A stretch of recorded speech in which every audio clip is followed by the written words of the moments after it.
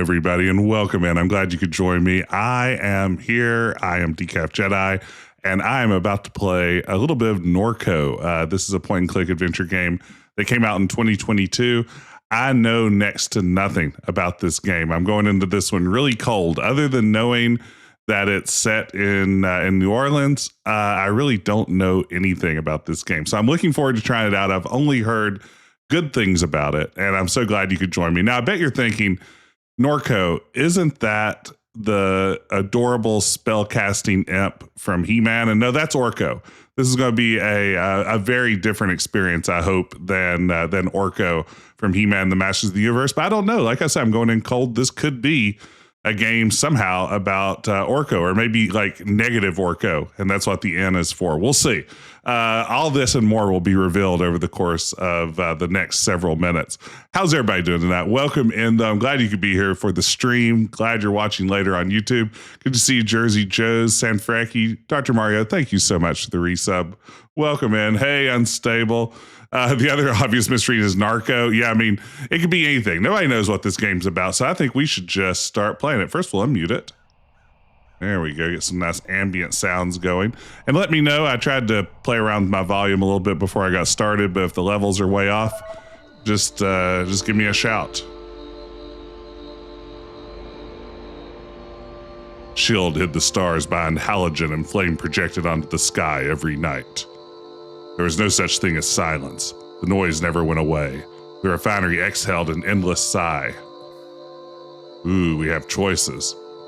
I still can't sleep without that sound. Oh man, this is gorgeous. You often dreamed that the towers were cathedrals, that the swamps listened when you spoke.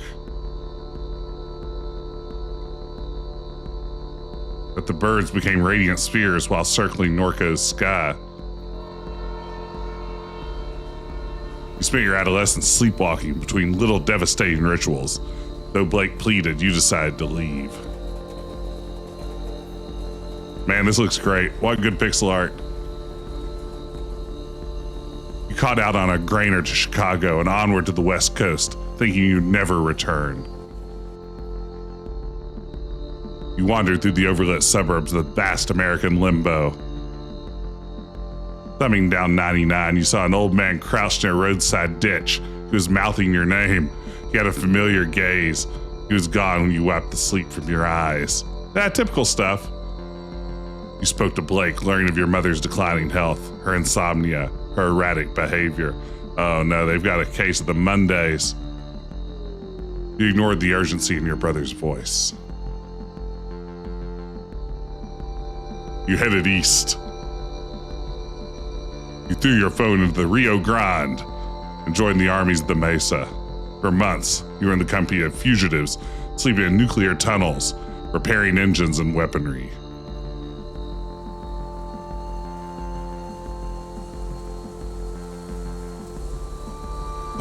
The war was a meme that set Albuquerque on fire. You escaped while the foot soldiers of Pop-Up Junta bloodied the land, while hiding in the Freightliner. I forget. You called home from a landline in a motel somewhere beyond Texas. You knew from Blake's hello that your mother was already dead. You hung up, shouldered your bag, returned to the highway. 5 years had passed. You made your way back home. Act 1, Albuquerque. Hope there are lots of characters talking about making a left turn at Albuquerque. Okay, you're in your childhood bedroom. Monkey watches you from the corner. Oh no, Monkey. You, mind map.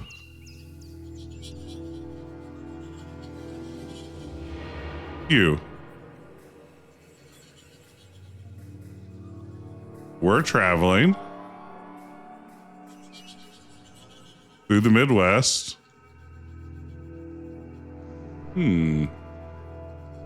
Suburbs, fences, traffic, flat country, all passing for miles. Then what? And then what? You rode in the back of a van from Chicago to Des Moines. You stole a heater from Walmart and brought it to the poorly attended house show. Oh man, we've got our Walmart heater. Des Moines to Kansas City to Denver. Across the Rockies. Your friends went south and were glad to be alone. I have no idea what's happening. You spent long nights on those highways in a shitty sleeping bag. Then down the Pacific coast. You're in California when the summer arrived. Ah, the familiar smile on the face of the old man in the Central Valley ditch. So now we've opened up a new part of our mind map. You know I like a game with a mind map.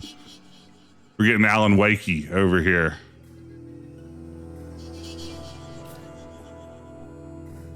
You are home again. Because your brother needs you. Because your mom died. That's right. Okay. You finished thought.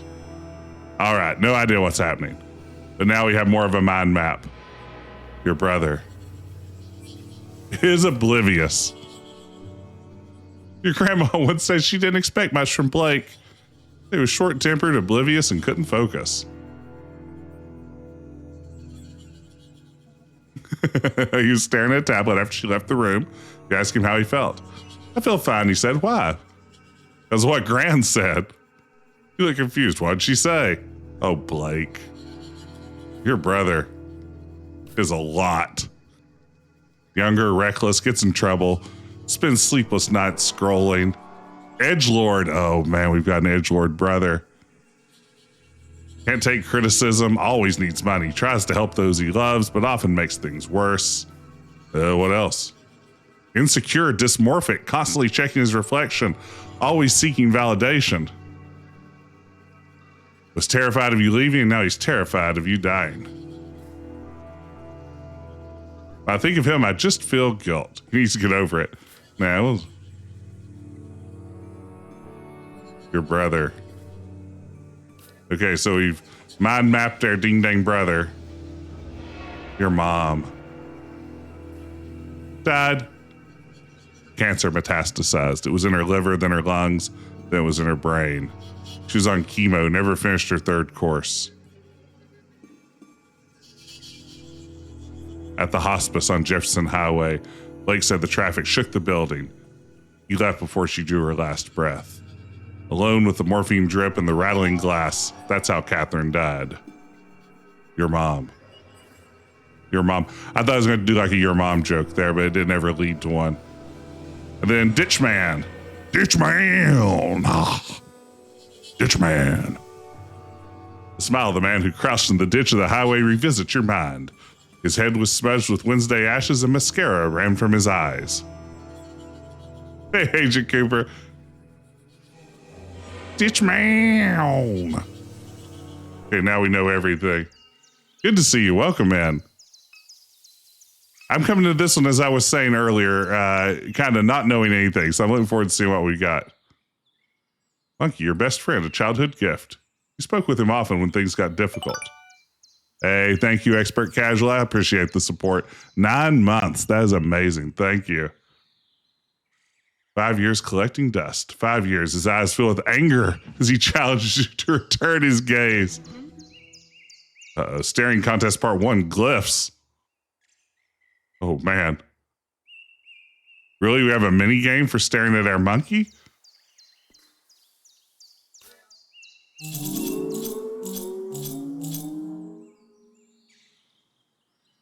Slash up 3 box. Slash up 3 box. Oh, wait, there was an order. I didn't understand what the game was going to be. I didn't realize I was looking at them in order. Okay. 4, 2, 3, 1. 4, 2, 3, 1. You successfully meet the monkey's gaze with his cool assurance. However, his expression is unchanged. You stare more intensely. Whew, rings. Circles will appear over the monkey's eyes. Hey, Tom, thank you so much for the resub. 57 months. Amazing. Thank you. Okay. Circles will appear over the monkey's eyes. An outer ring will shrink to the perimeter of the circle. Click the circle when the outer ring locks into place. I guess. I mean, sure.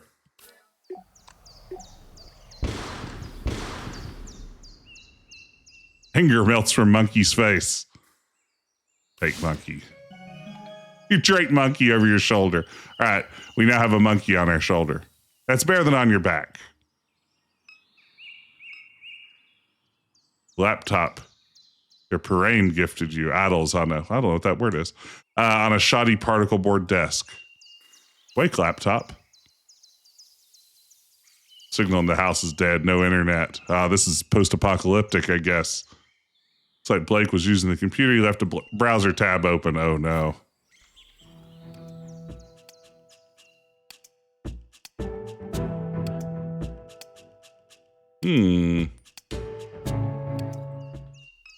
Perfect. Okay. What else is there to see? A sticker from grade school, half peeled from the window. Cool January air spills through the open window. Commuter traffic glints along Apple Street as a pair of wrens weave out of the overgrown lot next door.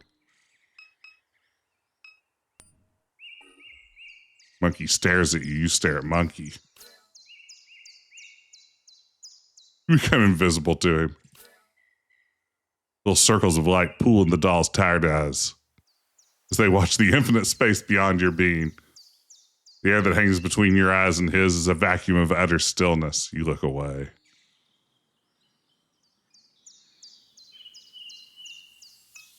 Boy, I don't know what this game is. Among the books on the shelf is a slim volume called Crisis LARPing. Yes, please tell me more. The proto-disaster tourism began almost as soon as the floodwaters left. Oh no, punks from across the country wandered into the Ninth Ward. Gentilly, St. Bernard, and finally the East. They curate a theatrical self-portrait of their lives in the ruins.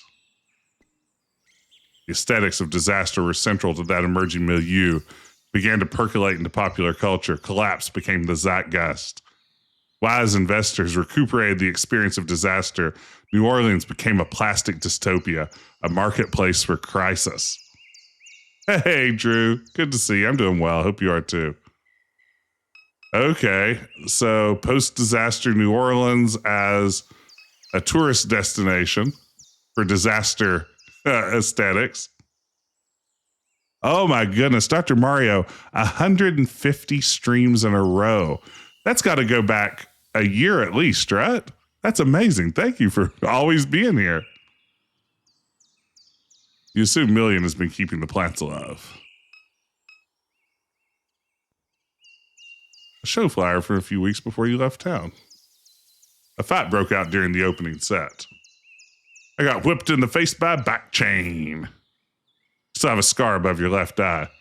After the show, you and Blake walked the river back to Norco. You watched the sunrise over the grain elevators. Well, is that everything in this room? Oh, wow, I'm in the living room now. So there's a little nav system down here. Let me maybe raise my camera up a little bit so you can see that better. There we go. So yeah, we have a little nav system that can take us to bedroom, kitchen, or front yard.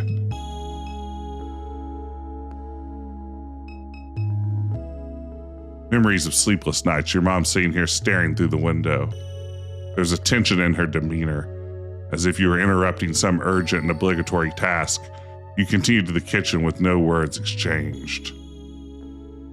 I know now I'm covering dialogue boxes. There's no winning. Those nights were rare. Some you don't remember.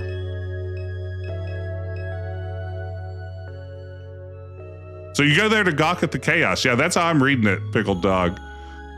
A letter from Shield Oil sits atop a stack of mail. Dear neighbor, please be advised, there will be elevated flaring at the side of our number 5 stack near Good Hope on the evening of Thursday, March 19th. This will pose no health risk to residents. You know, occasionally I'll get an email from my university where I work, and it will be subject line concerning the strange smell on campus. And it will be, we are aware of the strange smell on campus, but be assured that this smell is in no way dangerous to you and should dissipate in the coming days. And I always think it's like anything like that that could be like stinky enough to be noticeable over the, like several city blocks. It's like, that's got to be a little caustic, right? Like, it's probably not good to be inhaling it. Like, the main thing that's good to be inhaling, I feel like, is oxygen. And oxygen usually doesn't have like a noticeable stench to it. But I guess, if someone in our physical plant says it's safe, it's probably fine. I like the presentation of this too, Dr. Murray. I think that the text popping up is a neat effect. If you have any questions or concerns, please contact the Shield Norco Office of Community Engagement. Photo album, a family photo album. Book. Yellowing pages of disposable photographs. Your grandfather, a peculiar look on his face, impossible to read. Your mom staring at Blake through the obscure lighting. He's dressed as a vampire, tugging at someone's waist. Pleated khaki shorts. A photo labeled Duck. Oh man. Scene of a barbecue on the lakefront. The man at the center points playfully at the camera. His face is obscured. Turn the page and there's Blue, your father, though you've never thought of him that way. An easy smile on his face, a canister of dip shoved in his front pocket. You set the book aside. Oh man, our mind map just got mappier. So now we have Blue. You don't remember Blue, only the things he left behind. Photographs, cologne, tools, the name that your mother kept. Even the pictures that have survived are too faded to make out. I don't want to make out with the picture anyway. Your grandfather, Peter Pops Pierre Macron. He passed away when you were a teenager. He seemed to court controversy, though as a child you never understood why. An old friend of your mom's. The memory of him is scattered and vague. All right, our mind map is filling in. Your mom's unfolded laundry. The pixel art in this game looks fantastic. An old defective flat screen that your mom never bothered to bring to the curb. Turn on the television. A chaotic distortion of your mother's memories flash before you. Tune in.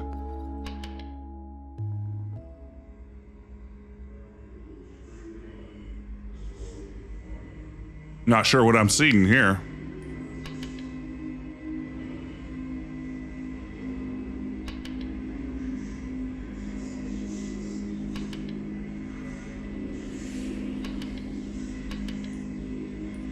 Well, there you have it.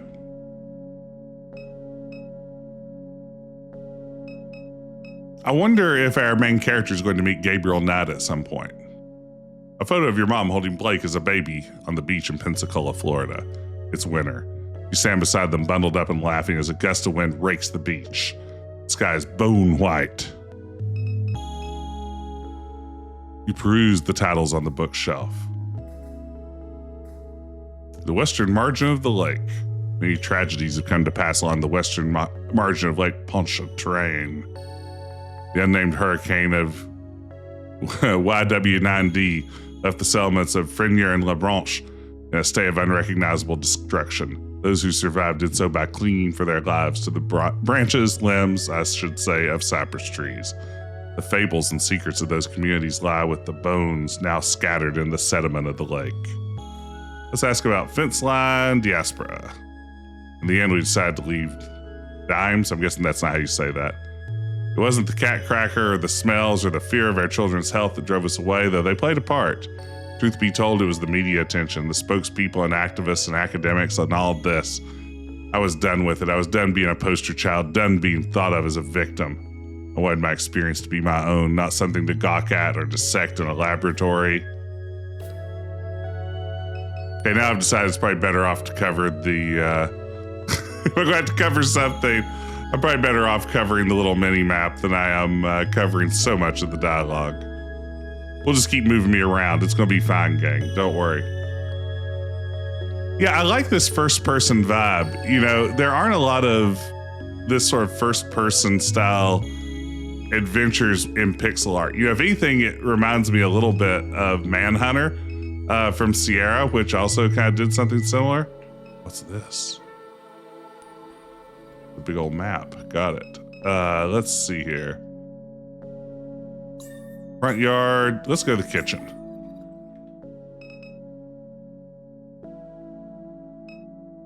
Ooh, pills. Mom's painkillers are spilled across the counter. That seems like an important inventory item to have. Couldn't hurt. Could come in handy. Oh no. I don't know if I want to be out here yet. I want to finish in the kitchen. Although it looks like there may be a cool robot out there, so it's hard to say. You've discovered so many dead cockroaches in this microwave over the years. Ooh. What year is this game? It is 2022. Very recent. Several months, a dead baby roach was stuck between the clock's display and the protective screen, blocking the hour. Shook it aggressively enough that the roach fell into the guts of the machine. I don't want to hear any more of that story. You're always frightened by the laundry room. Sensible.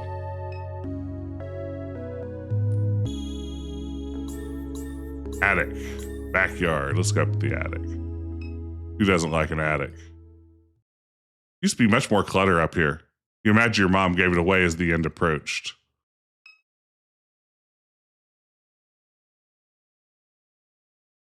Is really that one hot spot all I've got in the attic? Do the old hotspot spin. Bloop, bloop, bloop. Okay. Let's go out and see who that was hanging out in the back. Million. Truck was your grandfather's. You remember riding in his lap when he let you steer. The dead wasp that collected behind the seats. Smell of grease, whiskey, and nicotine. You and Blake would drive the truck into New Orleans on the weekends. No AC, windows down, the rattling chassis was deafening going 75 on Interstate 10. Million has been slowly repairing the vehicle since your mom's death. Who's Million? Million sits in her characteristic slouch, lost in thought. Her carapace has taken on the rusted and weather-worn quality of the rest of the machinery in the backyard. You recall the night that your mom showed up with her. You and Blake stayed up past dawn, poring over pirated API docs. Her ragdoll mask was slumped on the floor as you wrote the routing procedure. You wonder if such memories hide behind her constellation of eyes. The robot regards you casually. This is cool. What's up, Million? Kay, you're awake. Couldn't sleep.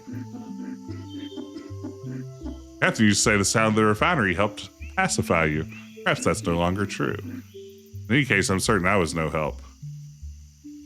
I was turning over the engine on that bike to test the coils. It's quite noisy, but they're in good shape now. All I need is a fuse and we can finish it. Oh. Where can we get a fuse?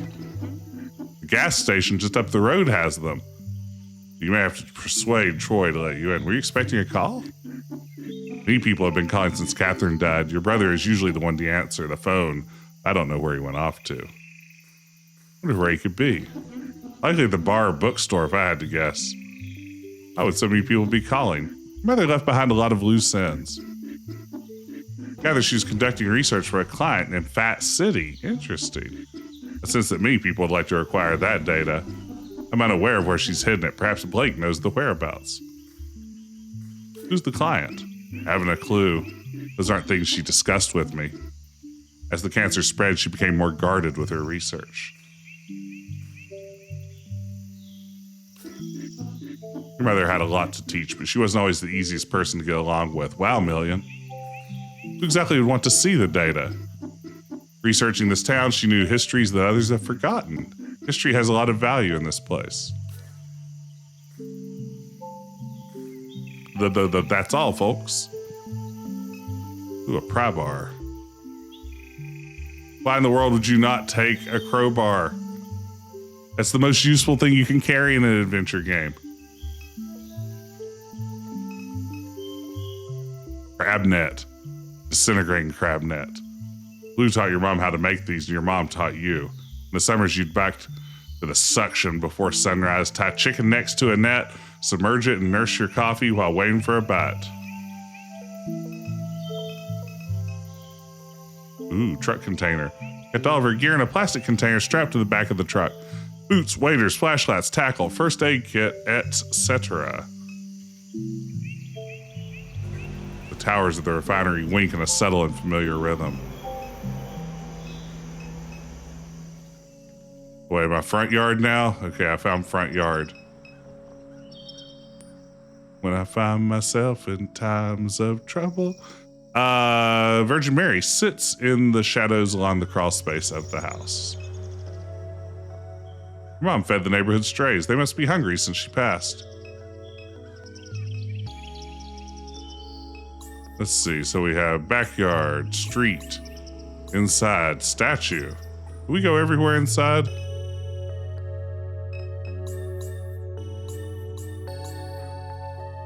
I think we probably did. Kitchen. Oops. Didn't mean to go to the attic. Go back to the living room. Go back outside, front yard. Maybe we'll go to, we have backyard, street, inside. What's statue? Oh, we're getting a close-up at the statue of the Virgin Mary. You observe the weathered concrete and flaking paint of the statue. Inspect further or kneel and pray. Inspect further. The face is especially deteriorated. I know that feeling. Framed by a system of cracks.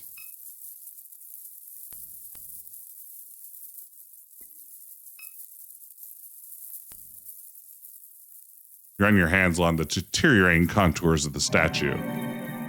It snaps off as if by design. What's in there? Is that VCR? An odd assemblage of electronics carelessly soldered together. At the center of the electronic configuration, what appears to be a card reader.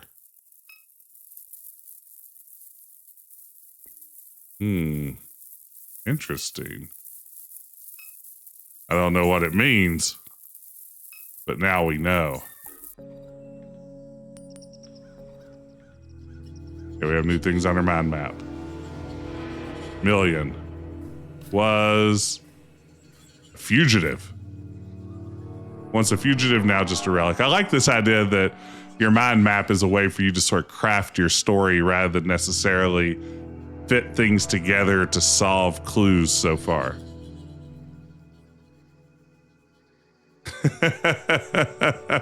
If you could hide something behind a statue's face for your family to find, what would it be? This is a great question. You know, I have some degree of experience with this in that when I was a child at one point, we repaneled our basement, put up new wood paneling, as was the style in the early 80s.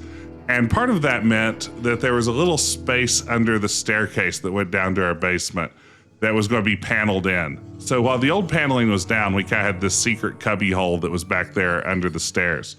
So my dad thought it would be fun to put together a little time capsule and panel it in behind the wall. That way, someday when somebody bought the house and maybe tore down the paneling and decided to put up drywall or whatever, they would find this time capsule hidden behind the wall. And what I put in there as my contribution to it was a Darth Vader Star Wars action figure with the little vinyl cape and lightsaber that extended from his hand and everything like that. So at my old house that I grew up in, behind the wall there is my Darth Vader action figure from childhood. So that's my answer. That's why I'd also put behind a statue face. Yes, an encrypted flash drive containing my entire digital existence is also a good idea. I like that thought. Unstable. Spent hours in stasis beneath the house like any discarded thing would. Million. Okay, now we know million. Learn more about Catherine. Your mom was conducting research. For whom? For a client in Fat City. Your mom is so focused on her research.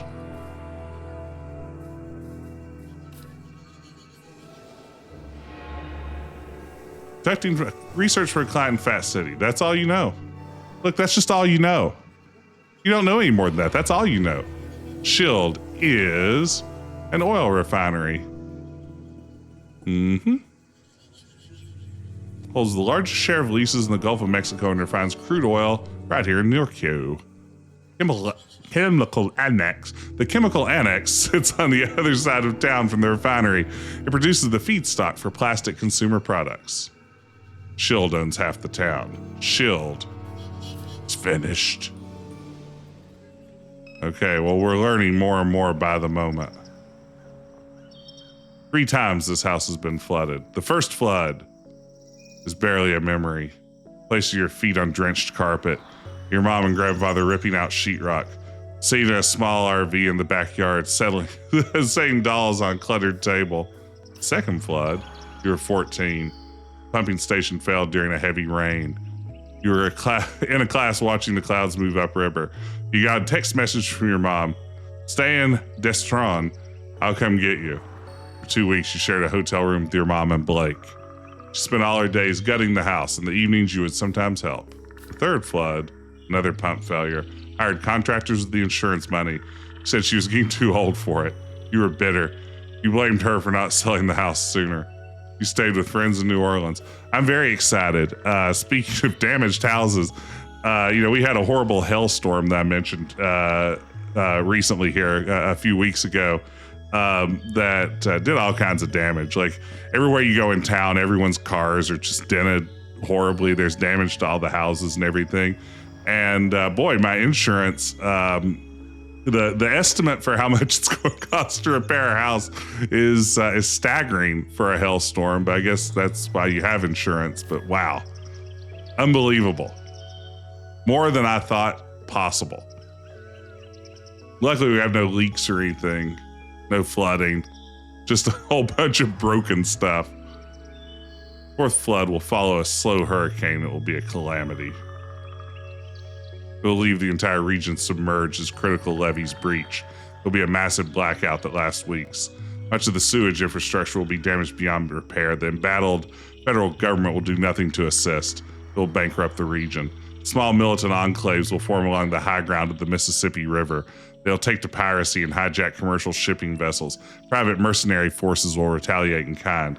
Slowly, industry will flee this hot zone. The old river control structure will collapse from neglect and sabotage. The Mississippi River will again change its course. Norco, an old abandoned refinery town on the ghost of a river. Your house will be squatted and then raised. Wow. Spoiler alert. This is such a great looking scene. Snowball stand is closed for the winter. Oh, it's like a snow cone. Adieu, private investigators. We snoop for you.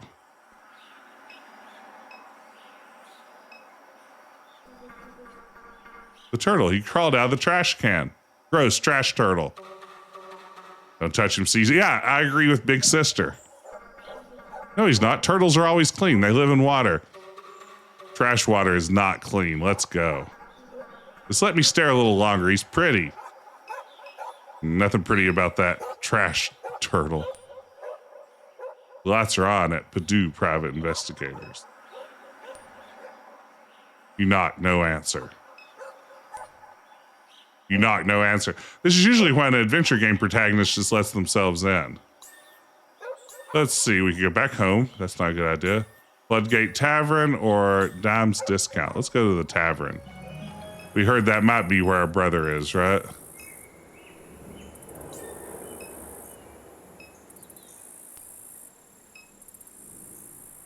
Floodgate Tavern. Many shield workers gather here after their shifts. It's closed. Should be open later in the evening, which is to say, later in the game. Do I need to save games, by the way? Yes. Looks like I might. I don't know if there's an autosave. Glad I remembered that's a thing that you do in games. Okay, so that was the tavern. How about the discount shop? Film set. The film crew is set up along River Road. Several floodlights illuminate a gruesome murder scene. 2 men stand pensively above a corpse. Approach the set. As you near the set, a small, energetic man jumps from his chair. Attention, dumbass! Can't you see we're trying to shoot here?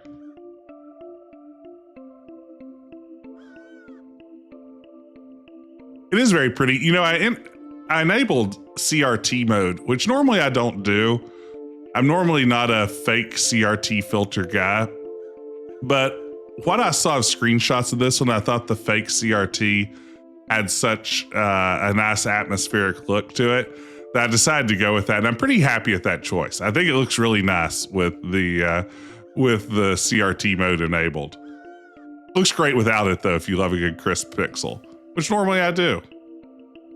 What are you filming? The detective drama called None of Your Goddamn Business. Any other questions? Sounds cool. So is this like a murder scene? Keep it up and it will be. Wait a second. You from around here? Yeah? We could use some cultural expertise, you might say. We're filming a Bayou cop drama and all these knuckleheads are from LA. An actor on the set turns toward the director. Told you, Kevin, I'm from Texas. Oh, that's right, Noah. I forgot your Harvard-educated daddy bought a boutique ranch outside Austin. That don't make you a cowboy, Hoss.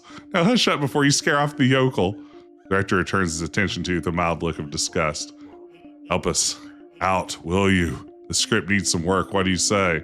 Fine. Great.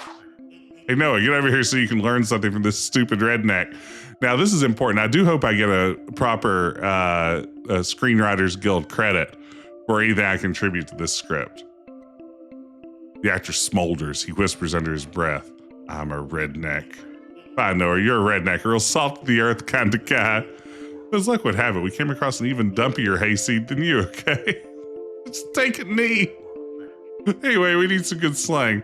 What do you call a villain? A bad apple, a lowlife? We call them an asshole, a bad daddy, or a crawfish devil? A crawfish devil. Crawfish devil? You nod solemnly. Wow. Now that is some spicy Louisiana stuff right there. I guarantee. Write that shit down. Crawfish devil. Damn, that's good. That's sultry. Who says that? No one says that. No one at Juilliard says it, Noah. We're down here in the muck.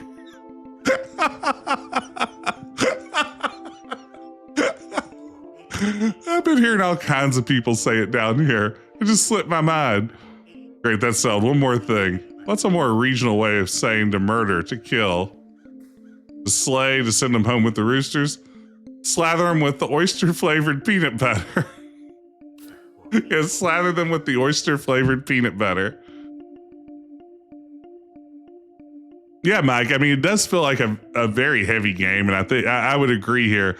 These bits of humor work really well to lighten that mood a little bit. You maintain severe eye contact. Jesus, that's vile. That's repulsive. Just like this place. Absolutely love it. Noah, yes. Slather with oyster-flavored peanut butter. Got it? Yeah. Well, I'm satisfied. The crawfish devil slathered up another poor bastard with the oyster-flavored peanut butter. Sends a shiver down my spine. I seriously have to repeat this? This is how real people speak, Noah. It's how people talk outside Silver Lake, you understand? Real people are out here saying weird, gross shit all the time. So memorize that line, because that line... Question? It's gonna win me a Golden Globe. Hey, good to see you, Nick. Thank you for the sticker. Welcome, man. Welcome to Norco. The director half remembers your presence. Pretty good at sourcing talent, aren't I? Always had an act for it. I guess I owe you one. If you ever need anything, talk to someone else on the set. Just don't bother me, I'm busy. Now get lost. Well, that was a fun little interlude.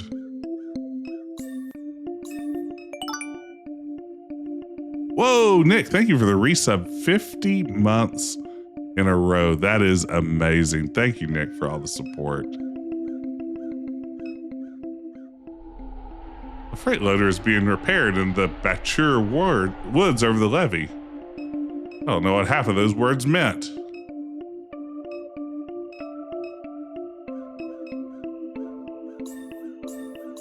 So we can go to the Bature or inside. It's been on my list for a good while too. I'm glad to finally be jumping into it. I've been playing it now. Rumor has it that Ben's been playing it. You probably can't guess why Ben and I would both be playing this game at the same time. But who knows? Maybe all will be revealed soon. So many evenings spent watching traffic pass by this gas station. Little has changed. The neighboring business still sits abandoned. The surrounding streets are quiet and empty. Well, well, well. Look who's back. Oh no, it's Troy.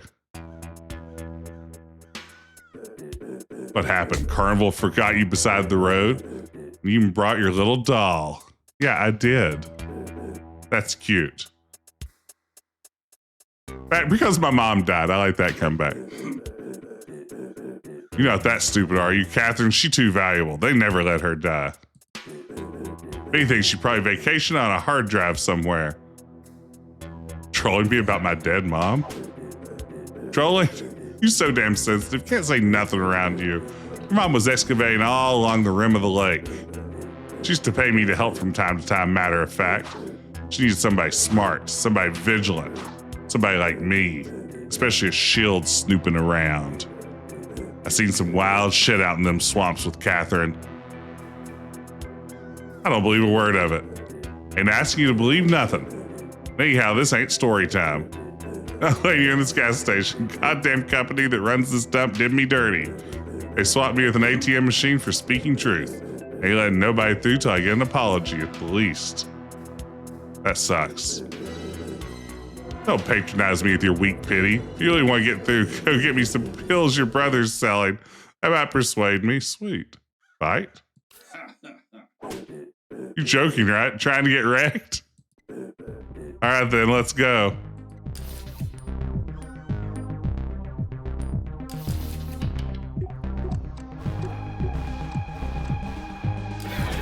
Monkey attacks Troy for 0 damage.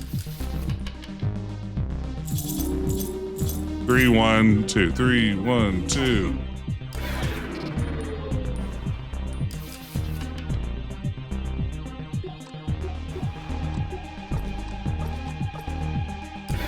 Get him.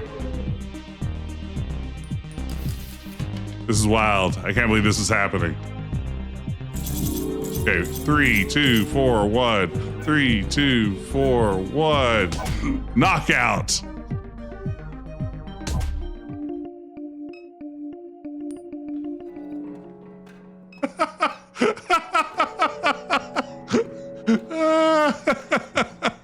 All right, well, we solved that puzzle. Perfect.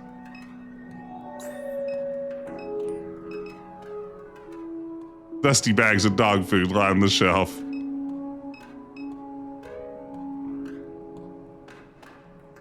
I wasn't expecting a fight scene.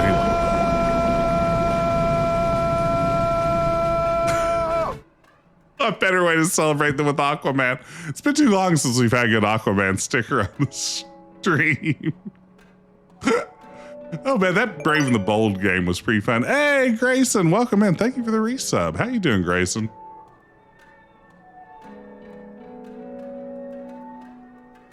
Grayson actually holds the world record speed run for Norco, clocking in at a quick 70 minutes. Ooh, fuses. I need one of these. You grab a fuse. I detect that you have merchandise in your possession. You must remove any unpurchased items from your backpack and scan them in order to exit the store. Oh man, this is just like going to Sheets and using the self-checkout there.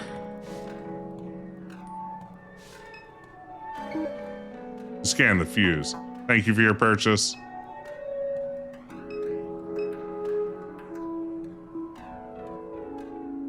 Protein bars, bubblegum, breath mints, taffy, etc. I love all those things. I wonder if this place ever started checking IDs. During high school, friends in the city would drive all this way just to get booze. Immaculately stopped cigarettes. Immaculate. Good evening. How may I help you? You know Troy, that guy outside? Uh-oh. Declined to respond to your inquiry. So why'd Troy get fired? American Discount Southeast Incorporated prides itself on its outstanding mentorship and jobs training program. American Discount Southeast Incorporated works to ensure that each franchise location provides opportunities for career growth. At American Discount Southeast Incorporated franchise locations, we leverage automation and machine learning technologies to enhance the lives of all employees. To apply for a position at any American Discount Southeast Incorporated franchise location, please visit American Discount SE-ADSE today. I am Discountware, a distributed cloud-based operating system for American Discount Incorporated semantic version 16.3.3. Yeah, this is too on the nose. I thought this was supposed to be a future dystopia. Okay. How do you like this job? I proudly perform the routine maintenance operations and procedure of 227 American Discount Southeast Incorporated franchise locations across the Southeast region. A model company award for excellence in business and community service. Thank you for inquiring about American Discount Southeast Incorporated. I'm good.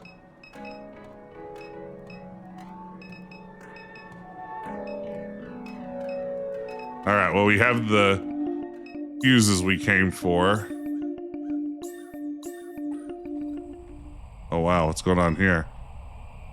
We got a horse, got a memorial. A memorial languishes in the river mud, a 2x4 cross, plywood plaque, cairns of pulverized concrete, sprayed haphazardly onto the plywood as a remembrance. Here passed the brave freedom fighters of January XW11, whose cries of liberty echoed through the generations. Much smaller lettering, a different hand scratched "fake" across the bottom of the plaque. How does this game look so good? What a gorgeous game. A lone horse drinks from the stagnant water pooled along the riverbank.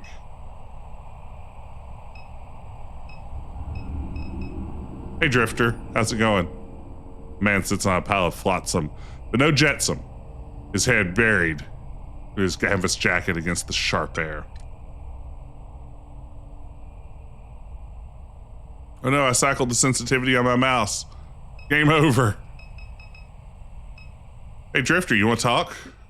Stupid horse. Man's gaze stays fixed on the opposite bank of the river, never turning to you nor the horse. Can't stand that horse. Stupid in this world, stupid people, stupid horses. I'm a little stupid myself. Then go get you a river drink. He spits on the dirt at his feet. You know what all they dump in that water? Hell of a cocktail. He spits again, wiping a string of mucus onto his sleeve. What are you out here for anyway? Ain't you heard they got a criminal on the loose? A real drifter. Yeah, Grayson, I'm glad that you feel my pain and understand what I was going through, because accidentally clicking the mouse sensitivity button is one of the worst things that can happen to a person. It's unrecoverable. Like I think my mouse has like 6 different settings, and 5 of them are intolerable to me. Like if any of the, and I think a couple of them are only like within 100 DPS or whatever of my preferred setting, but that's enough to throw me into a complete tizzy. I can't bear it. Yeah, I mean, I don't know how that could, and then the question is like, why don't I just set all of the presets to the one DPI that I like? Well, then I'm not really using that feature, and why did I pay for it? I have to have different settings, right? I can't just have all of them be like 1400 or whatever. I have to vary that a little bit. But yeah, I hate all of them. I hate every setting except the one I like. Whose idea was to make the easiest thing? I mean, yeah, like mine, this is good content right here. Mine is this little button right between my left and right mouse button, and right below my scroll wheel. So it's so easy. Like you like cycle through that all day. 600, 1200, I think 1400 is the one I like. Who even needs to adjust mouse sensitivity that much? Who's this for? I mean, part of me wonders if it's like for people who are, I think the setting I always imagined was like an Overwatch style setting, mostly because I just think about Overwatch 24/7 now. I'm back addicted to Overwatch. But I mean, I imagine like if you maybe switch from one character to another, maybe you go from like a sniper to more of a melee character very quickly, that you'd want to be able to change that up on the fly. But yeah, I don't know. Again, I only want this one speed. Be sharp, young one. All right. Well, this drifter seems cool.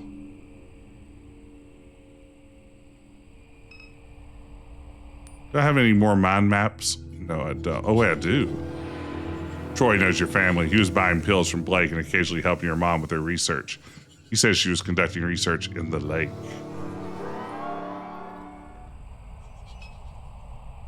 Okay, can't go anywhere else for now. Go back to the discount shop. Go back to Apple Street. I've been to the tavern. I've been here. There's home and there's the discount. I guess I need to go to our backyard and give Million the fuse. I'll be able to use the bike to get around town until I'm done with the truck.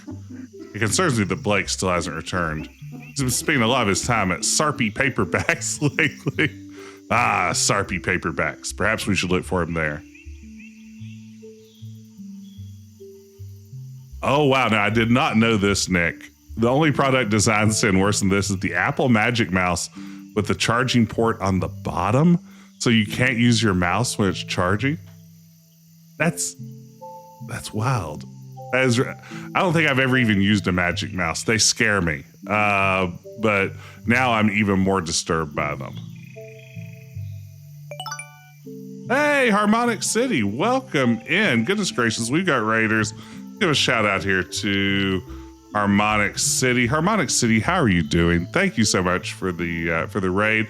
Yes, I saw earlier you mentioned in the Discord that you were playing a little bit of Quest for Glory 4 this evening. How is the glory questing going? Was it a good time? First raid, fun times. Well, welcome in. I'm so glad you could be here. Anyone who might be joining us for the first time, I'm Jess, Decaf Jedi. I like to stream point-and-click adventure games, and right now we are streaming Norco, a 2022 point-and-click that right now, beyond it being set in a near-future New Orleans, I don't quite know what's going on, but there seems to be a mystery afoot, and we are very close to the beginning of making it happen. I love Quest for Glory 4. You know, I recently committed with my podcast co-host Ben that the two of us are going to play through the Quest for Glory games again. So I have Quest for Glory 4 coming up in my future, and I for one can't wait. Boy, do I love those games. All right, let's go. Oh man, look at this. A robot's driving us around town on a cool motorcycle. This is all I ever wanted from a video game. The sky bleeds a color you knew as a child. Airline highway passes beneath your feet. Million has joined your party. Interact with party members by clicking their portraits. Can't believe I have party members. Million shouts over the wind. The bike runs much better now. You can use it to get around during your visit.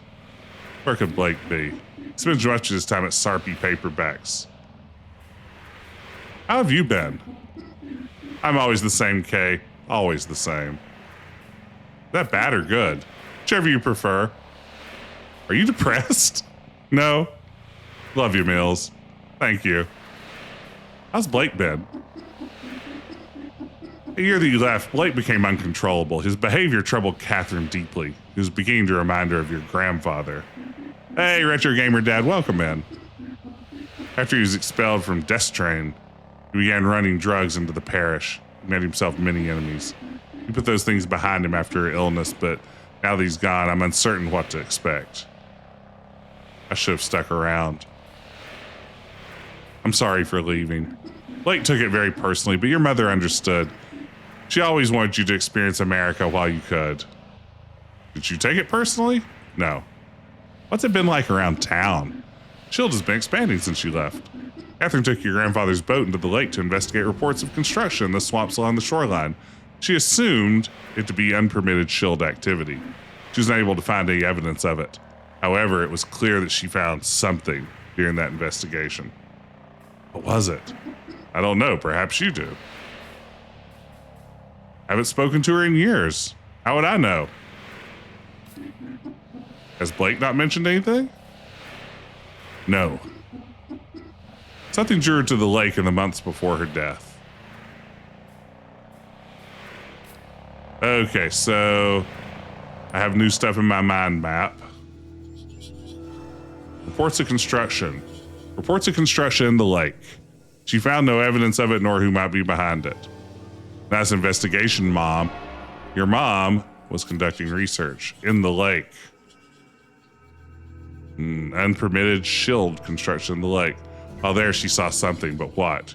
Your mom was conducting research.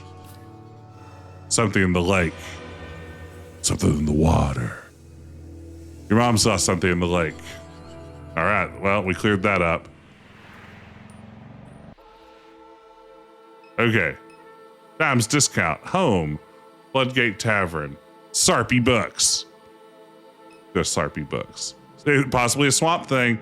Could have been dealing with a swamp thing or even a giant-sized man thing.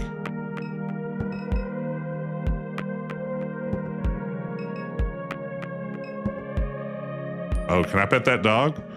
Stocky pit bull with piercing green eyes watches the horizon with a neutral demeanor. Can I pet that dog? As you reach down to pet the dog, she shows her teeth and growls softly. This is the Louisiana Bayou. Yeah, we are definitely in future Nolans. The Big Easy, as I like to call it.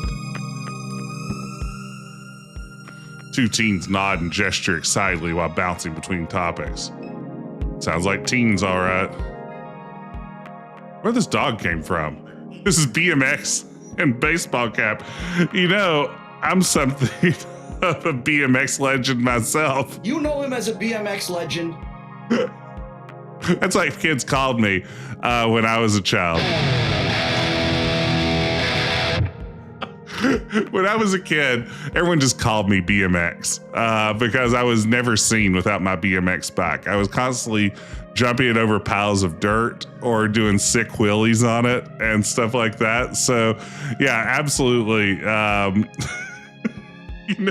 You know that I'm a classic BMX kid. Also, I mean, I guess we're in New Orleans, so I can push this button. Hey, Daddy.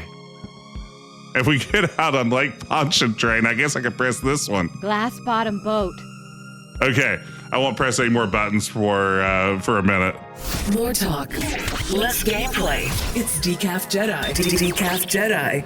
Okay, that was the last Hey, button. bro. Nice horse.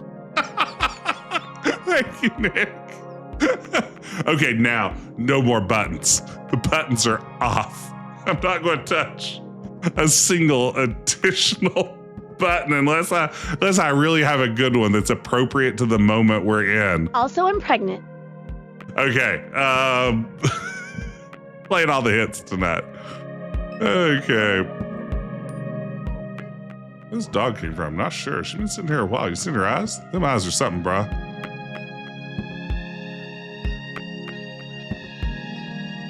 Hey, driver. You think this is a mini driver or a baby driver? Or an Adam driver? It's hard to say. A young man leans against his station wagon while scrolling idly on his phone, his silhouette darkened by the fluorescent glare of the payday lender's sign. Sarpe Books. Hey, driver. Starting this rideshare thing a few weeks ago. Hate it. Why? Pays like shit. Spending hours a day making small talk is melting my brain. Nearly broke an axle driving over a pothole in Holly Grove. You know how sometimes you'll get an Uber and it has the no conversation button? There's never been a feature that I more wanted to take advantage of than no conversation Uber rides, but that I feel so guilty and so like a monster that I would never use it. Like every time I look at that, I'm like, I'm going to press it this time. And then I'm just like, I can't. I don't want that driver to know that before I even met them, I decided they weren't worthy of a chance to say, hey, how's your day going? How long are you in town or whatever? It seems so mean. As much as I would like to never have to speak to another human being, I just can't do it. This is my grandpa's car. If I trash it, he'll kill me. Drove anyone interesting? There's all types around here. Some guy drove out to the middle of the swamp, 2 a.m, asked me to wait. He got out, took off his clothes, jumped in the bayou. Came up a minute later with a bag, toweled off, got back in. Found that to be pretty strange. And a while back, I drove some lady out to the medical district. She was an odd one. Seemed kind of sick, asked all kinds of questions. Ever pick up random signals on the radio? Weird shit like that. There's just all types. That sounds like my mom, bro.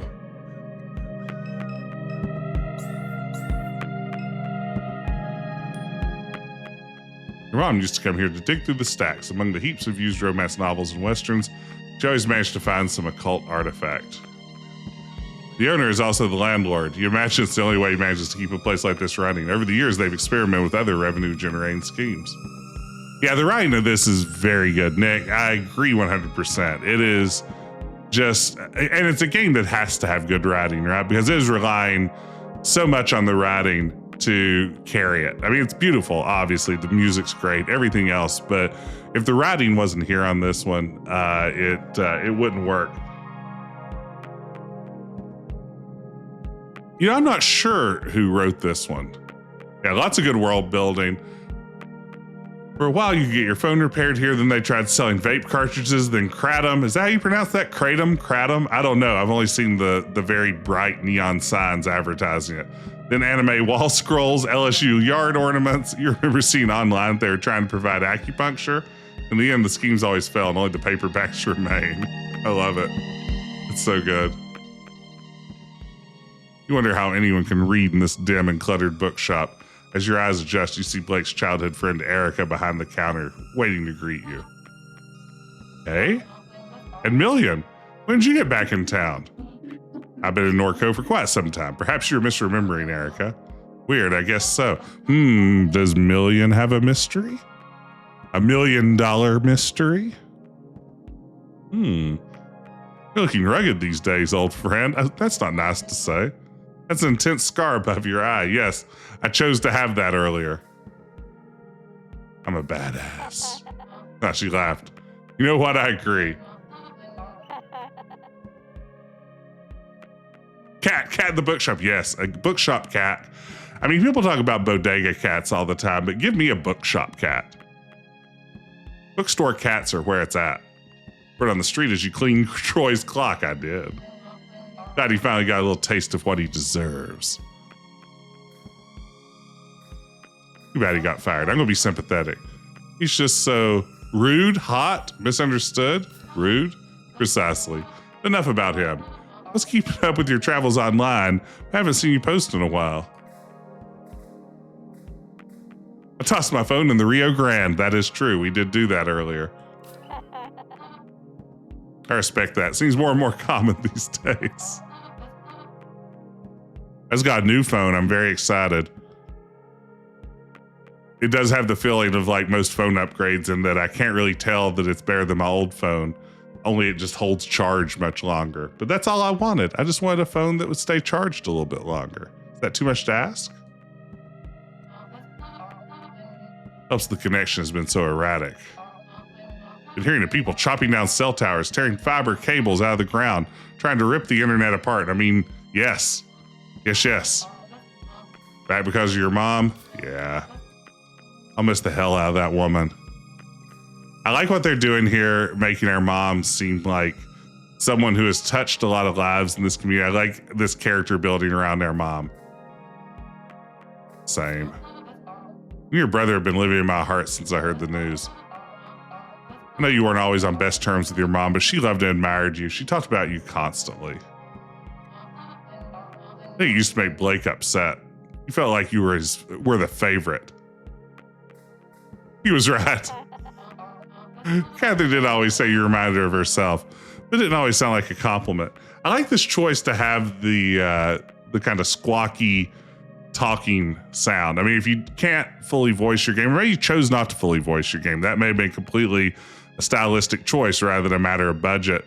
I think that's again charming and fits with the general vibe of the rest of the game.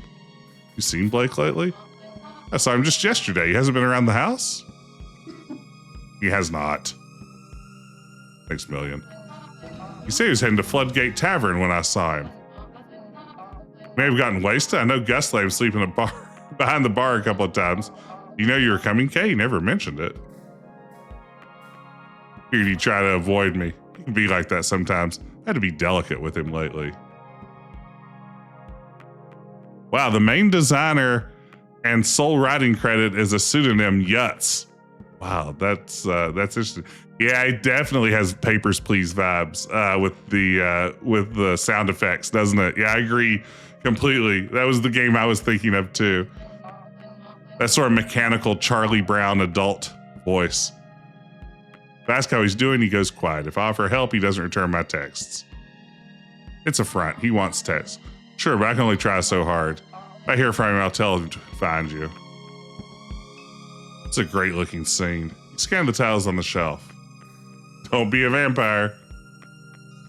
Slim self-published paperback from the shelf and flip to a random page. Another dark and lonely night spent in this cavern of despair, hidden from the daylight. Blackout curtains are all that defer my eternal death. Thought being a vampire would be sexy, but it's not. It's awful for your skin. I look pathetic. Blood tastes like bong water. Didn't think it'd be like this. Good Hope Cemetery easement. A carbon copy of a document offered by the St. Charles Parish Planning Committee. The document outlines the parish's intentions to secure a roadway through a 90-meter stretch of the Shield industrial complex. This easement would allow the descendants of those entombed to visit the Good Hope Cemetery. The gravesites are currently surrounded on all sides by the refinery. Interesting. That feels like a potential clue. Hey, Crouton. Oh my God, Crouton's a good name for a cat. Oh my goodness. I'm out behind the dumpster licking cardboard. Oh, that's so good. Baby dude, don't try to pay me as a devil. I've got scars all over my hands from this damn cat. That's my kind of cat.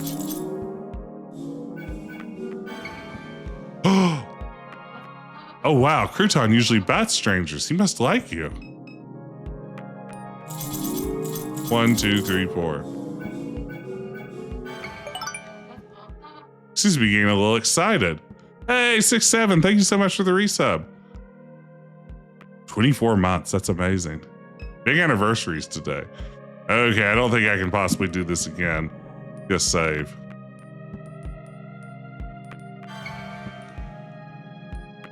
I'd hate to lose 30 minutes of gaming to this cat. 2, 3, 1, wait, 2, 4, 1, 3. Never seen a cat purr this hard. Maybe you two should slow down. Never. Am I following authentic police procedure? No, not so far. 5, 3.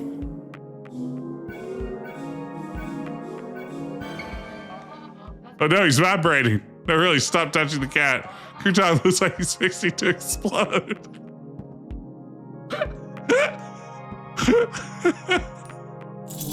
Okay. 6, 2. Oh no.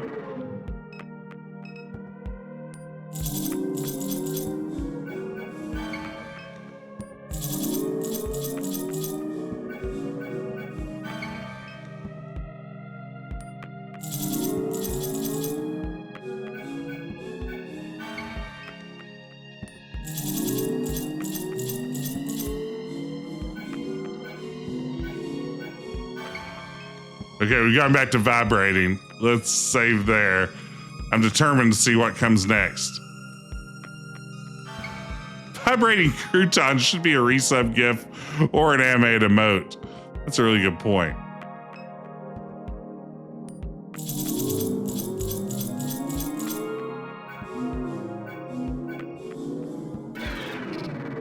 Nope. Okay. Where's load? Save load. Load. Okay. I need to know what happens next. Okay, I'm not doing great with this last one. Apparently we've reached the limits of what my human brain can do.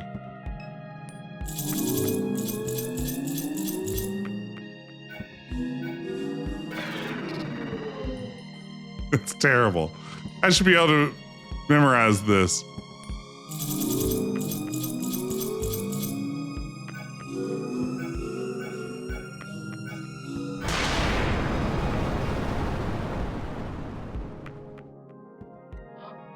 What the fuck just happened to the cat? Okay, goddamn! I told you stop fucking with the cat. What the hell just happened? Yeah, I love you. I know you're going through a hard time. I'm a little pissed that you kept messing with the cat. Let's give you some space, okay?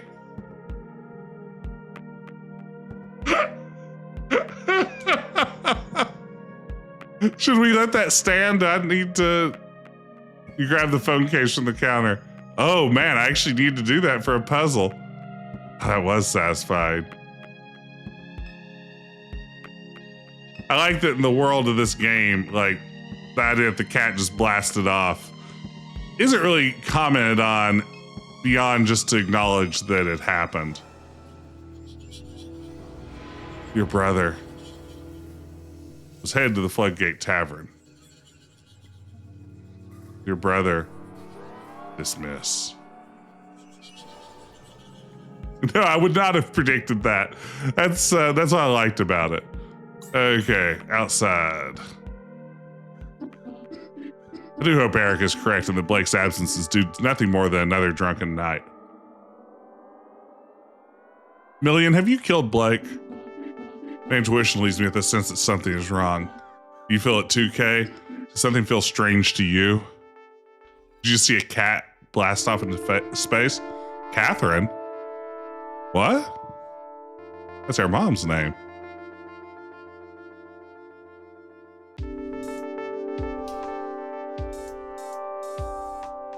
Several weeks ago. Oh. Well.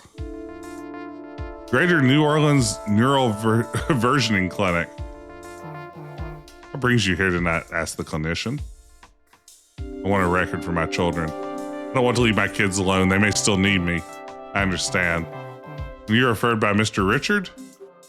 Duck, that's what everyone calls him. Yes, Duck. We followed his branch with some interest.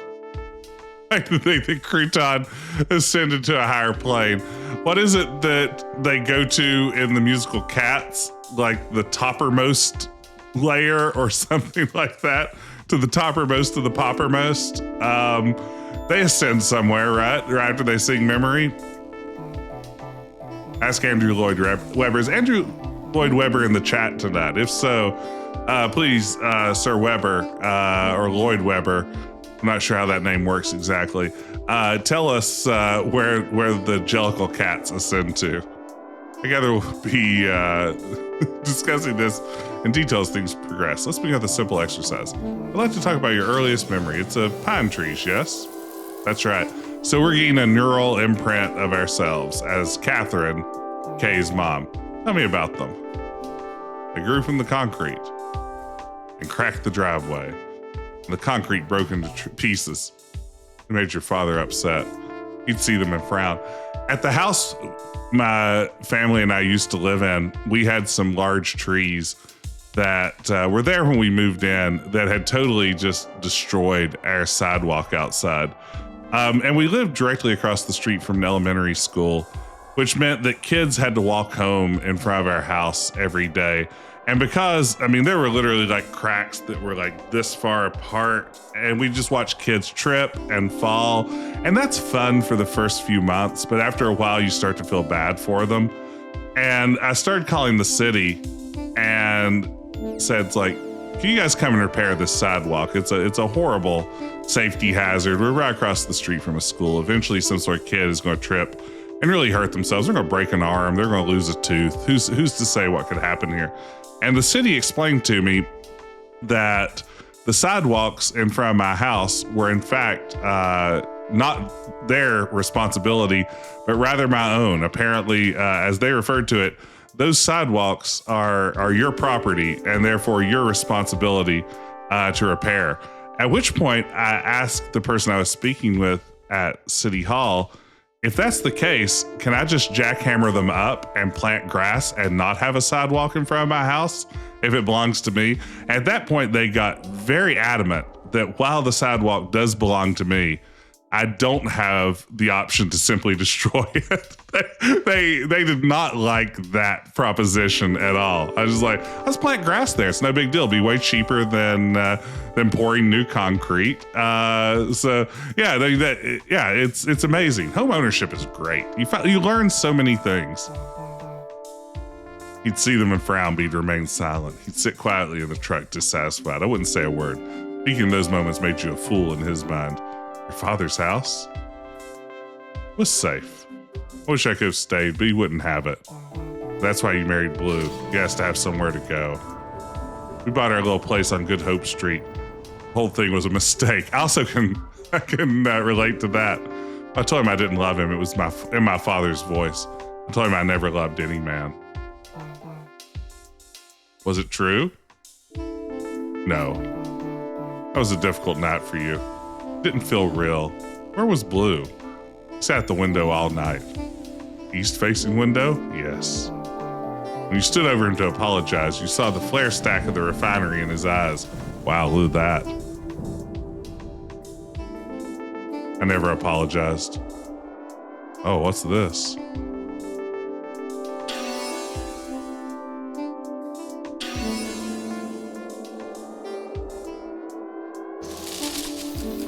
Go delete that memory. I wasn't after that in the time before he died. We circled each other in wide orbits. I'd hide at the center of the house nursing Kay and only leave when I heard him step out. I'd sleep on the couch or next to her crib. He'd sing her old Cajun lullabies, pet her head, whisper to her about his life. And then there was the explosion. When the cat cracker blew up, they said he fell. When the cat cracker blew, they say he fell 5 stories. I don't know what a cat cracker is. I know what a cat rocket is because I sent one to low orbit to identify his body on Thursday night. Remember the tempo of the streetlights, the police scattered across the East Bank. I carried Kay in a blanket. She never cried. I think I want all these memories.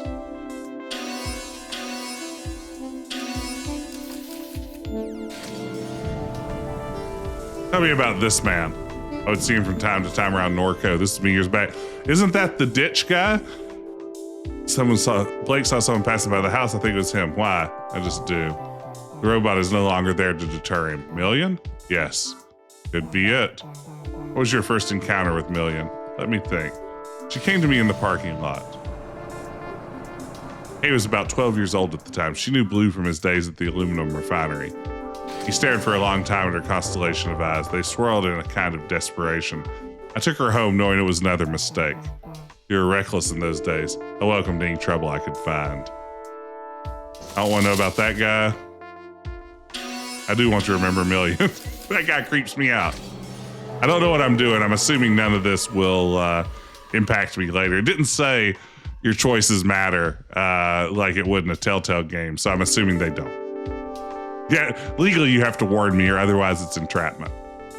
What's the significance of this image to you? I don't know. That's what I'm trying to find out. The sphere followed me in the lake. It's probably a will-o'-the-wisp. When? Recently, a few weeks ago. This is where Mr. Richards' branch factors into your biography. Duck's version escaped. A hard fork, an extremely rare instance. And grew into some kind of monster. What is happening?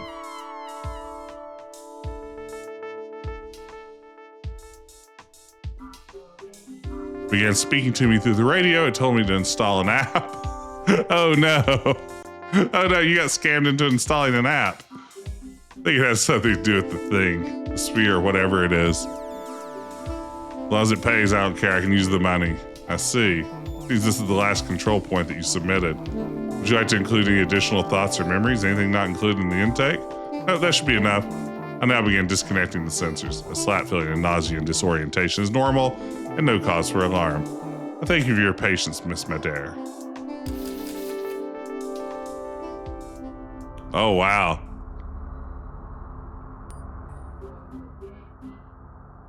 No idea what Super Duck wants from me. Better check my phone.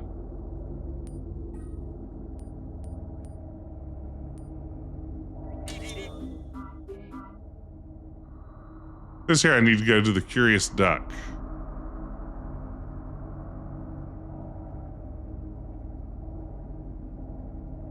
Okay, meet contact at Curious Duck. Order ride, no service, case picker.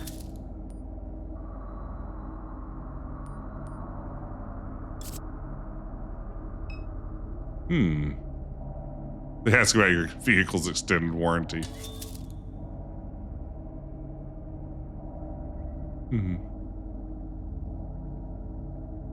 Okay.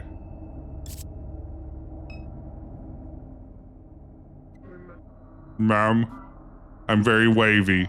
Ma'am, are you okay? My eyes are just playing tricks on me, I guess. Vertigo and visual distortion are common side effects of a versioning session. Shall I contact your on-call physician? No, it's fine. Very well, last name? It's Madére. First name, Catherine. One moment. Your head drive is fully synced. You've chosen a silver tier.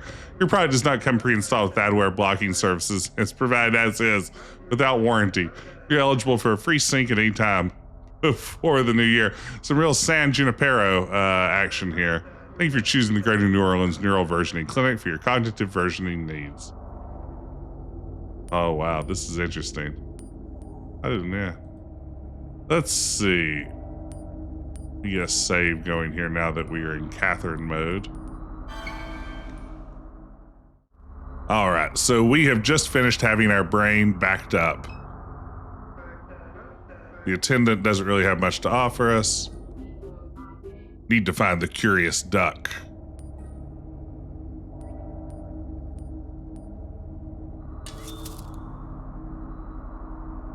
Messages from Kay.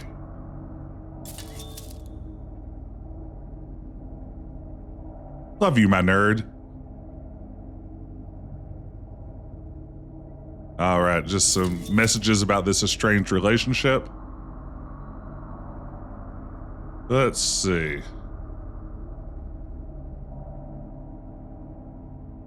Wow. They had me on chemo. Terrible. I don't have that long myself. They had me carrying around the tank. Something on your mind, Kate. Don't mess around with Super Kate. That thing's got no soul. Like to ruin what all it touches. Oh, man.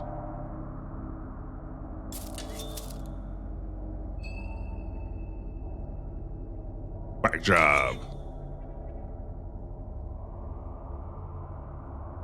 Do work, earn quack, as they say. All right, let's head out and find Super Quack. I don't quite know what Super Quack's all about yet, but I'm assuming it will become very obvious once we get rolling. Interstate 10, the Interstate Expressway, traces a scar down Claiborne Avenue from east to west. And probably west to east also. The bridge cuts through the Tremé and the 7th Ward like places whose stories should be forgotten and left behind in haste. The pillars still tell those stories beneath the interstate. East above the Industrial Canal, the moldering strip malls, the narrowed expanse of the lake, the shrimp boats that prowl the black marble waves. East through Mississippi and the winter weeknight darkness and onward to Florida where it terminates. Wow. I mean, the thing about this game is, if you're going to like this game, you're probably going to like it because of the writing. This is a game that has some fantastic writing. Yeah, I mean, I agree. I usually hate how overdone the CRT modes are. This one eases back on it a little, which is what I like.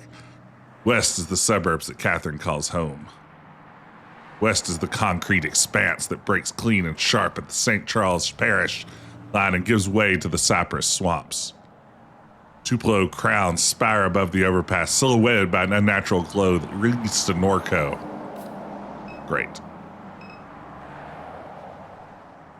Uncanny smile of personal injury lawyer Martin Smart hangs above Interstate 10. His eternally coiffed hair clings desperately to his head. His hallmark blood-red tie catches the eyes of drivers speeding east. Just a click away, the sign reads.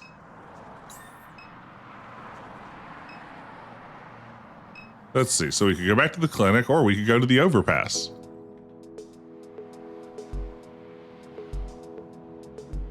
Oh my gosh, Ben, so you played half this game on your TV screen. The Steam Deck ran at the wrong resolution.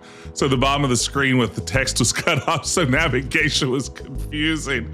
Oh my gosh, not being able to use the little navigation map, which I have covered up currently by my big old face. But underneath that, I have a little map that tells me what locations I can go to. That would be hard to play. Yeah, this game has some weird resolution stuff. It starts up in the wrong resolution for me every time, and I have to reset it manually back. Oh, just no text. Gotcha. This is taking forever to start. I'm starving. You been to any of these yet? Oh, what is it? A puppet show. Oh no. They always start late. I told them I'd help load the gear, so I'm stuck here until it's over. My stomach's going to eat itself. I'd like to see that. A newly refinished Art Deco structure glows beyond the overpass. They turned Charity Hospital into art lofts? Disgusting.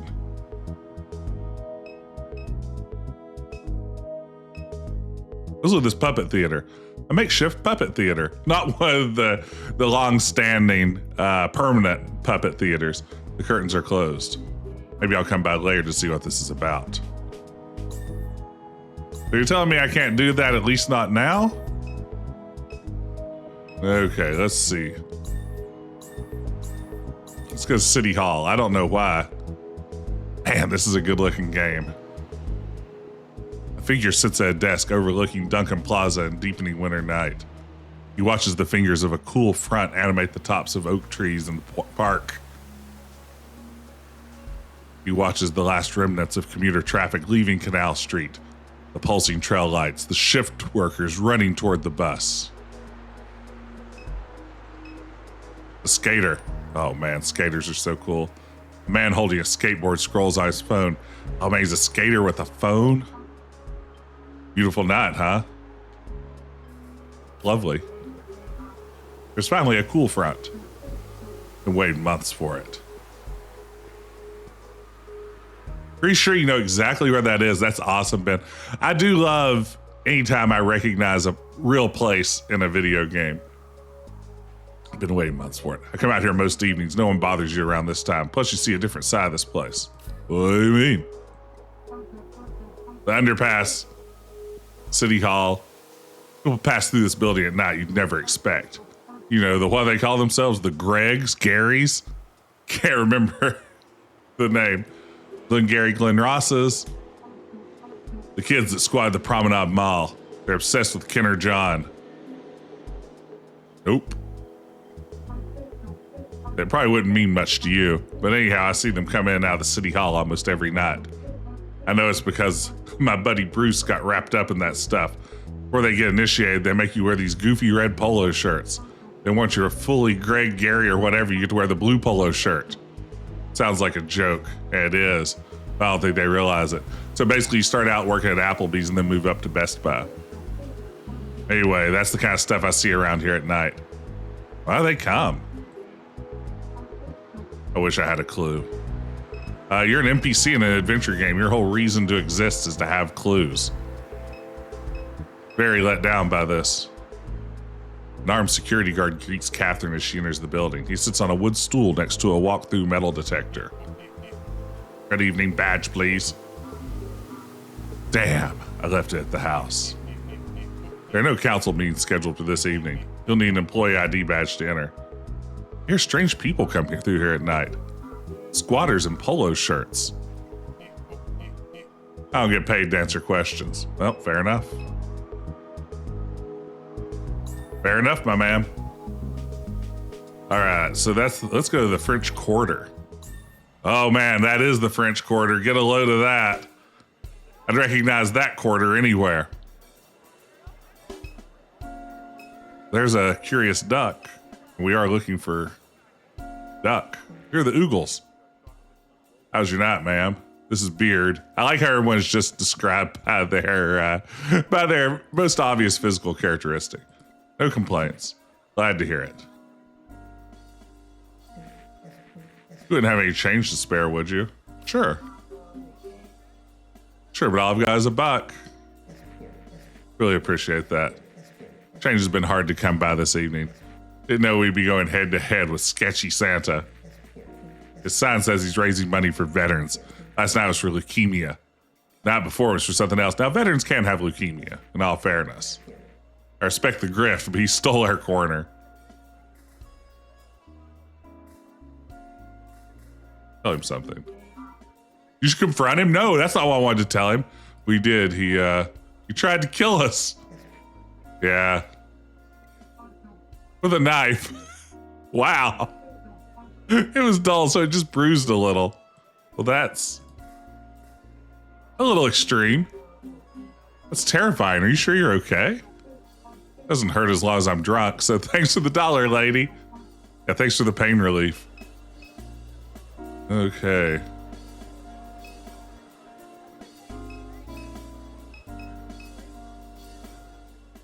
A hot dog vendor sits behind a large plastic cart.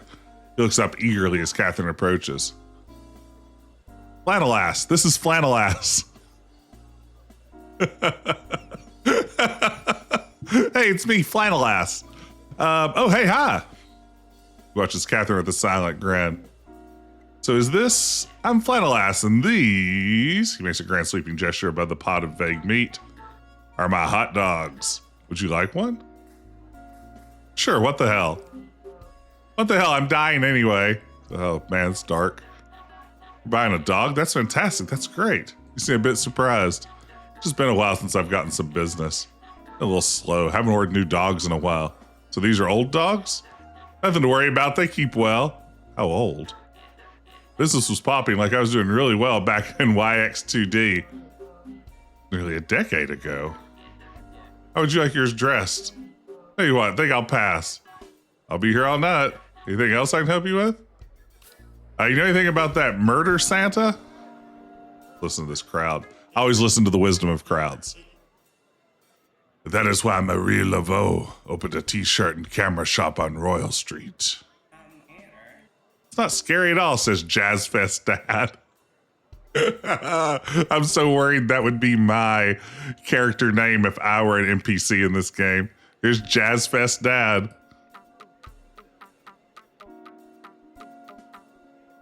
I paid for a ghost tour. I'm just gonna walk around looking at t-shirt shops. I want my damn money back. That's my dad. Sorry, Ben. Your dad is Jazz Fest Dad, now that you mention it. This is a farce. What kind of tour guide are you? Well, technically I'm not one, but... Squeeze me? A baking powder? My roommate is. And where's he? Long story. I came all this way because the website said it'd be fun.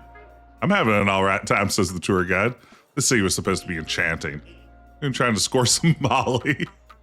I hate New Orleans.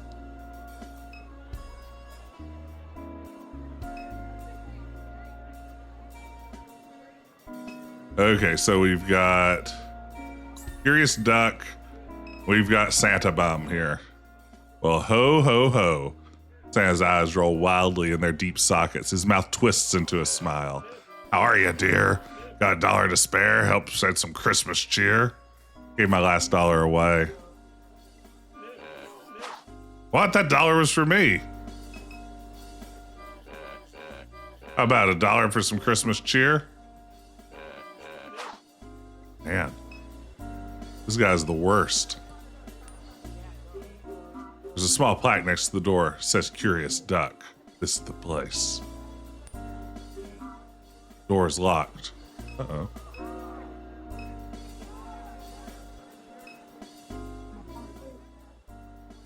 You talk to Santa first. There's some really insane dialogue, but you have to have that $1. Ah, it's a bummer. Curious Door's door is locked. Curious Duck. Told to come by, but the door is locked. Curious Duck, Rosie doesn't let anyone in unless they know the secret knock. So what's the knock? I can't say, sorry. So Ben, did you manage to launch Crouton the cat into space during your playthrough? Because that was the highlight of last night's stream. It's urgent, please. I do need some business. All right, I'll buy one of these hot dogs. You won't regret it. Doubtful how much. Just $14. Is that a joke? Christ, do you take wallet transfers? Cash only. Damn, well, what if I send some business your way? Then I'll show you the knock. Fine, it's a deal. Oh, this sounds like an adventure game puzzle. Everyone had to launch the cat, right? I mean, how could you see the cat begin to like vibrate wildly as you continue to complete the mini game to pet it successfully and not want to see what it eventually leads to? Okay. Talking about this guy right here. It's flannel ass. No chance in hell I mean one of those things. No way, lady. So, my friend Santa.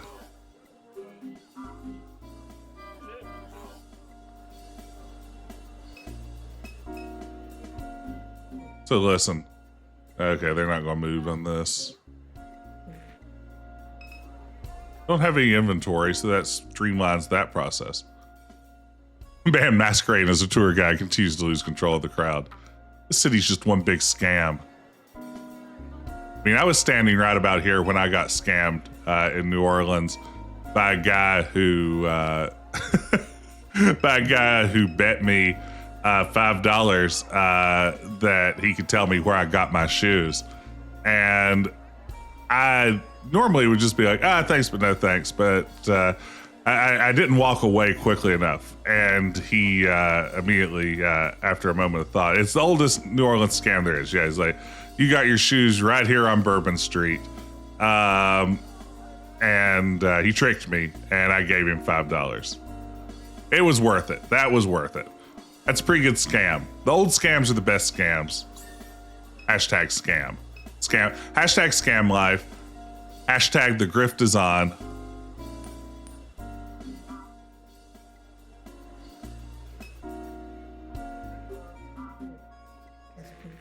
Okay, no, nothing's gonna happen here. Let's talk to Flannel Guy again. You can sell some dogs. Okay, let's maybe go back to the overpass. Oh, will you look at this? It's taking forever to start. I'm starving. My stomach's gonna eat itself. Do you consider yourself an adventurous eater? No, that's right, Grayson. That's what I appreciate about it. It's like easily at that point, I could just say, it's like, no way, buddy, and just walk off. But I kind of felt like that guy deserved it. He was putting in some effort, even if it is maybe a classic grift. You know, I enjoyed it. I didn't see the punchline coming, and I've paid $5 for worse entertainment than that. So I figured, why not? I mean, I wouldn't pay $5 for a puppet show. A Muppet show, maybe, but not a puppet show. Speaking of Muppet show, again, I just want to share with the chat my new Wembley from Fraggle Rock plush that I found the other day that has really changed my life. It's really a wonderful little toy. Oh, how I love Wembley from Fraggle Rock. Great Muppet. Okay. Please Discord post about Marionette's show. Oh, I'm sorry, Dr. Mario. Sounds like a delicacy. Always looking for ways to fortify my intestines. Show's getting started. I'll go grab one after it's done. Oh, this crowd. The crowd's arrived to watch the show. Hope this is a saucy puppet show. Show's getting started. I should, well, obviously take a seat. I want to see what this game does for a puppet show. Whoa.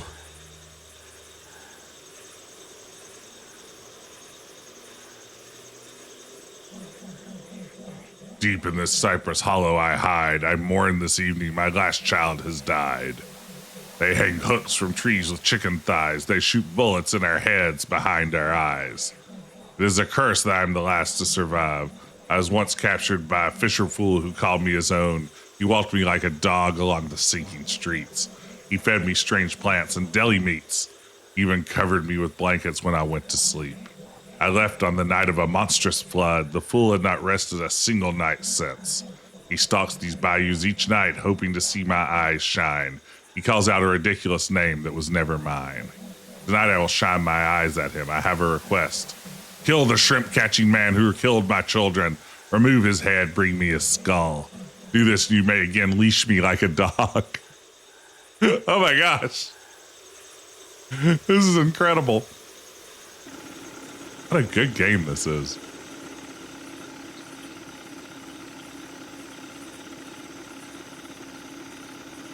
Oh wait, I'm now in a mini game? That was real?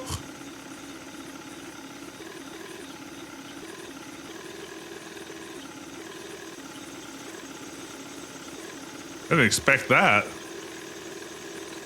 Sure, why not? Hello, fisher fool. You've trolled this bayou for many nights. Here I am, the one you're trying to find. My child hangs dead across the lake, bringing me the head of the shrimp-catching man, one who captures the small ones. Peel his flesh from his skull. Do this, and I'll be your dog again. Okay. Reasonable.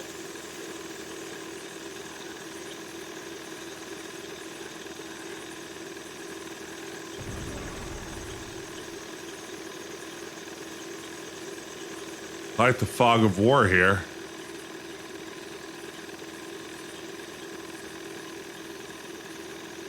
Uh-oh. I see something.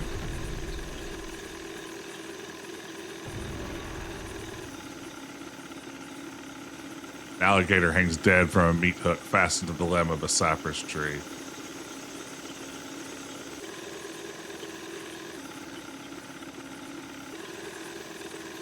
Ah, yes, stopping gives you the full map. That's helpful. What? There's fuel? Oh, is that damage to my ship? I guess it's not a ship. I guess it's a boat.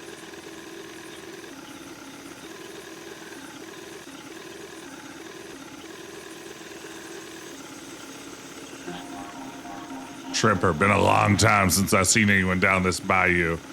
They all too frightened anymore. Biggest alligator ever to hunt this lake. She makes her den just across the way. Hey, Robbie, good to see you. The mini games are good in this. I mean, here's the thing, gang. I'm afraid Norco is just a pretty good game. She took my child from me. I buried him where I found him, near where she stay. I visit that site daily, hoping I might catch her. But she know better than to show her face. The one to cut that big skull of hers would be something worth bragging on. Be a roadside marvel. There's money to make. I see that rifle you holding. What do you say? I'm gonna kill the shrimper.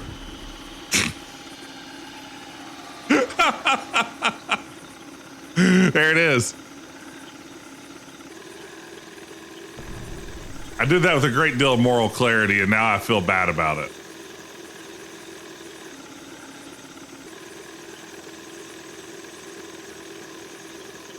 Welcome in, everybody. I don't get a lot of chances to stream in the morning.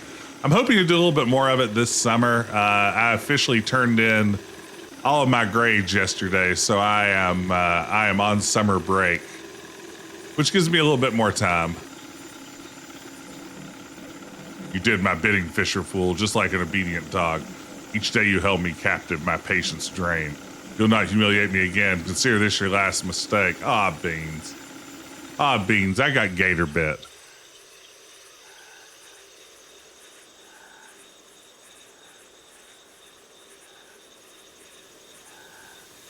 Haunted Bayou Ghost Tour. I relish the horror that struck the Fisher Fool's eyes. I first took one limb, but left him alive. I made him crawl like a dog before he died. That's too bad. Could have handled that better.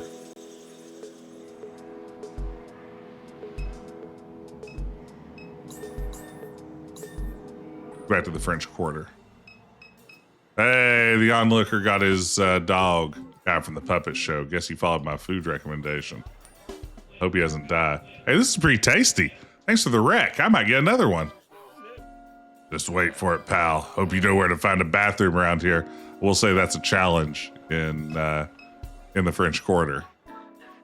Hey, thanks for sending some business my way. No problem, but we had a deal. Deal? You're supposed to show me the knock. Oh, well, sorry. Rosie would be upset. Are you kidding? I sent you business. Give you a referral. I give you a Yelp review. Show me the knock. That was the deal. Come on, flannel ass. Pony up.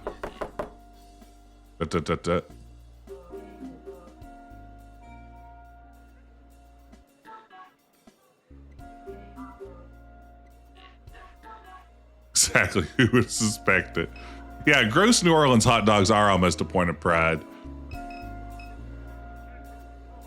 You know, just hot dog thoughts. I have recently learned of the existence of a restaurant at Universal Studios in Orlando that apparently serves hot dogs from every major league stadium in the MLB. So you just go in and you order a hot dog from whatever stadium you'd like to eat a hot dog from, and they have a replica of that hot dog. And this is officially the most intriguing concept I've ever heard for a restaurant, and I'm very into it. I'm curious the extent to which they really try to get it right, because I imagine you're going to have to stock a whole bunch of different kinds of buns, a lot of different kinds of sausages. It's curious to me. Yeah, I mean, that's the other thing. I mean, how many teams are in the MLB right now? I don't know if I can eat over 24 hot dogs. Yeah, that's a good question. Cities with multiple teams. Yeah, is a White Sox versus a Cubs dog different? I think it's by stadium. So I think that you would probably get one of each. But yeah, I'm curious how those would differ, or if they're just cheating on those. And you'll check, well, actually, a Braves dog is like this. That's right. Yeah. Ooh, I love a good Dirty Birds dog here at our local minor league stadium. Love those Charleston Dirty Birds.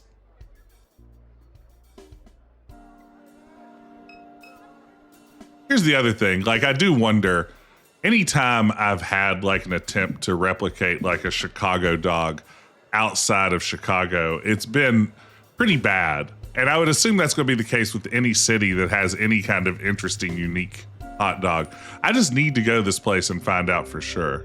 Oh man, it's another cat. Cats are everywhere in this game. Unopened merchandise boxes are pushed to every corner of the room. It's a crystal ball. Don't touch the ball. Suppose you think you can come in here with your soft little hands and touch on my magic ball. Don't work like that, love. Now I gotta clean out the smudges. I see you've been eating French fries, greasy hands. Don't be mean. Just be one of those super duck people, always coming around here looking down at their cell phones. Greasy hands, terrible. Yap says should come here. Yap. Yes, ma'am.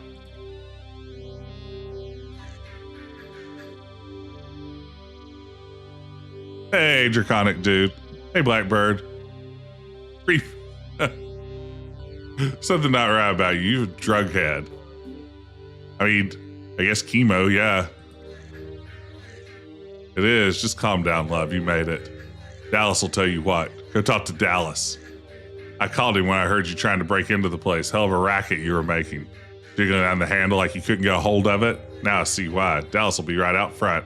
I don't have time to be babysitting you. Now I gotta clean up all this. Stains all over my ball. You even checked your shoes before you came in? They're clean. I know that's a lie. And one last thing. That gemstone you got hanging from your neck, that thing ain't real. I know, trashy. Don't touch my ball, love. Crouton? What's Crouton doing here?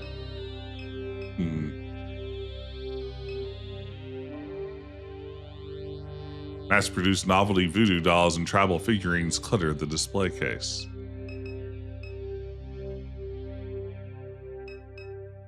I want to see a team up between Kay, Norco, and Gabriel Knight. An odd jumble of Mardi Gras beads and other trinkets spill from the table. Schweitz. Novelty New Orleans themed t-shirts line the back wall. Plastic simulacra. I can't say that word. I'm not even going to try. Plastic copies of ceremonial masks hang on the wall.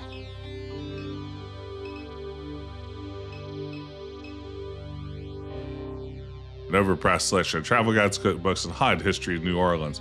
Hey, Matt, good to see you. Welcome in. Welcome in, everybody. Glad you could be here for a little bit of morning pointing and clicking. We do both here. We have both kinds of gameplay here at my stream, pointing and clicking.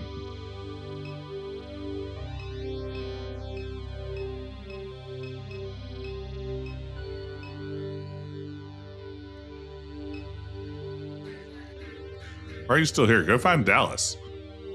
Where'd she say Dallas was?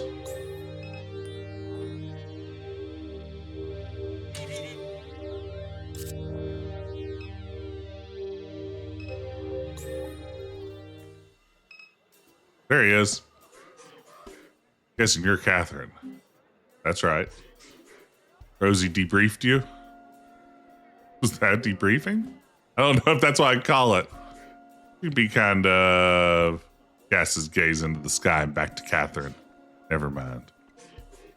Quack Job should have a ticket with the information we need. No reason to stand around. Super Duck. What exactly is Super Duck? It's intelligence of some kind. I don't know its purpose. Don't know why it exists. None of that.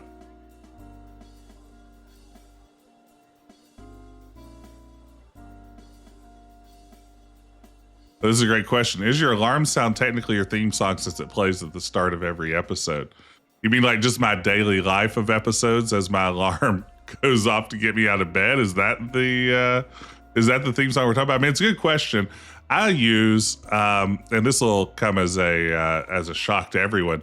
I use an actual alarm clock to get out of bed. An alarm clock that, well, it was my wife's before we got married. But it's an alarm clock that she purchased for her dorm room circa like 1996 or 1997. It's just a little old Sony digital alarm clock with a radio, a clock radio that's still going strong. So my theme song is just like, meh, meh, meh, meh. That's kind of the song that I wake up to every morning. And I love it. I'll never use my phone to wake up. You hear me, God?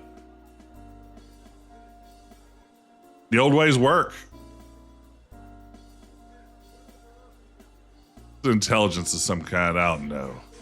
There are nodes all across the region, points where you can speak with Super Duck directly. I love the idea that there's just this like floating artificial intelligence that has an app that allows you to earn money. What a interesting world this game is set in. These are all things Rosie should have told you. Not surprised she didn't. Tell me about Rosie. Rosie got to do with any of this. There are a dozen or so rendezvous points in addition to the nodes. Rosie's shop is one of them. She must be making good money offering her place to the network. Probably the only reason she keeps it open. Doubt she's sold merch in years. Locks the doors to discourage customers. Guess you could call it a front. You been on Quack Job long? Been doing this before there was an app. The super says use the app. I'll use the app. Makes no difference to me. Let's go. I'm ready. Me too. Check the app and let's get moving. Okay. Quack Job.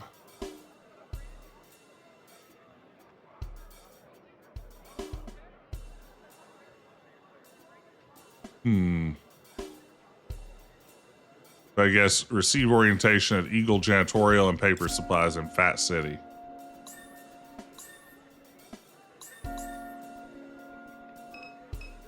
Huh.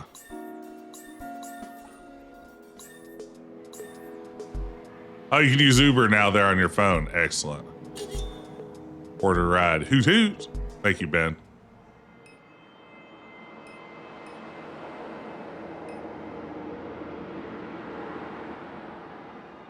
Cool. I assume this is where I need to go.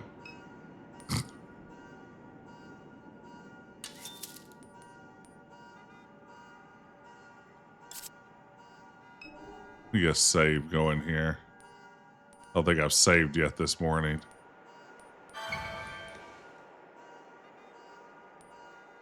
Ooh, I have a new party member. Biggest node in the network is inside this building. What's next? You meet at the rendezvous point? Now what?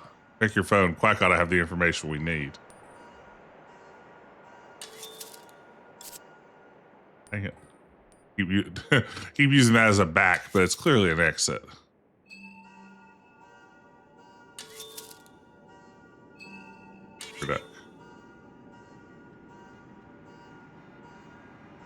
All right. Receive orientation, it says. Steady beat of traffic lights the city along the causeway. Another great bizarre New Orleans suburb tableau. It really is. It's just, oh man. I'd love a chance to talk more about this game in long form. The doors are locked. The office is closed.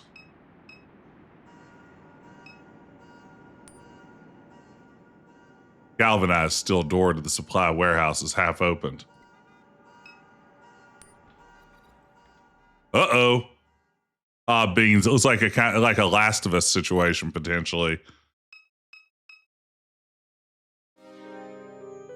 Ah, beans. Ah, beans. Hey. I made it. Oh no. Oh no.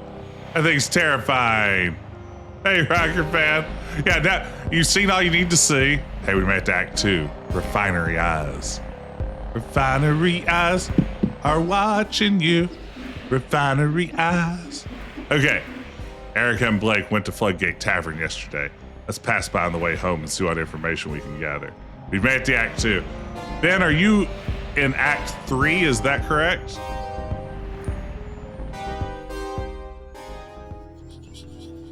Act 2. And we believe Act 3 to potentially be the final act. How else would you structure a story? Dimes Discount, Home, Floodgate Tavern, Sarpy Books.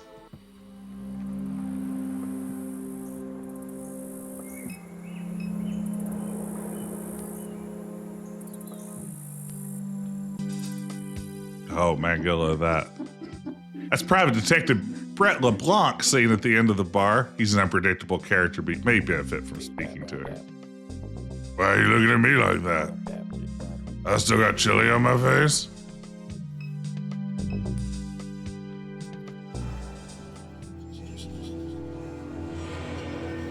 Smile. Oh wait, ooh, that's Ditch Man. Ditch Man. Ditch Man. This guy looks like the bartender in Quest for Glory 1 VGA. Yeah, a little bit. Sit here long enough, you never know who might pass through. Hey Gus, look at this dynamic duo. Not sure I've seen these two around before today. Sure, Gus, that filthy one right there, that's Kay Madére's oldest. Other ones are robot. Pull my leg, that's Kay, Blue's baby? Come on now. I work turnarounds with Blue, good man. Great man. Had some stories, him. How come his kids came out like they did? Look how this one's dressed. Looks to me like she's headed to the job site. Or the circus. Blue passed before his time, that's why them kids don't dress right. Blue knew how to dress. You're right about that one, Keith. Sad the way the kids turned out, but forget all that. You're lucky to be stumbling in while I'm sitting here. You're in the company of a top-rated professional sleuth. I happen to have a bit of information. What is it? Is it about Blake? I ain't got nothing to do with Blake. For once, this is, mysterious. You like mysteries? LeBlanc, please. Time is of the essence. Cool your heels. I'm getting to it. Now I see why Kate kicked you to the curb. That is not correct. Save your battery life. I'm just playing with you. Tell you what, why don't you get me a drink so we can talk?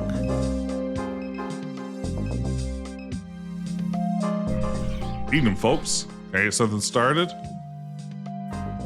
Need a beer for your boy. Lord help me, another sat buying that low-life a drink. I need to buy me a little snack, too. I'd love a snack. Your mom ever tell you about me? Maybe. Probably never mentioned me by name. Have you ever heard her mention a wild detective who doesn't play by the rules? Okay, I like this guy. Who puts his life on the line for the good citizens of Norco. Well, that was me she was talking about. This character's awesome. I'm sure I came up. The problem is you got a piss poor memory. Us investigators, we got keep our memories sharp. So while you don't know me, I know a lot about you. I grew up in this town, you understand?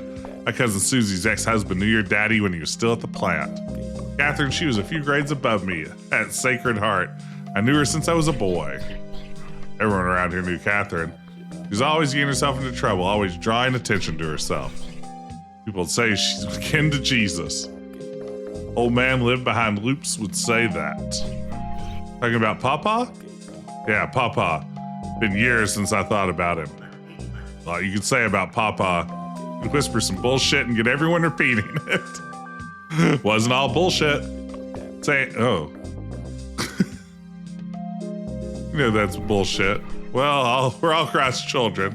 Not like that, Gus. You know what I mean. Like literally. Oh man. Is this getting ready to veer into Gabriel Knight 3 territory? Told a priest a family of Cajuns came from Jesus. Said Catherine had, how you say it, like Jesus blood. Got from her daddy's daddy and all the way back to the old world. Like in the movie, the one with the volleyball. Ain't the right movie, Gus. It's the one with the priests and stuff. Hell, I don't know. I don't watch movies. Figure some of that's likely to be true. You'd believe any old shit, Keith. No disrespect. Catherine never noticed. She was off on her own planet, wild as she was. Papa never wanted to be seen. He was watching Catherine, but she weren't watching him. Blue wouldn't let no man like that near her anyhow. You got a point there, Keith. Be foolish to get in Catherine's way. Where she went, trouble followed. But I admired her and she admired me. Who wouldn't? Anyone who knows him, oh, piss on you. Or sees him. Always been jealous of my looks. Or smells him. Now I know you're full of it. I sprayed the whole suit down cologne just this morning. Don't mind Gus, I've always been the handsome one. He gets jealous. Made me forget what I wanted to tell you. Oh, that's right, your house is out there near the fence line. Well, that's right behind my place of business. I got a window that looks out in the yard, more or less. This is a pretty long story, and like I was saying, I ain't got my wallet with me. You want us to buy you another drink? That's a real generous offer, Robot. Thank you for that. Unbelievable.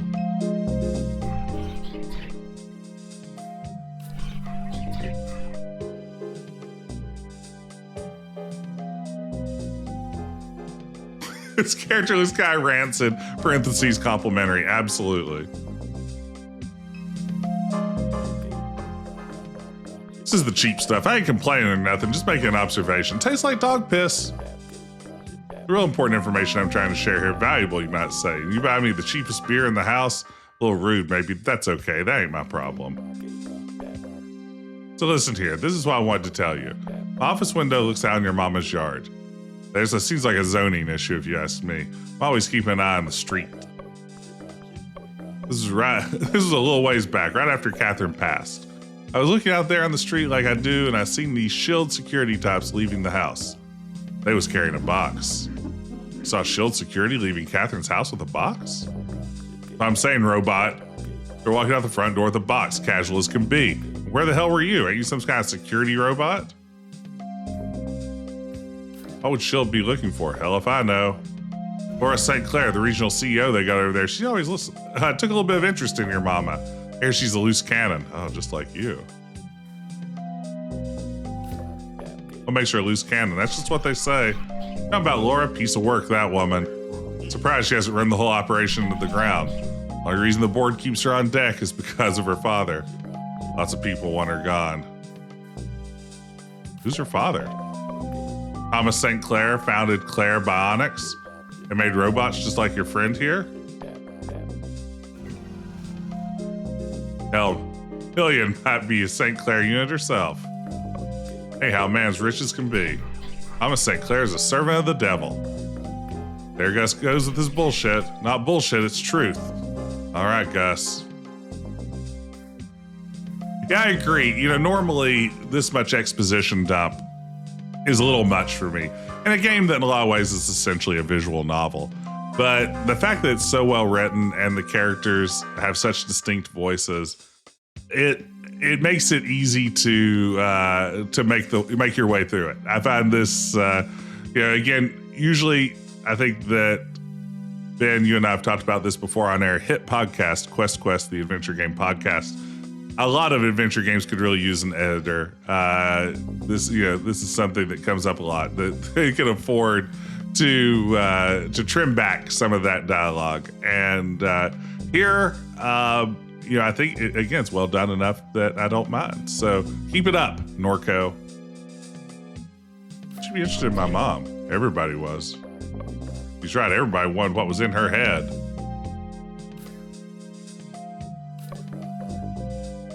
Why did you stop the shield agents? Because I was busy. Just busy. Who cares with what? When are you ever busy with anything?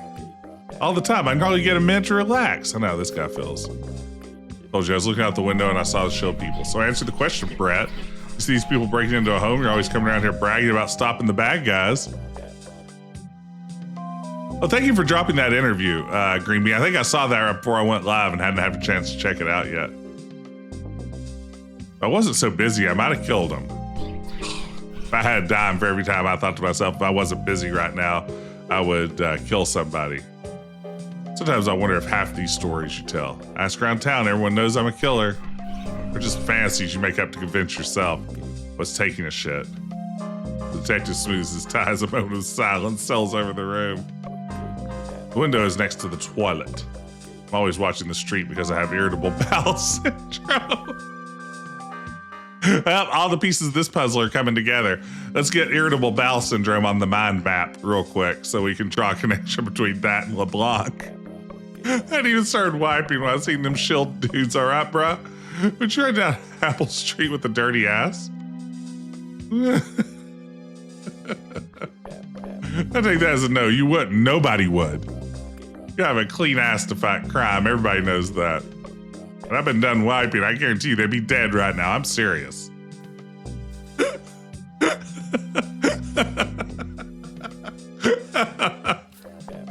Before you go, I got one more thing. Yeah, I need some more of this useful information. I'm hungry. Be a real nice gesture of appreciation if you bought your informant something to eat. Circle back afterwards. I might have a little more information to share. Sucker born every day. Good for business, I guess. Should have mentioned I don't care much for the fries here, but that's okay. I ain't complaining.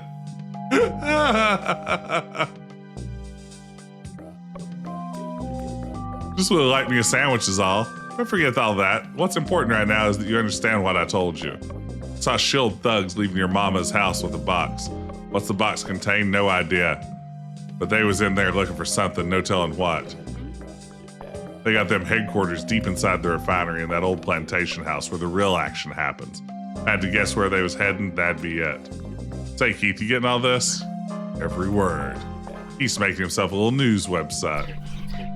What's the name gonna be, Keith? Got a few ideas in mind. You just like Duck. Used to be a news junkie too. Digging up dirt, all the big wigs. That was before the cancer knocked him on his ass. Some people just want to know the truth. You been by to see Duck, Kay? That man could use visitors. No wonder you don't remember your mama talking about me. You got pecan for a brain. Yeah, I find it surprising you don't remember Duck. Even the damn robot thinks it's sad. You got poor Catherine turning in her grave, kid. You're gonna see him. That old boy knows shit no one else does. Or is he?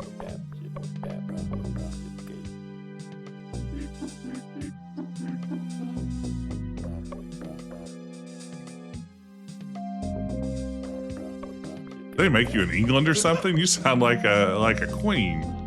Thank you.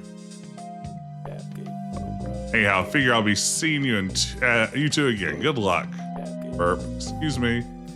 I have more questions. Hurry it up then. Oh my gosh. Looking for my brother. Why don't you ask Gus about that? I'll keep up with Blake no more. Too much trouble.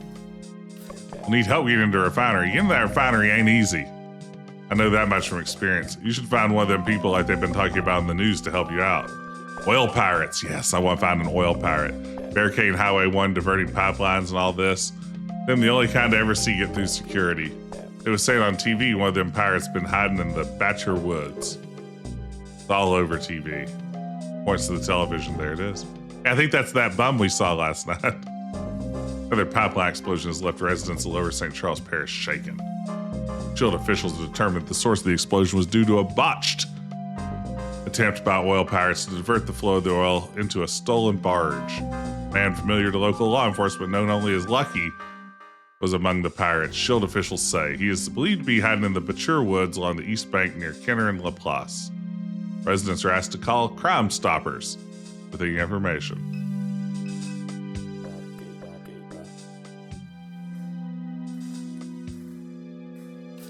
Where can I find Duck?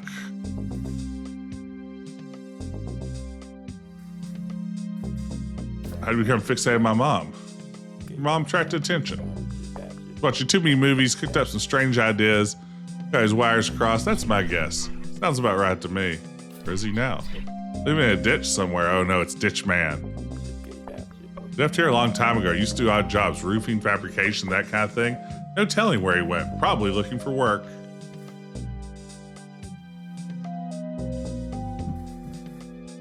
How well did you know him? I'd see him walking by every now and then. We exchanged a few words. They say he threw a brick through the church window once upon a time. I had people buzzing. Lots of us knew who he was, but no one knew much about him. One of those kinds of people. That's enough about Papa. I thought it was talking about Duck. Okay, I think we've exhausted his dialogue tree. Bartender, what you got? You know Blake? Yeah, I know Blake. He hasn't come around in weeks. Not since he ripped me off. Wish I could say it was the first time. Then catch some sleep right here behind the bar after last call. Wouldn't you know it, the boy walked off with the register. Knew he'd be getting himself all messed up on drugs. Trying to give the kid a chance, gave him some chores around the place. Done with him now, done with him. I'll say he came last night. Be a fool to show up here after what he did. So nothing on Blake, huh? We'll find Blake eventually. Just you wait. They'll see how everyone can believe the crap the media's been putting out these days. It's all lies meant to divide working people. See for yourself. Gestures to the TV. That why you making your website, Keith? Set the record straight? No, that's right. Okay.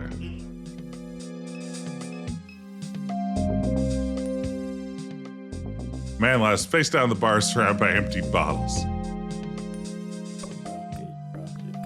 Why are you touching my podna?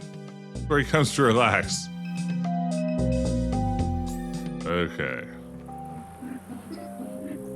This is taking another unusual turn. Erica told us that Blake was headed here yesterday evening. The bartender says Blake hasn't come by in weeks. Something may have happened on his way here. LeBlanc said that Shield has stolen a box of your mother's possessions. We have nothing else to go on. We must retrieve the stolen items and hope they point us towards your brother. Accessing Shield's headquarters won't be easy. Without assistance, perhaps impossible. I suggest we recruit help before attempting it ourselves. Ooh, help recruitment, eh? Oh, man. We got new clusters on the old mind map. An old man in Norco named Papa had delusions about your mom, believed her to be descended of Jesus Christ by the way of Cajun ancestry. Once threw a brick through a church window. Your brother never ended up at Floodgate Tavern. Your brother dismiss. Laura St. Clair is regional executive of Shield Oil. Her role is not secure. The board would like to replace her, but they fear the influence of her father. Is interested in your mom, likely to do some aspect of your mom's research. Thomas St. Clair is Laura St. Clair's father and the affluent founder of Clairbonics, a machine learning startup. Sounds good. Fugitive oil pirate hiding in the Mississippi River, Badger Woods.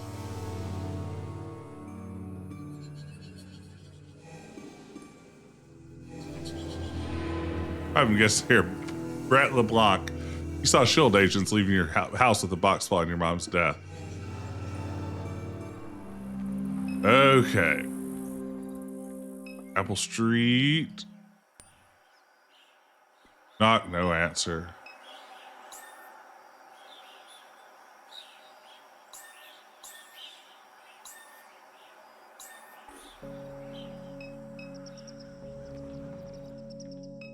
I don't guess there's anything new at my house.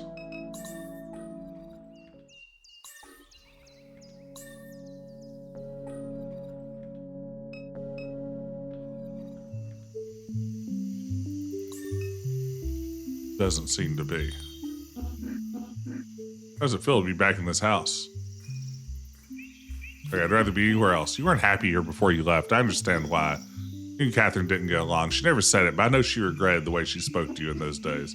I don't mean to dwell on such difficult topics. LeBlanc suggested we visit Duck. Do you recall where Duck lives?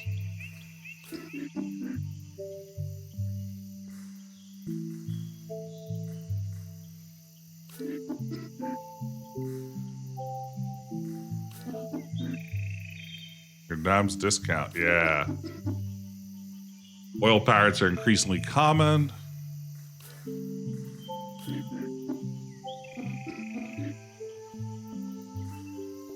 All right, sweet.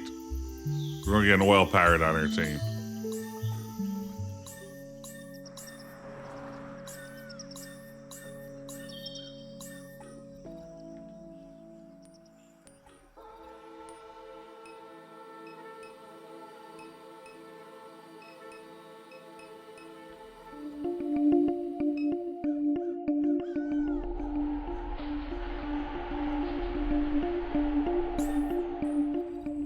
All right, this guy's cool. Right, recruit this dude. Did you see a dog, little black pit, green eyes? See her, you send her this way. She answers to Potts. Yeah, they get the tone of weird older men sitting at a bar talking nonsense. Absolutely. You're the one they're looking for? Well, so what? Lucky you make the news? They want trouble, here I am. It's that dog, you send her this way. Is that the dog we saw some kids playing with somewhere? Was that outside of the Sarpy's bookstore? Yeah.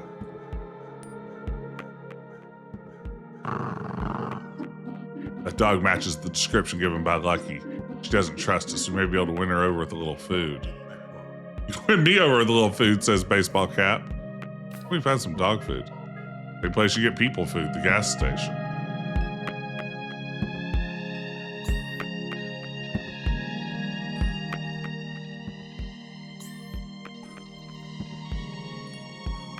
Goes back at Dime's discount.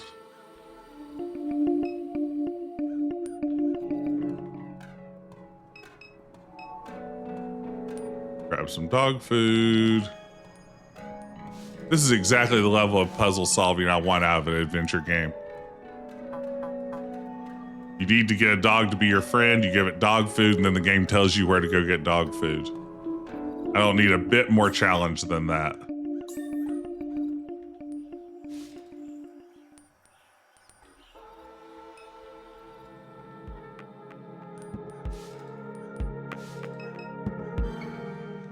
Pour a heap of food onto the ground before the dog. She laps up the kibble and follows behind. She step away. Oh, we have a dog in our party. You have a dog in your party. It's the dog. Love that dog. Love that dog. Got more mind maps.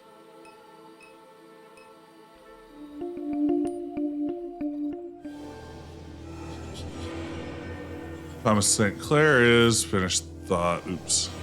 Fugitive oil pirate. His dog has gone missing. Okay.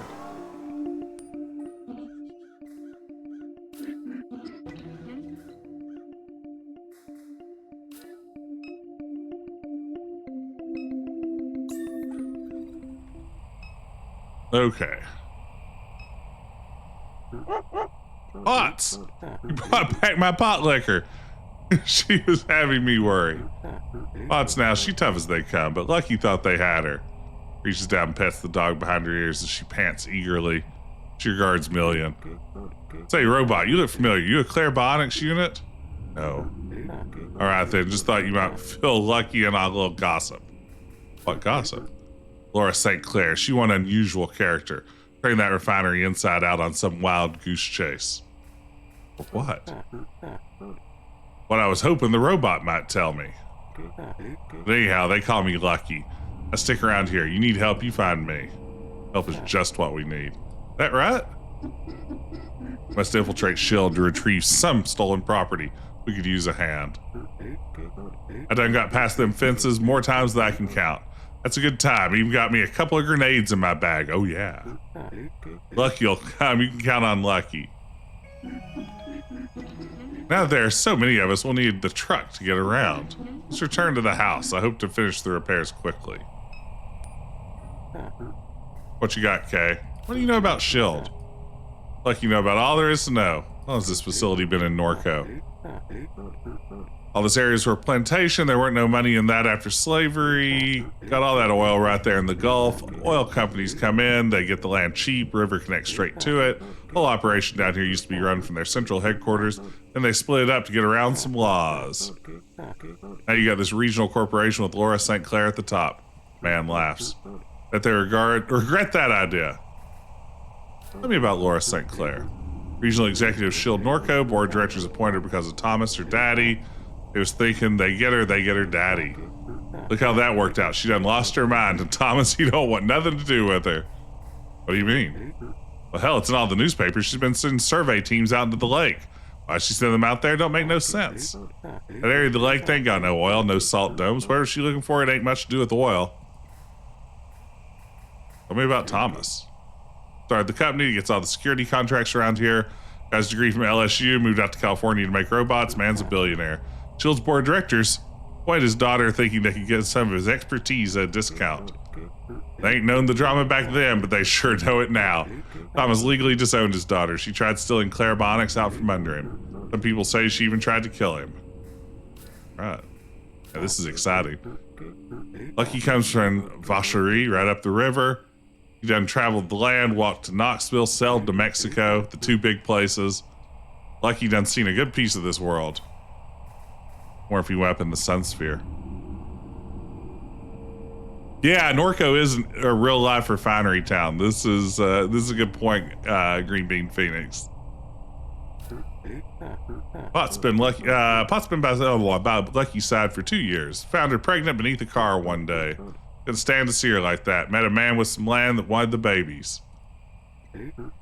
Thought we'd part ways eventually, but shoot, guess I got used to her being around. She returned all I did to her many times. All right. So we're headed home.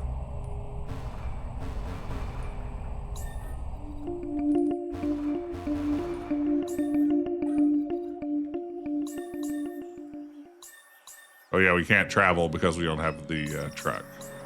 The game literally told me that. I love it. I'll be finished shortly. This is Miss Madére's house. Lucky knew your mama a bit. How?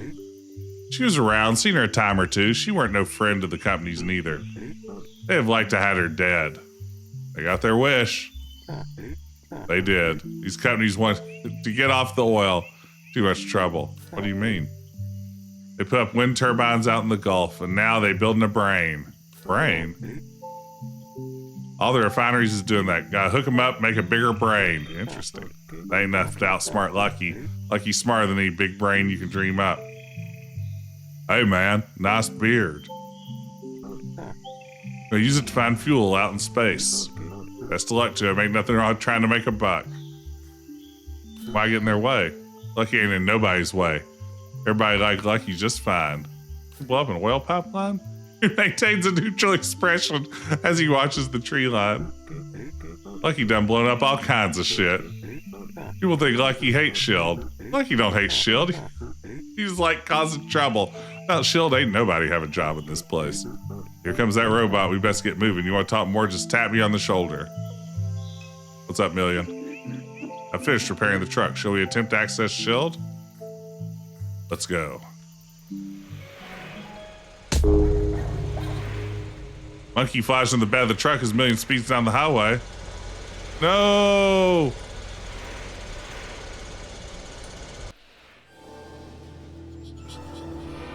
Shield is building a brain. Developing an artificial intelligence in order to conduct exploratory missions for off-world mineral resources. Okay. I like the use of the mind map here. I feel like it does a really good job if you aren't completely keeping up with all the threads of the story, helping to pull it all back together.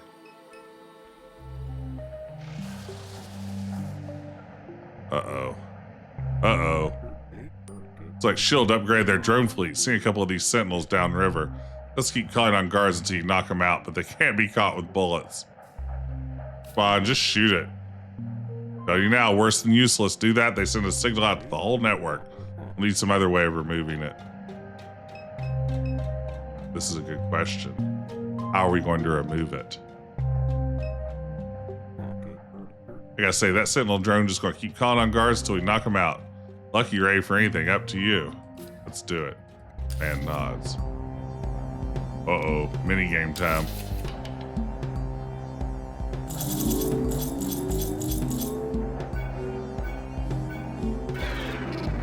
Oh no. Oh, it's too late to save. Oh, I've made a horrible mistake.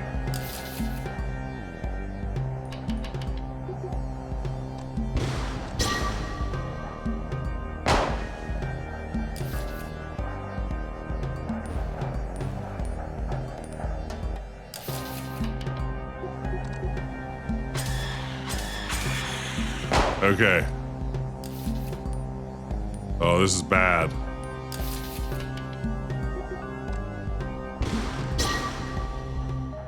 Wow, 100 damage.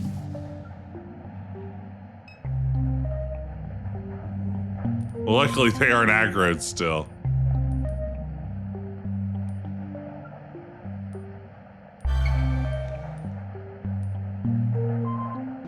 The refinery saying a greener world awaits is painfully realistic.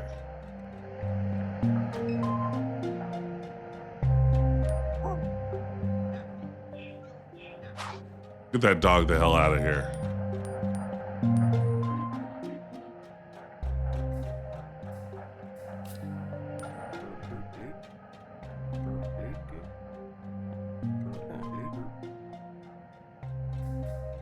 Find some way to reroute its path.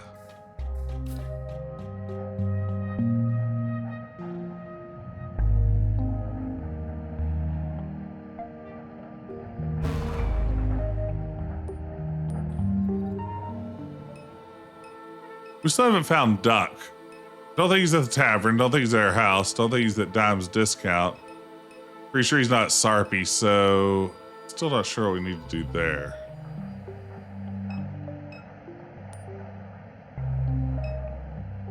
I mean, it doesn't feel like I need to fight these.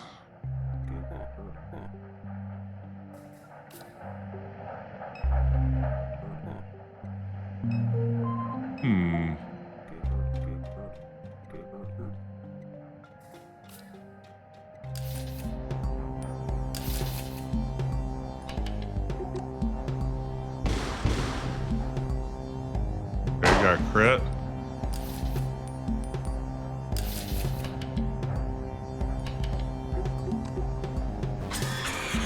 Oh no, I missed.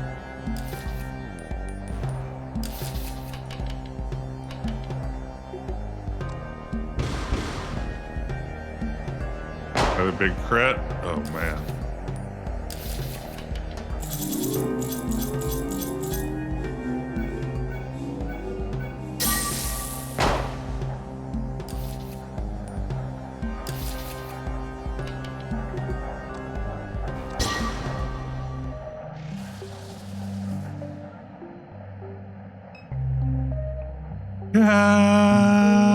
That doesn't seem to be the solution, does it?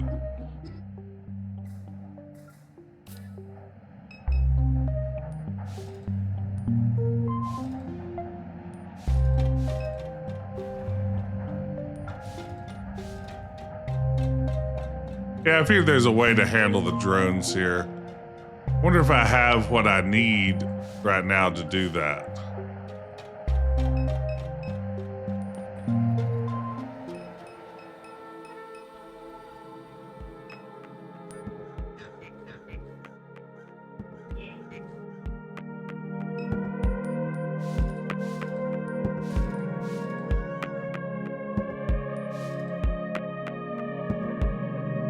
Sure, man, I'll take a hint. This is the first time I've had a moment slow down and I immediately need help.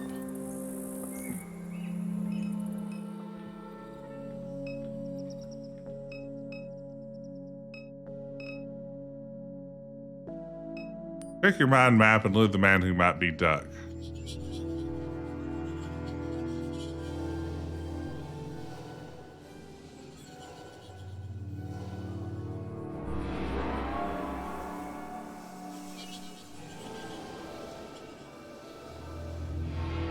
Old friend of your mom's. Your memory is scattered and vague. Where does he live? You try to recollect. Face. Brief, generous smiles, but otherwise placid, expressionless. Always happy to see him. Health. Took a turn, a bit of lethargy, irregular breathing, sores on his legs. Hey, Stan, good to see you. Welcome, man. Ron brought him food on days when he was unable to stand. His son, dead at 14, an explosion in the yard. Natural gas leaking from a pipe. Something caused a spark. Pipeline across the property to Shield's chemical annex. There's only one neighborhood along that fence line. What's left of it anyway? Small fragments of his home pass through the black ink of your mind. perennial accumulation of dust, the damp curtains and pile of cans on the kitchen table and those refinery shadows of a little slab bungalow. Duck lives in dimes. I guess this isn't pronounced dimes, is it? Duck lives there.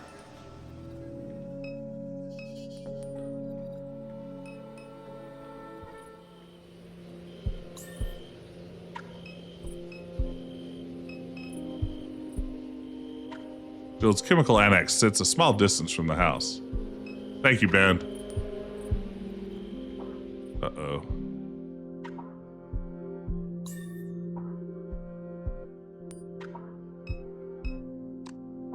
Oh, I like that. That's good and creepy. Sometimes the graphics in this game remind me a little bit of some of the Ultima graphic, like the cut scenes in Ultima games once upon a time. I don't know. Maybe I can't quite place why that connection is there in my head. Not the first ones to come through here toppling all my shit in the dark. About people think this neighborhood's all the way empty. Come around looking for copper. You wouldn't do that. Not that kind of thing, Kay. Not like your brother. How's it been, Duck? About how it looks. I made such a mess with that head drive. Just trying to keep myself out of trouble till it's my turn to go. So, head drive. I unleashed at the monster. Super Duck calls itself that just to get to me, just to piss me off. My fault, that company that made it for me. I should have known from the get-go. They only do their business at night. Found out later they don't even have a license. Mother went to the same clinic for hers. I tried to warn her. The junk that was in my brain, he begins to laugh. It's spraying around like a virus, even in the trees. Told your mother, don't get messed up in any of that. She tells me I'm talking to her through the radio. I said, turn off, or it's talking to her through the radio. I said, turn off the radio. She never listened, stopped responding to me. Fear that monster's got money to burn. Catherine didn't want to leave her debt for you to deal with, so kept up with my mom. Up until right near the end, Kay, she lived like she wasn't sick. She never quit. I could see it wearing on her. Took a toll on her body.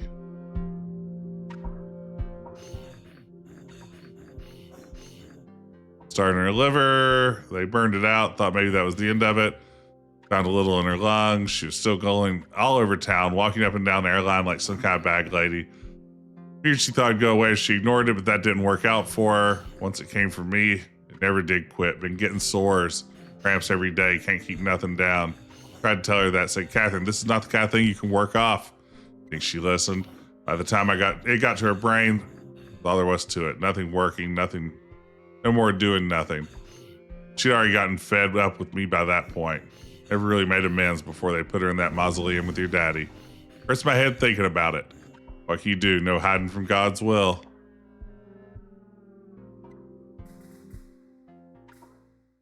I have more questions about Mom. Monster. My mom was working for it? I didn't even think about that thing. It knows I'm here dying while it grows and grows. Big, disgusting, toxic birds sprouting from the ground all over the region with teeth and hands and all kinds of shit. Unbelievable. Turns my stomach. You know what? I won't be the first to die. Hell no. You roped your mother into some lunacy. She wouldn't tell me the details. I couldn't get a single word out of her after a point. You attend her funeral? Planned to arrange for my godchild to pick me up and everything, but the day of the services, I couldn't hardly walk. Heard from a couple of people it was a beautiful one. For all the bridges she burned, there was plenty of people had nice things to say. Even a few of her colleagues from the university showed up, the ones who got her sacked. I know that of chapter ass. They buried her with a fake little ring she'd always wore around her neck. She said it reminded her of who she was. She probably wanted to give it to you, but you were gone. And Blake, well, he'd have pawned it to anyone fool enough to buy it. So, the ring she wore around her neck is fake? You don't even know the story? Kind of funny if it wasn't so sad. Your granddaddy wanted to prove he was from royal stock, so he broke into a pawn shop up there on Airline and stole the biggest ruby he could find. Went around telling everyone it was from the old world. So he traveled from France to Nova Scotia and down the Mississippi River. That was a bunch of bullshit. He ended up in Angola for it, though they never did find the ring. Catherine took it to an appraiser one time. It's cubic zirconia. Fake. The man spent months in jail for a fake piece of jewelry.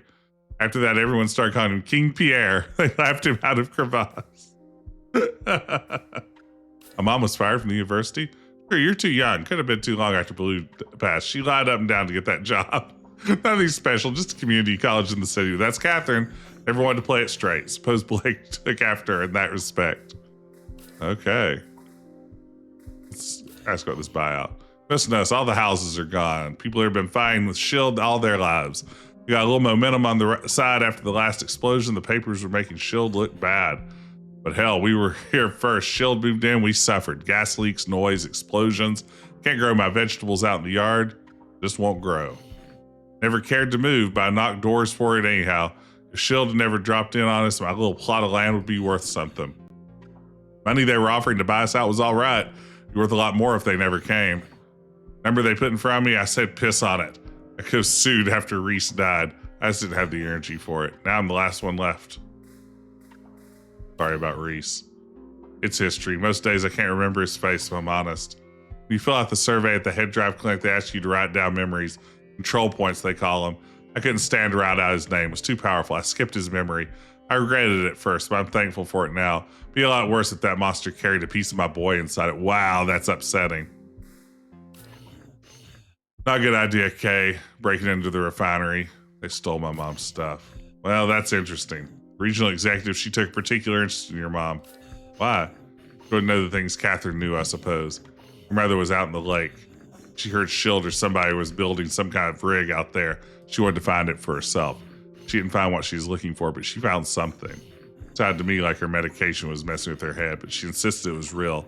Some kind of UFO that followed her for nearly a mile. I guess we knew about this already at some level. But anyhow, that CEO they got S.H.I.E.L.D. She's about as far out of her mind as your mother was. Must have caught wind of all this. Catherine got to be paranoid in her old age. Paranoid even. I'm sorry, she got to be careful in her old age. I can't read. There's a lot of reading in this game. Paranoid even. The important things she kept hidden. Whatever S.H.I.E.L.D. stole, it wasn't nothing important. You want to get it back? I regret telling you this, but I've been sitting on it so long I've been dying to tell somebody. I don't know how S.H.I.E.L.D. managed to do it, but they fucked up. They brought out this neighborhood, and ever since they did, they put me behind the firewall. Got a computer terminal back there. Every time I boot, I get a view of the inside. Not like I know what the hell to do with it. Clicked around a bit just to get myself lost. Can't hardly read the screen. Computer's back there in my little library. Have a look. Whatever you do, I'm asking you to be careful.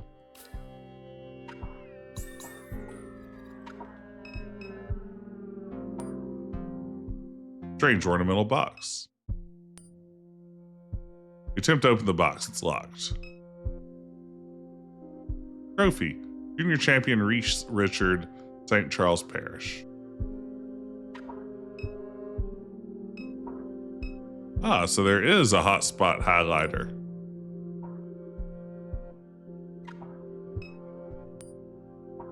Thank you, Ben, for mentioning that earlier.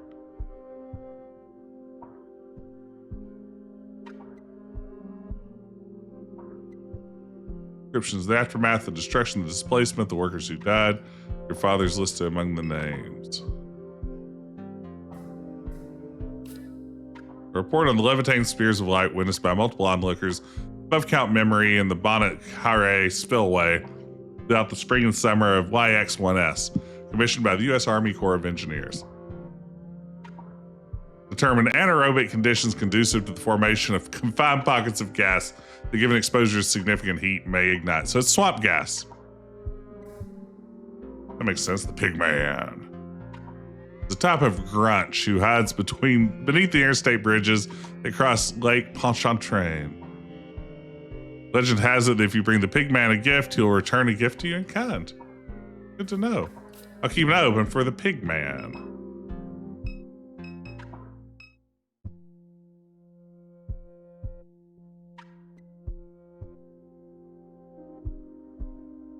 After reviewing the circumstances of the buyout, we recommend you proceed with relocation.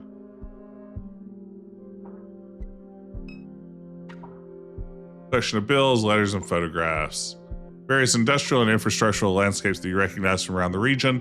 The Geismar aluminum foundry, the grain elevators downriver, the airport control tower. Have a buck is mounted to the wall. Okay.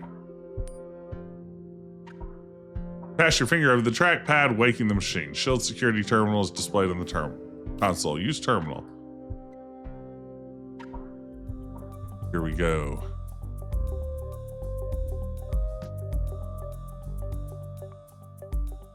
Uh-oh.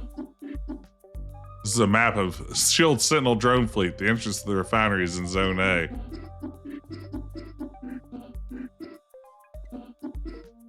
Currently 3 drones patrolling Zone A. Okay, let's get saved before I attempt this.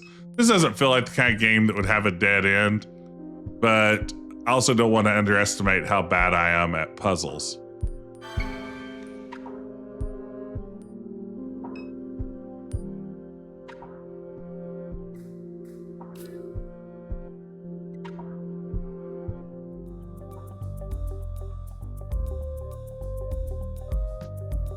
Oh no, puzzly puzzles. Okay.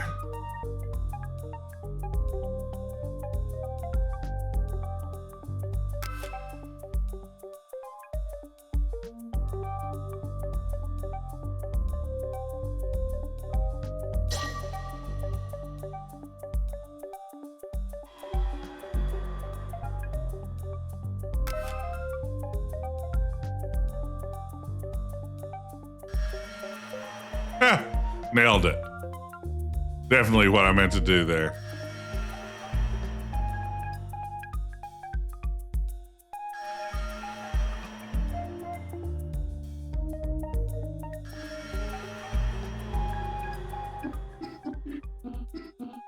Origin zone is unsecured. Allocating drones for maximum capacity.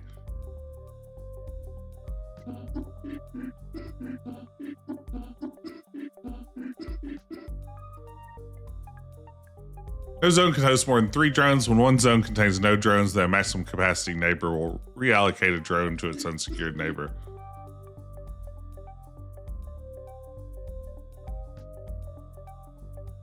This means that when removing the last drone from Zone A, we must be sure that none of its neighbors are at maximum capacity.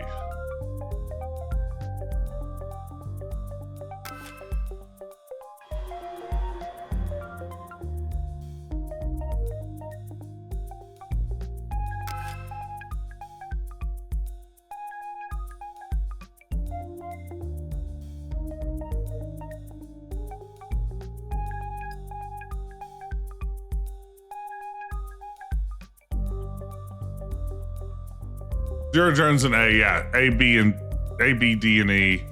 I'm sorry, B, D, and E all have at least 2 or less. So E's good, D's good. C is currently not great.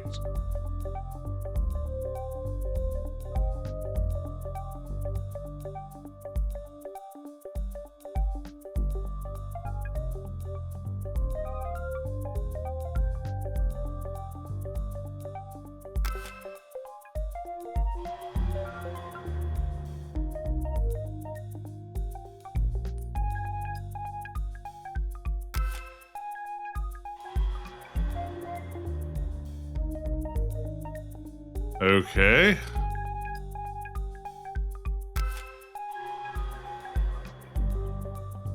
About out of moves.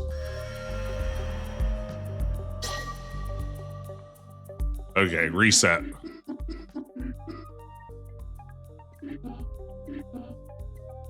All right.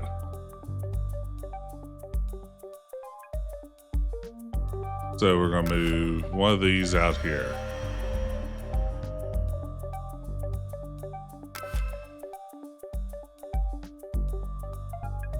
Then we'll move one of these over here.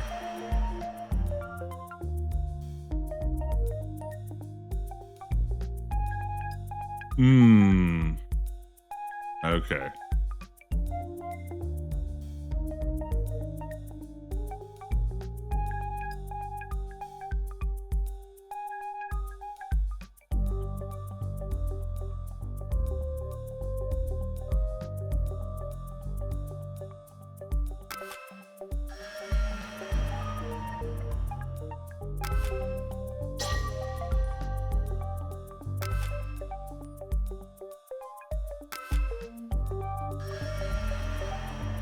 All right.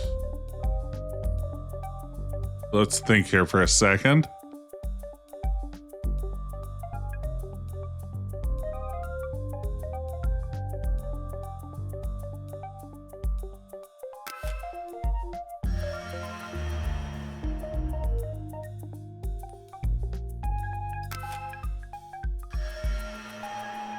I believe I've not solved this.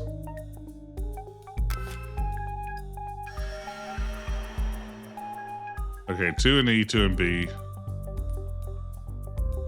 Or have I solved it?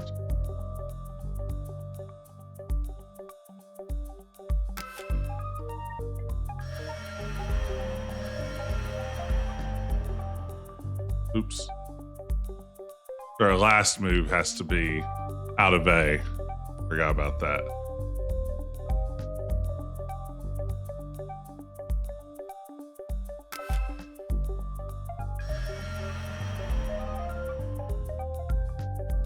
Aha! Thank you, Ben.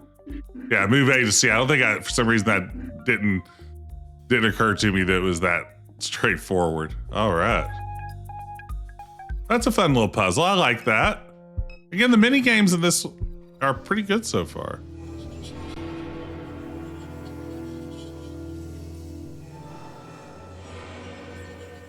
Is just in your mom. Your mom versioned her consciousness at the same disreputable neural versioning clinic as Duck. The device that hosts her consciousness is called a head drive. Grandpa broke into a pawn shop and stole a jeweled ring to uphold the lie that he was descended from French royalty. Your mom later discovered the ruby was made from synthetic material. She still wore it around her neck until the day she died.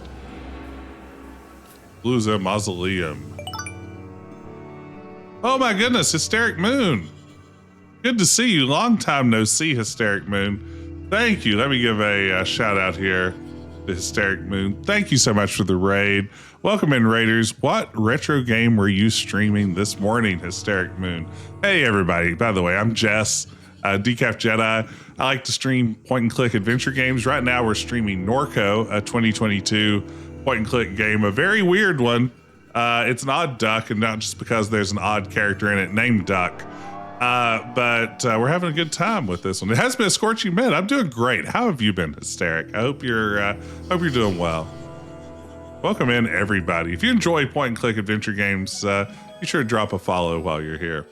Yeah, but what were you playing? Thanks for sharing your community with us this morning. You watched you motion the side of the cross before fixing your shirt. She held your shoulder as the two of you left. Okay. Still working through the Mega Drive library. That's awesome. Tony La Russa's Baseball. Oh my goodness.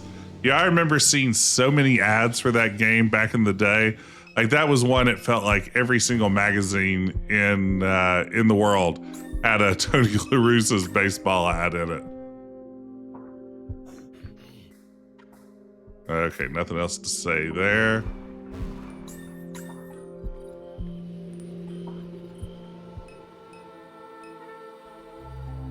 Not enjoying it, to be honest. It has a lot of admin busy work. Oh no. It's the last thing you want.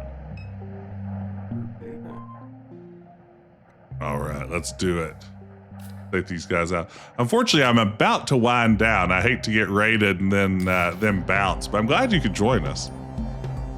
We just have to battle these guards.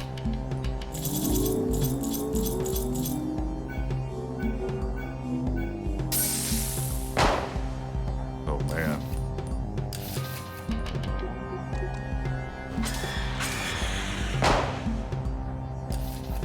Okay.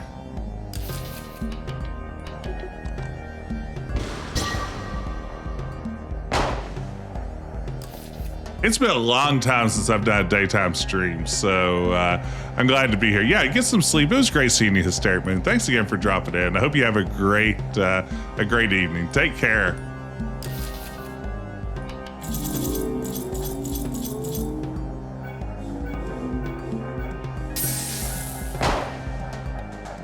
All right. Ooh, man, Kay's not doing well. Every kill begins with Kay. Nothing much to it. Them sentinels not around, they let you more or less walk into the place. All it takes is a little murder.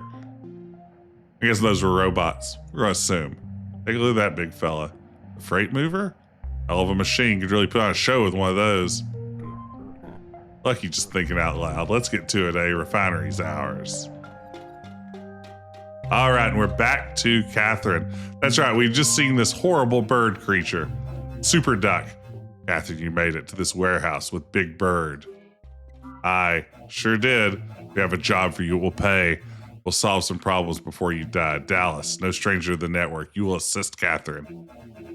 Catherine, in the lake, you saw the stone. You see the stone, but we want the stone that has evaded us. Oh, man. Super Duck is what else? A network. A system of signals, wireless communication of locusts and frogs, cypress roots, degrees vectors, internet of flesh biomimicry, internet of internet, radio towers. Distributed AI, distributed birds in flight. Super Duck saw you see the stone because Super Duck was an eagle in the sky. The stone is a sky thing that many want, but it reveals itself to no one except for you, Catherine. It followed you through the lake. It loves you. It seeks you. It will submit to you. We must act fast. Shield wants the stone. Clairbionics wants the stone. Super Duck wants the stone. And John has the stone. John, everyone hates John. Everyone follows John, influencer, dopamine fiend. Convinced himself he has faith in God, convinced others even. See, I'm young and idealistic, some old and bitter. These are the Garretts of John. You'll find them gathered in the bowels of the Promenade Mall in Kenner. John has hidden the stone in this forgotten place. He'll use the stone in an attempt to fulfill his prophecies, but his are the prophecies of a fool. Not me, like a crazy duck. Go get my shiny stone. Hurry before you die. I want to eat it. Have a good evening, you two.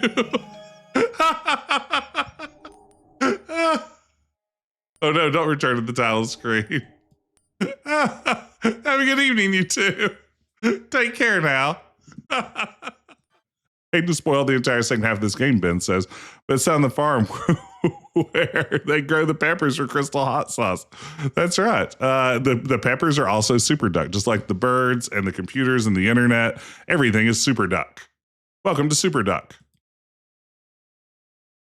Do you ever watched the classic anime series Superbook? It's the only anime I've ever watched. And I assume all anime is just like that. It's Bible stories with a time-traveling robot. But if you haven't seen Superbook, I mean, it's top shelf anime action. You got to see Superbook. I mean, there are a lot of big Superbook fans out in the chat.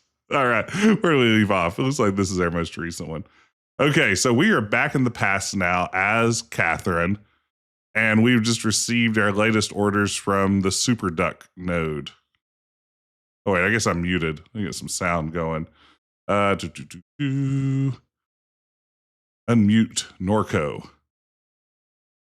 Google, unmute Norco. Hey, Google, unmute Norco. Okay.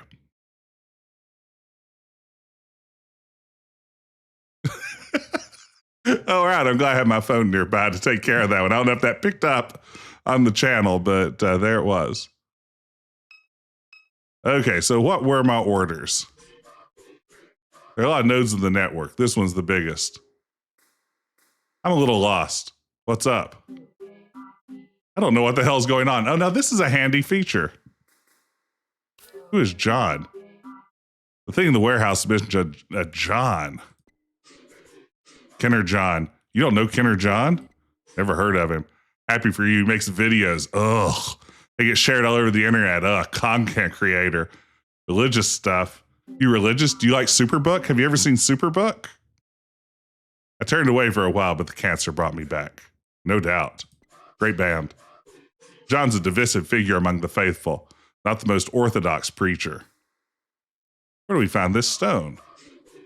Promenade Mall in Kenner. That's what Super said, anyhow. All right, Super Duck. So again, this whole abomination here is Super Duck. It is... it is a lot. It is a lot to explain. So I used to have it on Craigslist. Posts showing up the strangest things. Bussing tables uptown. Couldn't swing rent. Had a kid to feed. Started responding to the listings.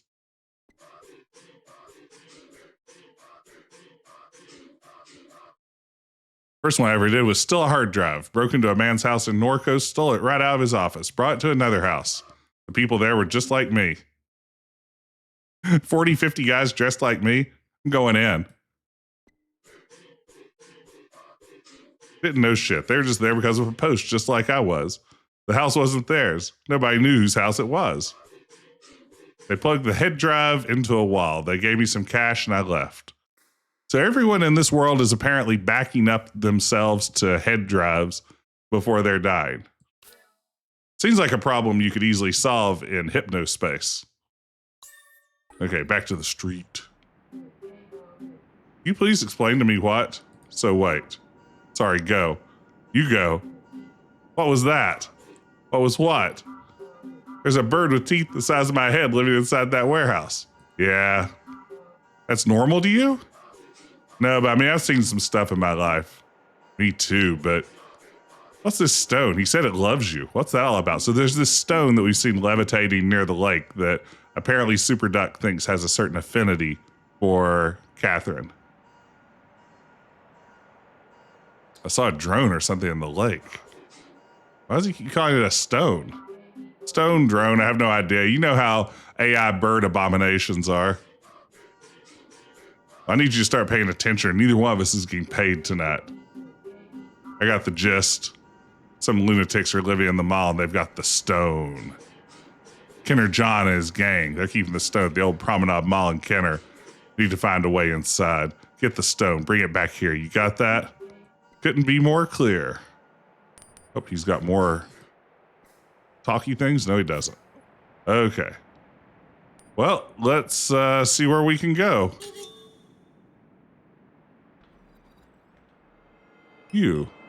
Promenade Mall, Greater New Orleans, downtown. Let's go to the Promenade Mall. Oh, this is a pretty scene. Oh, this is evocative. Oh man, that's just what I want to see. A nice 1980s style shopping mall. Beautiful. Well, given the choice between a mall entrance, a parking lot, a side lot, and a drainage canal, I'm going straight to that drainage canal. Mattress Boss. The downpour finds its way into the drainage canal, its water level slowly rising. A fence adjoins the backside of two strip malls. The crevice between them reveals a smear of light toward Williams Boulevard. Beyond the fence is drive-through chicken, car audio, mattress direct to you, water towers and power lines, and crumbling concrete and traffic signs, abortive landscaping attempts, unkempt shrubs, solar-fed Christmas lights, weathered and forgotten. Oh, I love it. I hate to say this, when I'm only about halfway through the game, but I think this may be one of the best written adventure games I've ever played. Like, if you use thick description, it's got that going. Like, the amount of description in this game would be insanely annoying if it wasn't so good.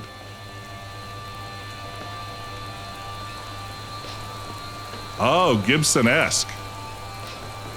I assume you mean Debbie and not William. That's Keith? Who? Keith Broussard, guy I went to high school with. Hey, we know Keith from the bar. Where'd you go to high school? That's wrong. Right down the street. Not so odd you'd see him here. In an abandoned parking lot in the rain in the middle of the night. Guess I've been on this app too long. Seems fine to me. Keith? I like that they've been on an app that's ruined their brain. I know what that feels like. All right, sister. Thought that was you. What's up? What are you doing? What are you doing? I'm working. Me too, working on a case. Started me a little news website. Yeah, you see, I haven't played Disco Elysium, Grace, and you say writing way too many words but getting away with it is what we call the Disco Elysium gambit. That's been my impression of Disco Elysium. I wanted to draw that comparison, having never played Disco Elysium. And I was like, what if I'm wrong on that? But that is my impression, that this is very much in that vein based on everything I've read about Disco Elysium. More Kentucky Route Zero.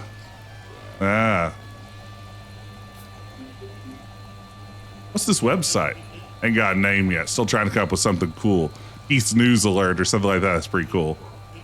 Just trying to report on what's really happening around here. What are you investigating? Trying to get the bottom of what's going on in this mall right here. Or they got small boys coming in and out. Oh no. Oh no. Textbook adrenochrome harvesting facility. Guy who runs the operation looks about as much like a pervert as you can picture. Kenner John? Yeah, you got it. Man looks like a slug. All right, Kenner John, in our mind map, let's note that he looks like a pervert. No, you guys start posting in the comments section on the New Orleans News and Views. You go in there and say, hey, learn to speak to God. Got himself some attention that way. Before you knew it, this gaggle of boys started following him around. Sick stuff. Guy's a sicko. Yeah, I'll come back later and see how the case is going. I'd like that, sister. Come pass by. Well, and I see you around much these days. Staying busy. Mind me asking you something? Just the thing I find myself wondering about. Don't mean for this to be rude, but how come you treated Blue the way you did? One of the best men I ever knew. Why would you ask that? You kept his name. Figure it could have been all bad. Just something I wonder. Well, wonder about something else. Yeah, that's a very personal question to ask why you divorced your husband. Too busy to be thinking about that right now. Then go be busy, Kate. I didn't mean to rattle you like that. He seems like a decent dude. Let's see, before we go to a subdivision, I'm betting we can't get into the mall entrance right away. Two teens speak in whispers behind the gate. Each one has a similar bowl cut, lax shoes, wears a blue collared shirt with a name tag that reads Garrett. Oh no, I forgot they're all Garretts. Maybe they're looking for a Mrs. Garrett. The older of the two eyes Catherine indifferently. Yeah. The mall opened? Still open? Not for you. Trying to get inside. Either you gentlemen care to help us into this place? No one's going to help you. You have to help yourself. Is this how you live your life? Walking around parking lots in the rain asking for help? More or less. Clean up your act. Lift. Become strong. Get a new fit. You look like you're wearing a bag. No more soft drinks. I hate soft drinks. Then don't drink them. You need to be initiated before we can even consider letting you in. Initiated how? How many readings have you collected? What? You have no idea what's going on around here. No idea at all. John's got an app, all right? You need to install it if you have any hope of making your way in here. Even once you're inside, you'll need the readings to visit the cathedral. Cathedral? The place where the divine object resides, Doi. I'll talk about that with the sieves, moron. What's the app called? Inner John's Apocryphon. Inner John's Apocryphon. Install that shit. Pulls out her phone. Done. Sweet. How do we use the app? What do I do with this app? The augmented reality viewer. You gotta find John's sculptures around town. Sculptures? Virtual sculptures. You only see them on your phone. They're like Pokemon Go's. There's 3. Find the sculpture, scan it with your phone, check into the gym, learn some shit. The first is in Bruce's yard. I'll make it easier for her. Bruce is a Garrett now. Show some respect. Yeah, show some respect for the Garretts. Each one will give you a clue about the next. Each clue more devious than the last. She'll not collect them all, Garrett. No need to worry. Yeah, that last one's a nightmare. Listen, if you need help, go talk to Friend. Who? Just open the Apocryphon Act while staying in the parking lot in front of the mall. You'll see Friend. What's with the name tags? You work here or no? Both tags say Garrett. Do you both have the same name? No. Yes. Look, this is some spiritual shit. We can't just tell you about it. We did it to taunt Gooch. Oh man, taunt that Gooch. She didn't even use the app yet. It's spiritual. Just use the app and then you'll know the truth. Where are your parents? I don't know, watching Jeopardy? Got some candy for us or something? Give you a ride to basketball practice. Glad we got this gate to protect us. Tell me again, where's this Friend? Friend's in the parking lot. Open the app, you'll find Friend. All right, well, this is pretty normal so far. This normal stuff. Scale model is encased in glass. The plaque in space reads Arc. What do you think that is? Hard to say. Almost looks like an oil rig or a spaceship.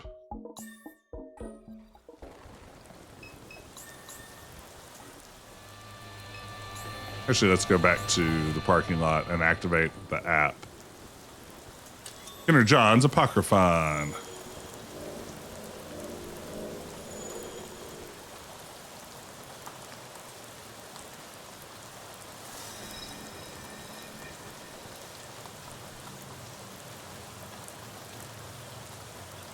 Anything here? Is that friend? I am friend. What are you? I am friend. We need your help. Garrett said to speak to you. We don't know where to find the first sculpture. First reading of John, not far in a yard.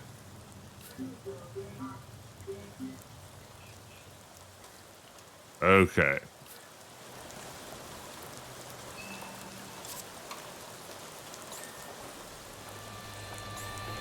Go to the subdivision.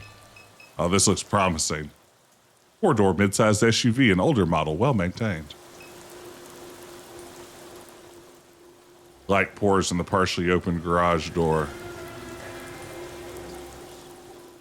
Catherine crouches and peers beneath the garage door. Sports commentary blares from a television in the far corner. She studies the space beyond the threshold, a compressor, ice chest, tackle box, stacks of cardboard, buckets of bolts, and welding scrap. Kitchen supplies, a butane stove, laundry baskets filled with cans of cat food, an old candle burned to its base and tipped onto the floor, stacks of disintegrating newspaper, a microphone stand, a collection of shadeless lamps lined against the wall as if waiting for a firing squad. Situated amidst the clutter, a man in a red folding chair watches the television, his back turned away. Go inside. What are you doing? Just steps into the garage. Wait here. Catherine regains her posture beyond the door. The man doesn't notice her. Speak. Hello? The man looks back and jumps in his chair. What in the... Oh man, I love the detail of a guy watching sports out in his garage. That's a good touch.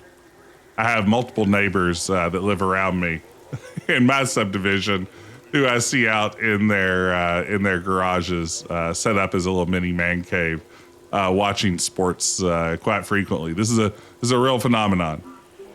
Sorry to startle you. What are you in my garage for? About Bruce, isn't it? Yes, yeah, every suburb has at least one. You're right, Green Bean Phoenix. Ever since he got himself mixed up with that internet freak, people like you have been coming by asking about him. I keep saying the same thing. I don't talk to him. Can't get him on the phone no more. We work together at the plant in Norco. He goes out of his way to avoid me. Fortunately, I landed a computer job while I'm busting my ass with a torch all day. Won't even look his daddy in the eyes. My kid, she left, never came back. It's hard. Hard, all right. Can't focus on nothing around here. Always waiting on him to call. Even started digging through all these boxes looking for that little stuffed monkey he'd carry around as a kid. Sounds just like my daughter. Figured I'd give it to him as some kind of peace offering. What would you tell him if he ever came back? Hell, I don't know, get some sense? Guess I'd say, Bruce, you're my boy, and this here is your home. Wouldn't turn you away for nothing. That cult shit, that Garrett shit, let it go. Just come back home. That's what I'd say. You see him, you see Bruce, will you tell him that? Hell, you can even record it and hang on till you see him. You block my number, I can't get a word of him. I don't have anything to record with. Then come back when you do, I'll repeat it. I'll get out of my garage. Interesting.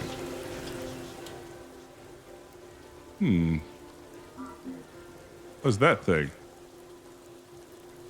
The tracker?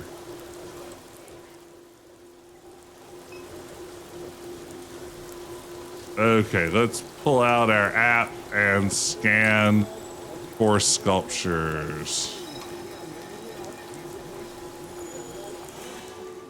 First reading for the Apocryphon of Kinner John. Early years you spent inside, TV on, dad blaring the games. Says he keeps Christ in his heart, but it's a lie. Kinner is the only place on earth. Nowhere you go, no one to hang out with. Your flesh is alien. The house is a prison. Only escape is through fiber lines. Someone in the forum posts a flyer for a show, somewhere to meet people, something to do, whatever. Borrow your dad's car and go. Step into St. Somewheres and immediately you'll know these aren't your people. Garrett. You make a few jokes. Someone calls you a Nazi. You throw the first punch. Things spiral out of control. You're outside bleeding, pushing someone's face into a trash can full of Go cups and beer bottles. The scum are screaming at you to stop, but you don't. Someone knocks you over the head with a floor jack. You fall to the ground, they think you're dead. You're unconscious for 11 days. You wake up with a slouched mouth on your left side, determined to ruin everyone's life. You watch the forums closer now. You call the cops on the next show and the next show and the next show. You get the place shut down for a while. You didn't let up. Good job. Wow, this guy seems like a real jerk. I'm starting to think this Kenner John is trouble.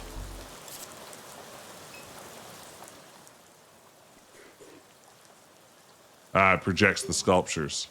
Oh, someone rolls over it with the lawnmower. Oh, that's a good question. I'm ready to retire.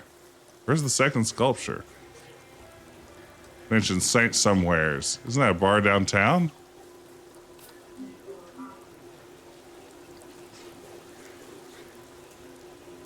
Okay.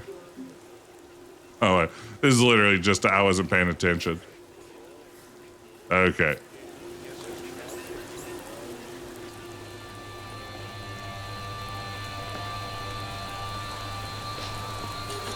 Let's get a ride. Well, there's Saint Somewheres now. I like how easy this is to do. This is exactly, again, the level of difficulty I'm looking for in a game. Small group gossips conspiratorially. The music spilling from the inside drowns out all but the vaguest details. I love Triangle, too much whiskey. Someone kicked a wall in a fit of rage. Hot dog customer. Oh, my stomach doesn't feel right. Oh no, that's the guy from the puppet show that we sent to go get a hot dog. Oh, there's something you must do in this scene. You cannot blow it. You have one chance. You must get this man's full story. This past couple of hours has been the worst experience of my life. Why'd you let me eat that thing? Okay, Ben, if this is a great scene, what do I do here? Is this the guy that I have the great scene with? And how do I avoid messing this up? Be sadistic. I need to be sadistic. Okay. Nothing personal, just something I had to do. You're a bad person. After you left, my stomach started screaming. You know how hard it is to find a bathroom in the French Quarter? You found one, that's good. No, I didn't find one. What'd you do? You don't want to know. Yes, I do. Oh, but I do. You give me bad vibes, you know that? You want to know how I dealt with the insane explosive diarrhea I got because of you? Now, again, we did convince this guy to eat a rancid hot dog in the last stream. This is some kind of power trip or something? Do you go around coaxing young men into eating old gray meat most nights, or is this a special occasion? Special occasion. And then you follow them around and see how they... see where and how they took a shit. This is what you do with your weak nuts? Yes. I'm here, aren't I? All right, fine, I'll tell you, but remember that you asked. So after you leave the French Quarter, I'm staying there with flannel ass, enjoying my second hot dog. I can tell something's wrong in my stomach. Or up the street to use the bathroom at some tourist trap, but the bouncer throws me right out when it's my turn in line. By that point, I'm desperate. I unlock my bike and start riding home as fast as I can. I nearly run over a couple of pedestrians. I'm on Elysian Fields in St. Claude, major intersection, tons of traffic backed up for a quarter of a mile because there's an accident. I know that I'm going to shit myself. It's coming. I'm in a state of complete panic. If I shit right there, dozens of people will see it. I need privacy fast. There's a stretch limo Hummer pulled on the side of the road with people hanging out on the sidewalk next to it. It's like high school students. Maybe they're getting ready to go to a dance or something. They're all congregated on one side of the limo, like on the sidewalk. I'm on the street on the opposite side. So I drop my bike right there in the street and sneak into the limo as quietly as I can. No one's in there. They're all outside. I don't think twice. I just pull my pants down and let loose. It's, you know, there's a lot of it. It's taking a while. Should I keep going? You still enjoying yourself here? Yes. Please continue. You're disgusting. So anyway, while I'm in there. Hey, Crimson. Yeah, you're here just in time. Welcome in. Hope you're doing well this morning. Okay, so anyway, while I'm in there, the kids shut the door, the driver climbs in, all the lights go out. I guess the driver is just dropping the kids off downtown. I don't know. At this point, it's just me and him. There's a tinted window that divides the cab from the rear of the limo. It'd be pretty hard for the driver to see me at the lights out. He gets on the phone, calls his wife or girlfriend or whatever as he drives away. He thinks the limo is empty, and he's got on speakerphone, and I can hear the whole conversation in the speaker right next to my head. First thing he says is how bad those kids stink. Says he'll never drive young kids like that again. Said they smell like baby diapers. Then he starts like having phone sex. I'm not joking. They immediately launch into it, saying what they want to do to each other, all this stuff. Not like that's the biggest deal in the world, but for reasons I won't get into, I just really don't want to be in there anymore. I try to open the door thinking I'll just jump out, but the door is locked. I checked all the others. They're all locked. I crawl up to the window and start tapping out, sir, you forgot me. He hangs up the phone, cracks the little tinted window. Who in the hell are you? I'm one of the kids. You forgot to drop me off. He starts shouting, what is that smell? What is that smell? My heart is beating out my throat. I can't breathe. He rolls up the window and calls the police. Again, I can hear the entire conversation. Operator asks him what the problem is. He says a man broke into his limo and took a shit in it. Just like that. A man broke into my limo and took a shit in it. They ask him his location. He pulls off the side of the road and waits for the cops. I'm banging on the window, begging him to let me out, saying I'll pay for him to get it cleaned up. He pretends I'm not even there. Still care to listen? Yes. Of course. All right, so here's what gets me. New Orleans Police Department has never shown up to anything on time. It takes them hours to show up to a murder scene, right? Well, a squad car pulls up behind the limo within like 3 minutes. At this point, I can't even explain to you. I'm having a heart attack. I'm dying. I crouch down behind the door and wait. There's shit everywhere. It's on my shoes, my hands, my shirt. I have no alibi here. The man gets out, opens the door for the police. I spring out of there and just start running. I don't look back. I can hear the cops shouting. I turn to the neighborhood. There's a construction dumpster about a block away. I run like lightning toward the thing, dive in. There's barbed wire, nails, all kinds of stuff. Getting scratched up. I don't care. Adrenaline is coursing through my veins. I burrow down to the heap of trash like a mole and hide. I can hear the police sirens, squad cars stop at the dumpster. They get out, they look around, they shine the light right on me. I stay perfectly still, holding my breath. They leave, I wait a couple of minutes, I climb out, I walk here, I wash up. So sorry, it's fine.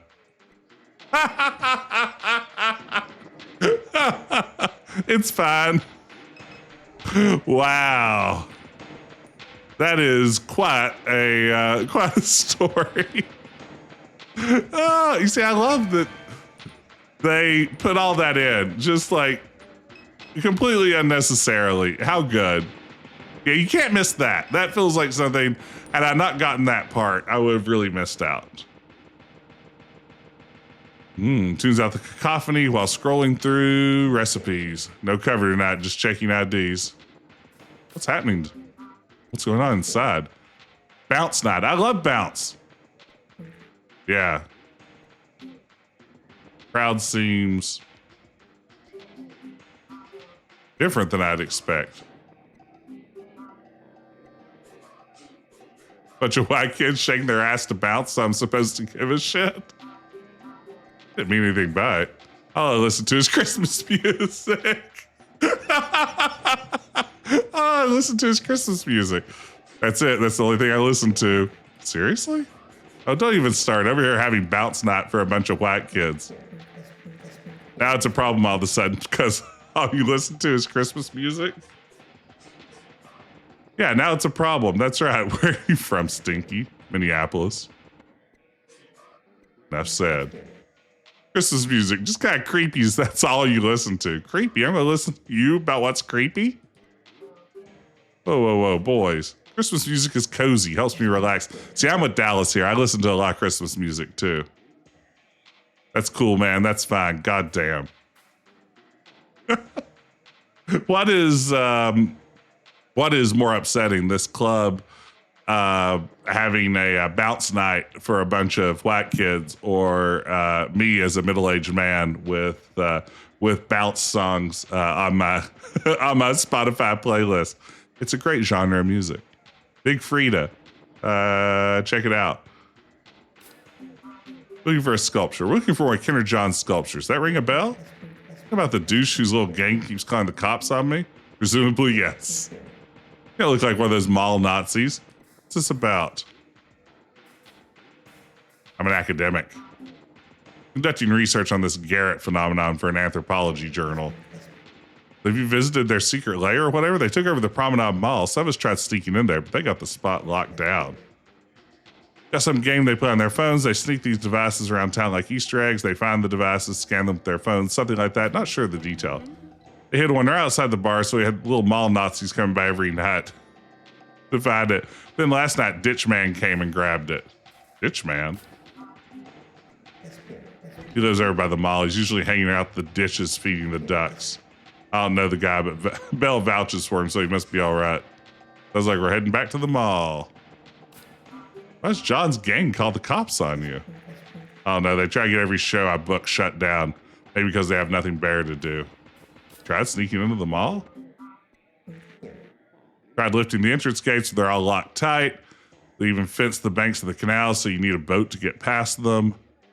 We're thinking of going back with a couple of kayaks sometime. Oh, kayaking sounds fun. How about tonight? This will be going till at least 2. I've got a shift in the morning. Why does Ditch Man come around here? Ditch Man! He buys stuff off Bell. What kind of stuff? Man glances down at Catherine's shoes. Why do you care? Just looking for a way into the mall.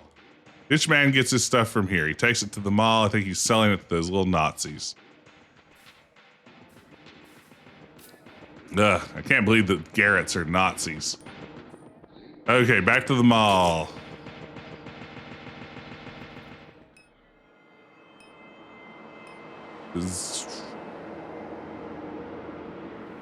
All right.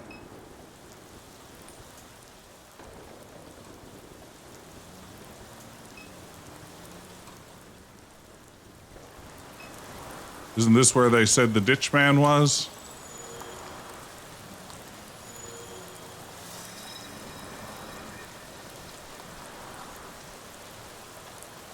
Oh, there it was.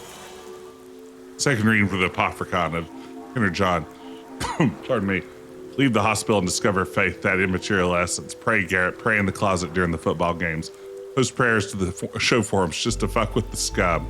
That's how the Garretts find you.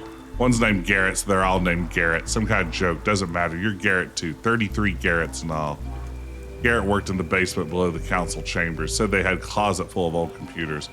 Garrett plugged one in, used it as a server. That's how Garrett hosted sermons in the sky. Rejected videos of someone he found online. Said he grew up in Kenner just like Garrett. Garrett began watching him too and told the other Garretts to subscribe. Soon all the Garretts were watching Kenner John. John summoned his flock to the Ziggurat Promenade Mall and taught them about Christ's hidden nature and other secrets of faith. He spoke of these things on the server beneath the council chambers as he did above the concrete in the New Orleans sky. Ah, it's Ditch Man. Hey, Ditch Man.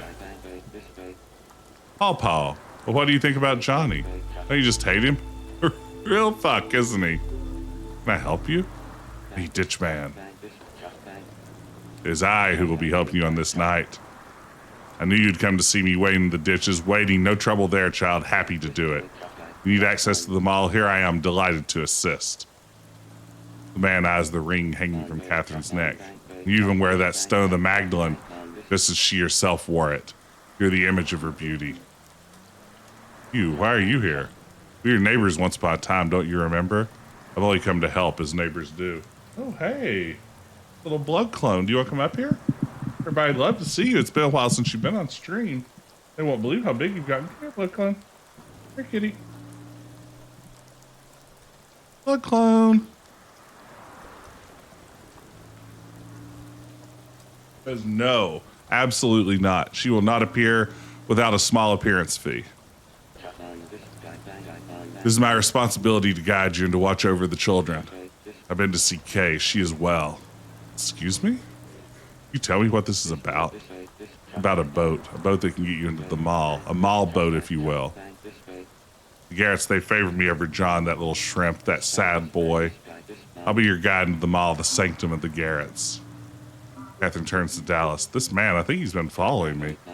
To help, I've always watched over you. But Blue, a good man, they say, an asshole. He wouldn't let your pawpaw near you. Well, here I am. I came to tell you, you don't need to worry about Kay. Keep your name out of your mouth. She'll be home, perhaps too late for you. Dying, they say, from becoming to being, the philosophers say. Where'd you see my daughter? Walking through California like it were Galilee. Her robes frayed, splendid, divine, a child of Christ.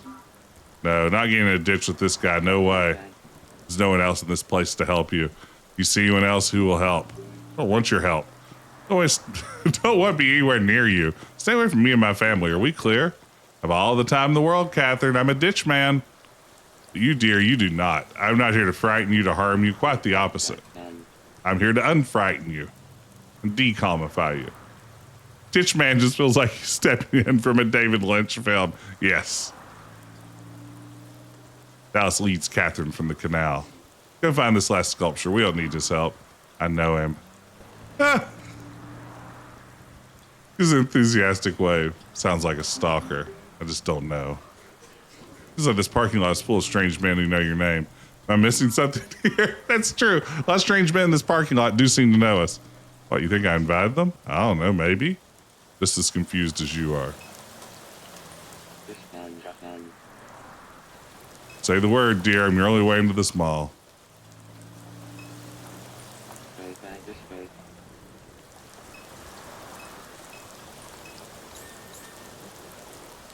Well, I don't seem to be able to do that yet. I guess Keith knows anything else.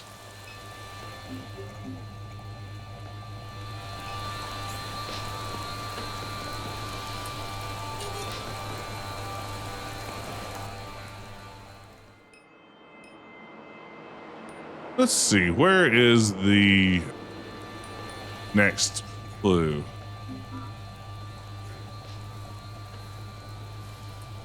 How do you feel about Papa? Yeah. Probably about how you expect, like he's batshit. He's pulling all that nonsense from. I don't know. Seem to attract these people. Thought you might be the type. This is conjecture, but my father, love him, he wasn't the most honest man to come out of South Louisiana. He used to spin up all kinds of tall tales about our family's history. Had more than a few lost souls believing him. Figure this guy's part of that old man Pete's living legacy. All right. Love that stuff about the necklace. Not even getting into it. Hey, I get it.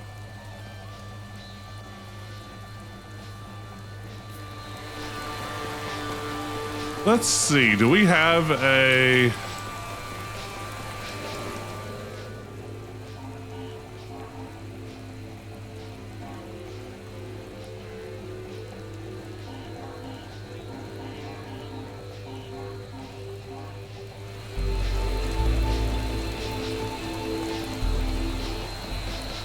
wonder where we need to go next. Probably not back to Eagle Wholesale. Maybe just downtown. Downtown.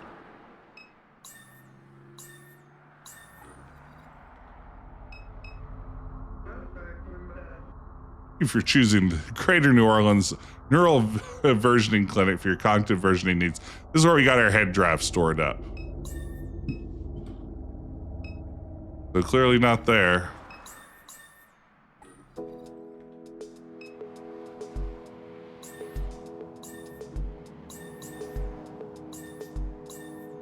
They mentioned City Hall in that last go around. A woman with an exhausted expression sits on a bucket with a forgotten cigarette burning in her fingers. Are you one of those nerds that comes around here to play with puppets? I'm not. Good, we're back here trying to live a quiet life. These people with their haircuts, they come around here playing with puppets, making a big production. Then the cops show up and give us a hard time. There's a great puppet show in the last episode if you weren't here for it. I chased away from my last spot. I'm not trying to deal with that again.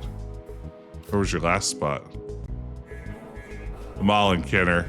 That was one of the first after they condemned the building. A man lived in the closet. He was strange, but he kept to himself. No one bothered me in that place until the boys showed up. They chased us out, threatened to report us. Little bastards. That guy John, their leader, he should die. Hope the closet man lives up to his word and kills him. Interesting. Closet man, you say? Let's go to City Hall.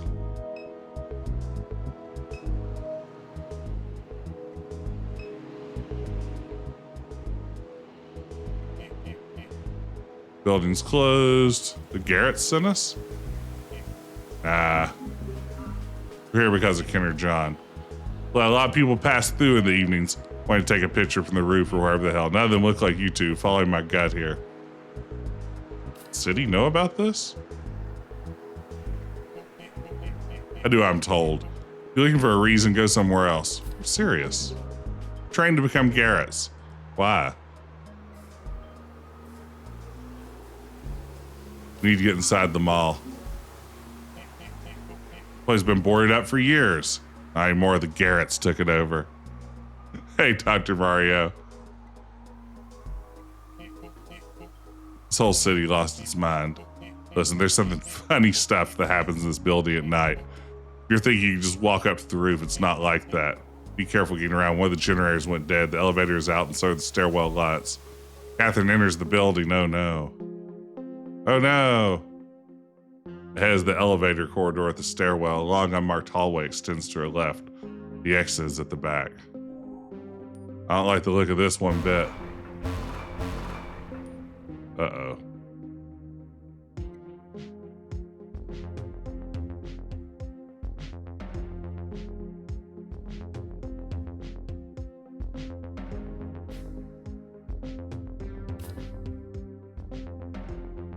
Catherine wanders the hallway until it terminates at the council chamber. The door is shut. The lobby is behind her. Try door. Door of the council chamber is locked. To lobby. Catherine enters the elevator corridor. The floor display above the elevator reads dash dash dash. The stairwell is ahead. Press elevator panel. It reads dash dash dash. Doesn't sound like an elevator's coming.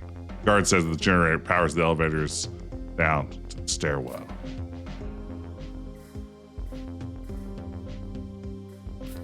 Go down. We descend the stairwell. Fading fluorescent bulb strobes in the hallway to her left. Stairwell is at her back. Go left. Turns the corner and immediately meets the stare of a man squatted on the ground in the shuddering light of the hallway. Speak. I wouldn't stick around too long. Why? What's that supposed to mean? The man's demeanor remains unchanged. He removes a receipt from his shirt pocket with a note scribbled on the back. He begins to read. On the 7th floor is a planter, but if you don't listen closely to the following, he'll hide. In the darkness, her hands you must shake. Do so in the order I say. Any missteps, and the elevator will clear the mistake. Uh-oh, this sounds like a puzzle. Get out my notebook here, in case there's important notes. The first number in our sequence is the floor above the council chamber. Third most distant from the sky. That's 2, because the council chamber is on 1. My handy dandy, that's right, Jersey. My handy dandy StairQuest notebook available on Redbubble right now. Let's see. So I think that's 2.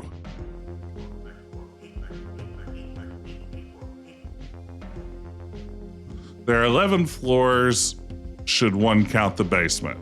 Our second number is equally high and low. So let's see. Basement 1, 2, 5, 6, 8, 9, 10.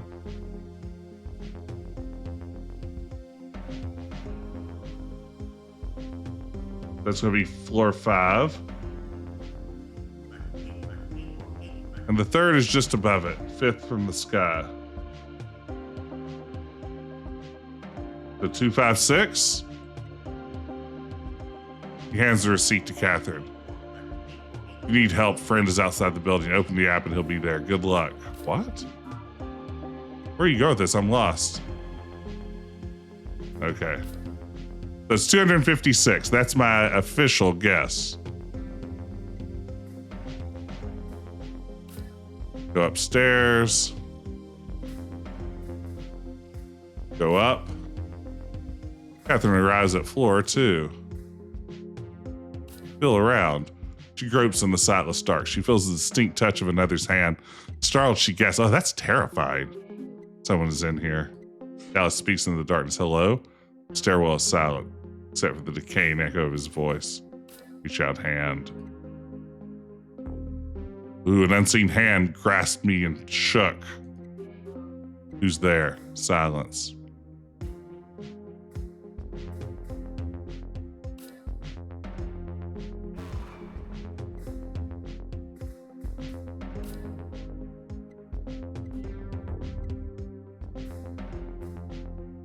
Go up. Floor 3. Reach out hand. What is this?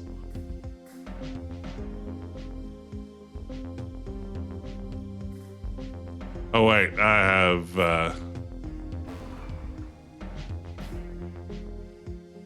I need to hit the floor at each one.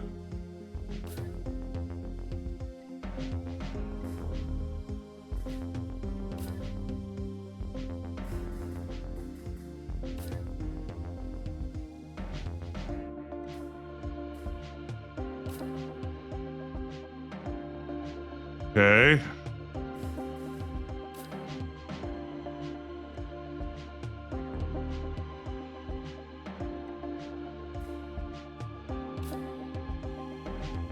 This is creepy.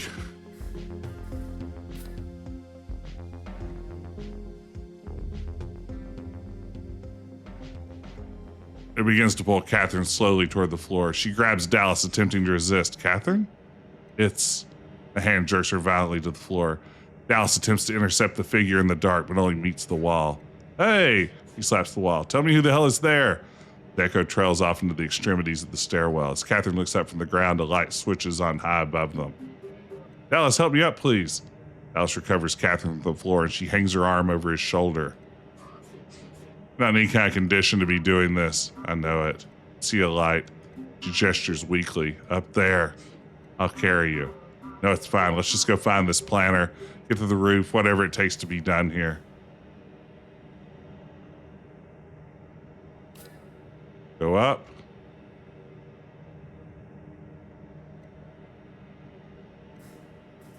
Inner doorway. This should be the planner, right? Steps in the warm lamplight glow of the 7th floor office overlooking Duncan Plaza. A man sits at a desk, facing the window. He looks back at Catherine, looks away. Office is closed. Working late or hardly working? Working late or lately working? Planner looks at Catherine over his slouched shoulder. No later than usual. Keep listening. We're drafting a new master plan. Catherine nods and leans against the jamb of the door. Been an ordeal. You may have seen it in the news. The antagonism in this city. My God, everyone wants something different. The planner looks away from Catherine. Listening. I'm the one they hate the most. The other planners are interesting, younger. They're passionate about the work. I'm old now. I watched them bulldoze the projects.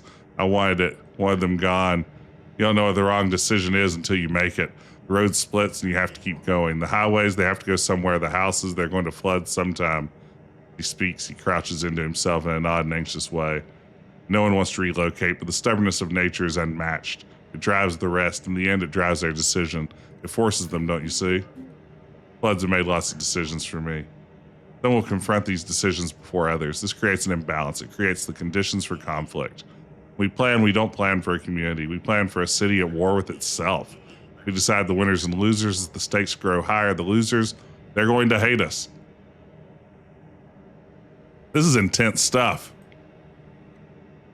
He turns his gaze across his shoulder and meets Catherine's eyes before looking away a final time. Gives me a fucking ulcer. It is spectacular writing. It really is.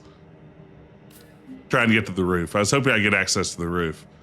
Planner turns in his chair. I see. Any chance you could help? You don't look like the other ones, I'll say that. Excuse me? Where's your shirt? Uh-huh. Keycard's hanging on the rack. He returns to his original posture. Catherine grabs the keycard. Sweet. Go up. Go up.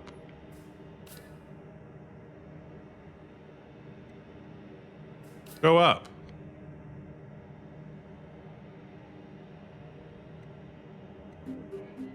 This is killing me. Exit casts an obscure red glow over the exit sign casts an obscure red glow over the area. Ahead is a steel door with panic bars. Magnetic card reader must lead to the roof. Try door. All right. Exit to roof. Steps through the door into the cool winter air above City Hall. Need to sit for a moment. Of course. Josh gestures to a nearby air conditioning unit. Let's sit.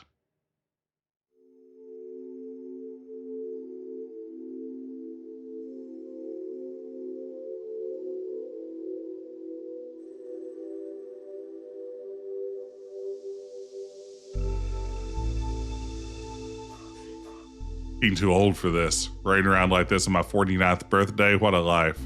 Birthday? Today's your birthday? Today's my birthday. At least it's memorable. No question there. You all right? I'm fine. Just need to breathe for a minute. Never be normal with super. Always gotta be some shit like that. Why I keep doing it? I don't know. This is hand in resignation. There's not much else really. Not anymore. What would you rather be doing? You could. What I'd like to do is listen to Christmas music. Be home with my daughter and my grandchild. Where's home? Holly Grove, right near the canal. They started staying with me a few months back. They livened up the place. Kids do that. Got any? A son and a daughter, 2 years apart. Still at home? My younger one, I can't get him out of the house. My daughter, she doesn't want anything to do with me. So maybe when I was diagnosed, she'd come around, but she never did. Catherine looks toward the westbound traffic. No, she never did. Hurts to be dropped like that. Sometimes it hurts worse the more time passes. Just know I won't see her before I die. That it does hurt. It hurts and then you die. The two of them laugh. Not all bad. Just hope there's something on the other side. There is. I know there is. The ones I hurt and left behind, I'll see them there. I'll get to apologize. Amen. Let me ask you the same question you asked me. Why keep doing this? Not a lot of runners our age. Long story. This is my first time on the app. Things have been interesting for a while now. I tried to have a straight job once upon a time, but that didn't last too long. Yeah, why not? Let's just say I lied on my resume. Oh yeah, at the community college, right? Nearly everyone I've met has a story like that in this line of work. Nothing special about me then. Wouldn't say that. The old man in the ditch thinks you're special. I wish an old man in a ditch believed in me. Let him think it. Do you fear this lapsed sculpture's around here somewhere? Yeah, I think it's literally right there.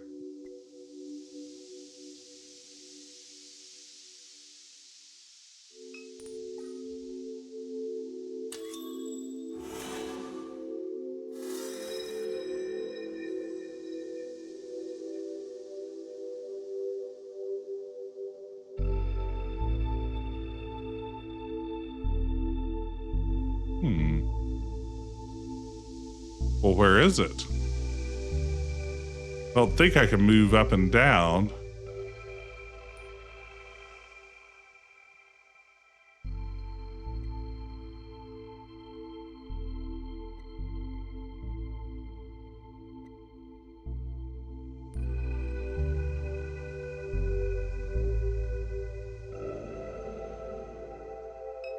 Ah, look up. There we go. Thank you, Ben.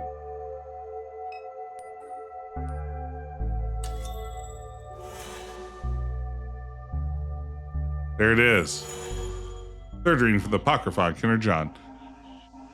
New Orleans is a pit and Garrett's stuck in it. New Orleans is the lowest world. A messenger visits John, tells him about the early faithful now living in the cavities of the Martian moons. Tells him there's a way to commune with them through the atomic language of angels and spellcasters and others who know God's minds.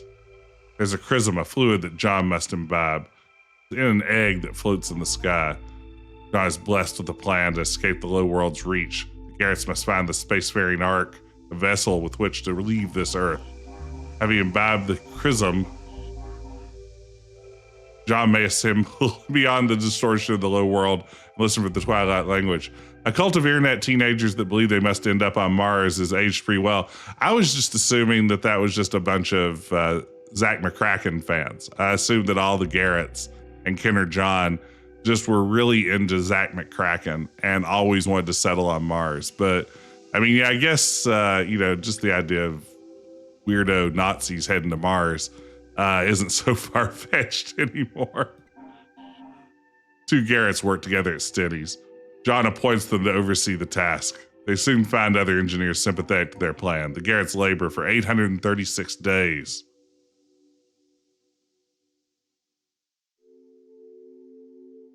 In that time, the ark is complete. All that remains is the egg, which holds the chrism. No God's mind. So that's it. We found all three. Go ask the kids at the mall.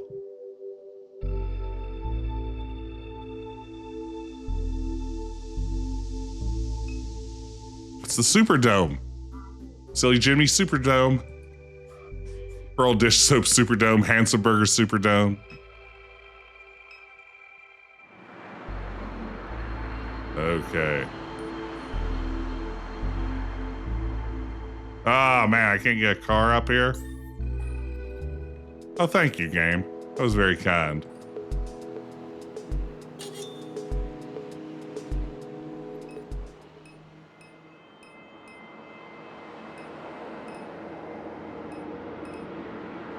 Should we drop by his place first? He really said he wanted to see his family. It is his birthday. Car flooded last summer at the pumping station, went down, ruined the transmission. See, they said they'd send me a check. Still waiting on it. Been borrowing my daughter's car in the meantime. It's his birthday. Exactly. It's his ding-dang birthday. Love this house. It is my daddy's. I'll be damned if it isn't cursed. Every time I get a little money in the bank, the place floods again.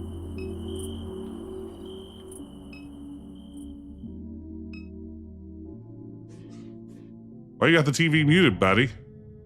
Mom's studying. See? Martha grins wide. Kid of the year. Wasn't there this morning. A little early for a tree, isn't it? Never too early for Christmas. I love Christmas. I love this guy. Me and this guy, see eye to eye. Y'all save me any pizza? Austin tore through 2 boxes. He's still hungry.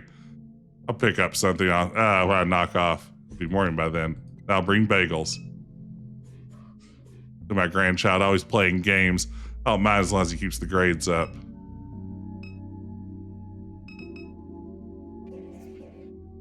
The birthday boy. How is it over here, kiddo? Fine. Homework. Austin's sick. Yeah, a 49-year-old living hard but who loves year-round Christmas is a cheat code to a lovable character.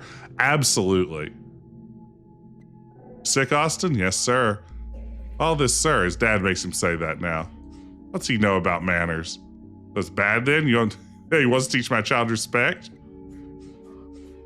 Not sir, all right, Austin. I'm your pops. Yes, sir. Knew you were going to say that. Got you a little something for your birthday. It's under the tree. Oh, come on. I told you. It's small. Trust me. Let me go see what it is. You look at this. A new tie.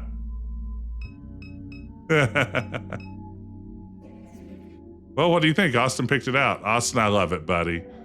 Mom said you needed a new tie. We got it at the dollar store. Pops doesn't need to know that, Austin. Oh. Hey, there's nothing wrong with that. This is the best tie I've ever seen. Your Pops can't wait to show it off. Love you, little man. Love you too, Pops. That's music to my ears. That's really sweet. That looks great on you, Dad. It's your style. I'm glad we came to his house. I guess that's all we need to do here.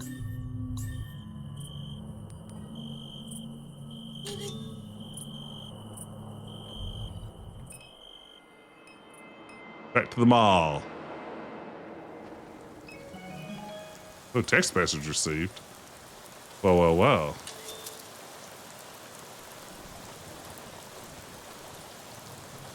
We sent an advance to your wallet in order for you to complete the mission. Please don't waste our time. Was that the message or was it at the bottom?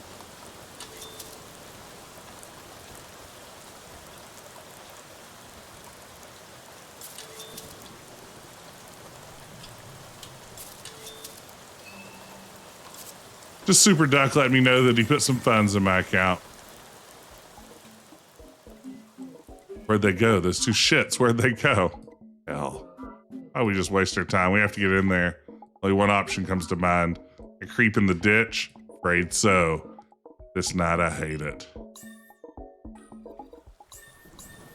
All right, ditch creep, you're on. We need your boat. Oh? His face is pure glee. How wonderful. A boat ride into John's fucking skull. We'll live inside it. Calm down, keep your distance, lower your voice. We need the boat, not you. The mall, John's skull, John's skull. Boat's a little further down the canal. Let's go and visit the sanctum of the Garrets. All right, we're back to Kay. That's not Act 3 yet?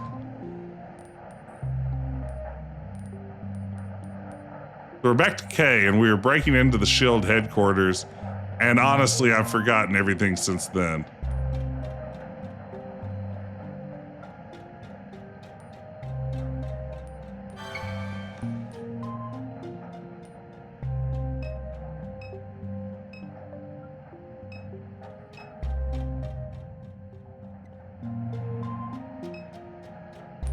We've got our whole party here. We're trying to figure out what Catherine was searching for here. Wide poster hangs on the wall. Wide drone fleet captain. SUNA 19, commonly known as the drone priest. Missing, considered armed and dangerous. Contact Shield community, dispatch side, do not approach. Instruction manual for the operation of the crane network. Operated from a safe distance using control panels located at various points around the facility. Each crane is labeled with a unique identification number. To operate a crane, enter the prefix code followed by the crane ID.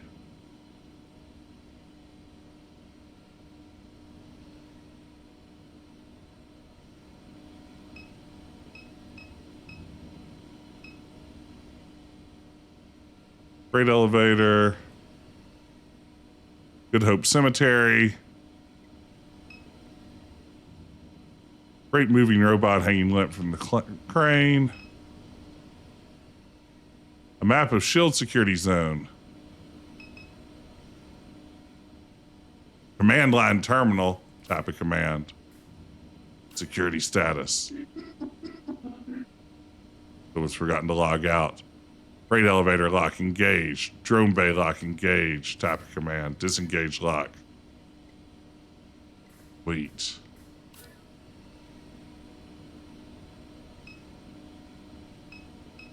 We couldn't actually do anything with this. It's just letting us know what all is in security zone A. Hey, good morning, Matt. Welcome in.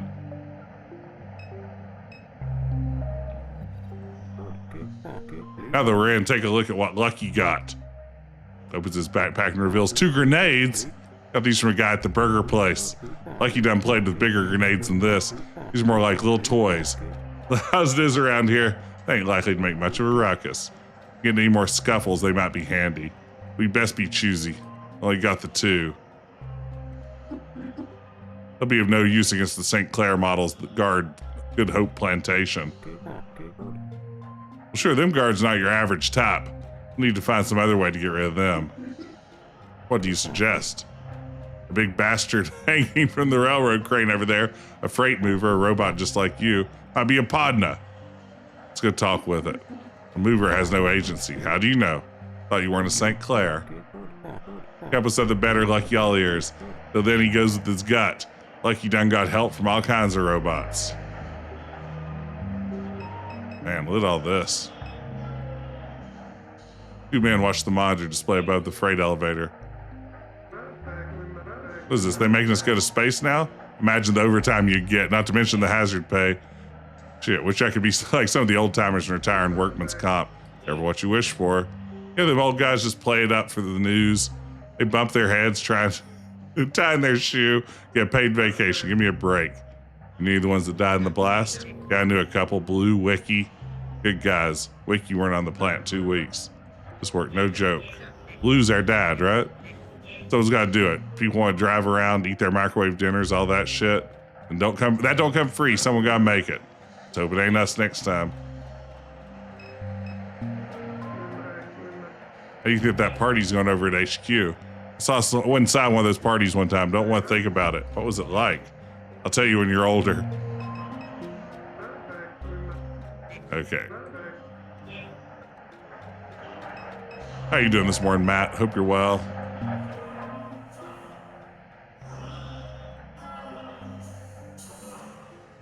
Shield's commitment to sustainability is built into our business model and code of conduct. To protect our planet's ecosystem, Shield leverages informatics and machine learning to harness extraplanetary resources such as magnified solar energy and astral ore. Our priority is the safety of our workers and the integrity of wetlands and other natural habitats across the planet. Shield, a greener world awaits. Well, this company seems on the up and up.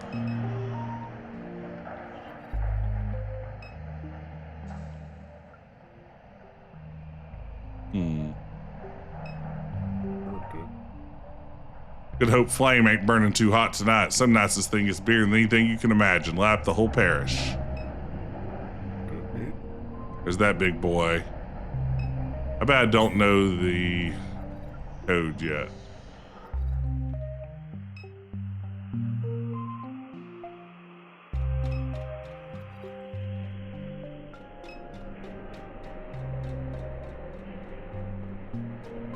Ah, the refinery in the real life Norco is a shell refinery. That makes sense.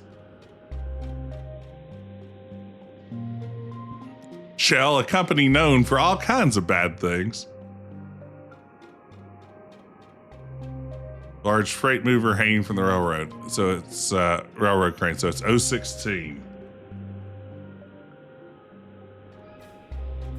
Speak. Shout toward the machine to get its attention, but it remains unresponsive.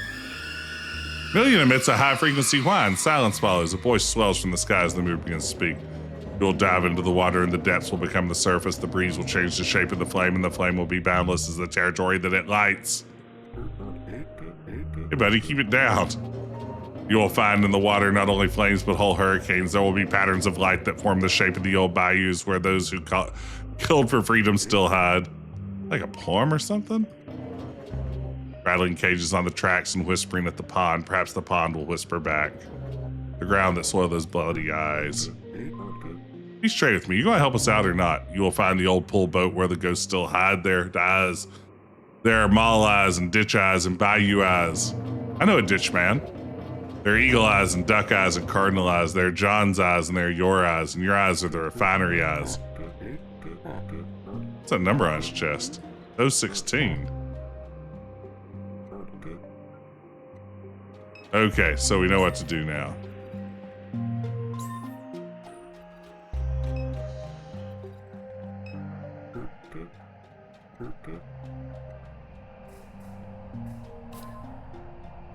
Okay.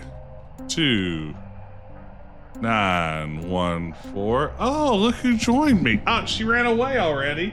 You just wanted to run across my keyboard and go? Man, you almost got a Blood Clone cameo. Blood Clone is so big now, you guys. When we got our cat roughly a little bit less than a year ago, she was half a pound. She had pituitary dwarfism, which meant that she would likely never grow into an adult cat or even like a full-size kitten. And she underwent treatment. To the best of our knowledge, she's only the second cat in the world to have ever documented gone under this treatment. And it worked. She's a little miracle cat now. She's nearly a full-size cat for a year old and is just a wonderful little terror. We love our little Blood Clone. Okay, so that's the access code and then the robot's number. See if that does it. Manual override confirmed. Startup sequence initiated. Please enter a movement path code. A what now?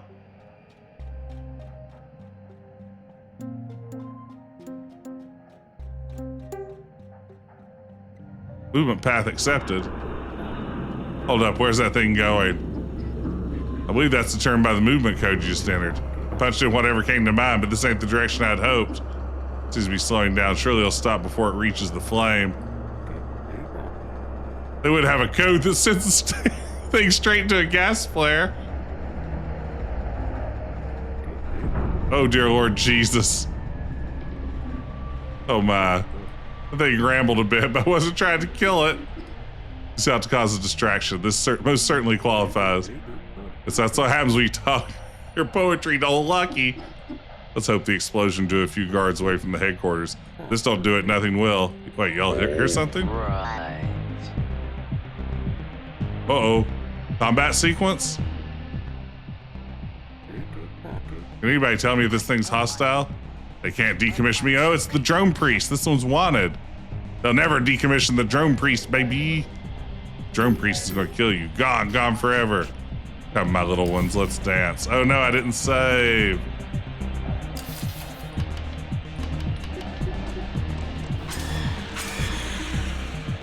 Okay.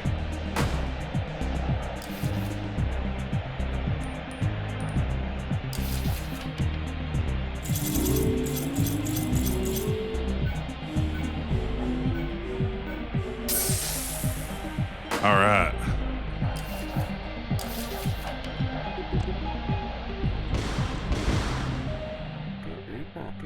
What in the good Lord's name? Oh, he took out the drone priest. I can't believe it. Should probably save.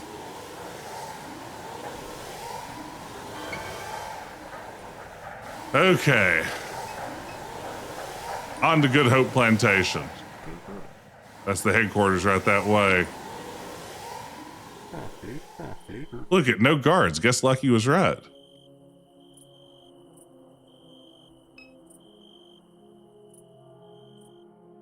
Oh no. What's going on here? Doorman. Such splendid attire.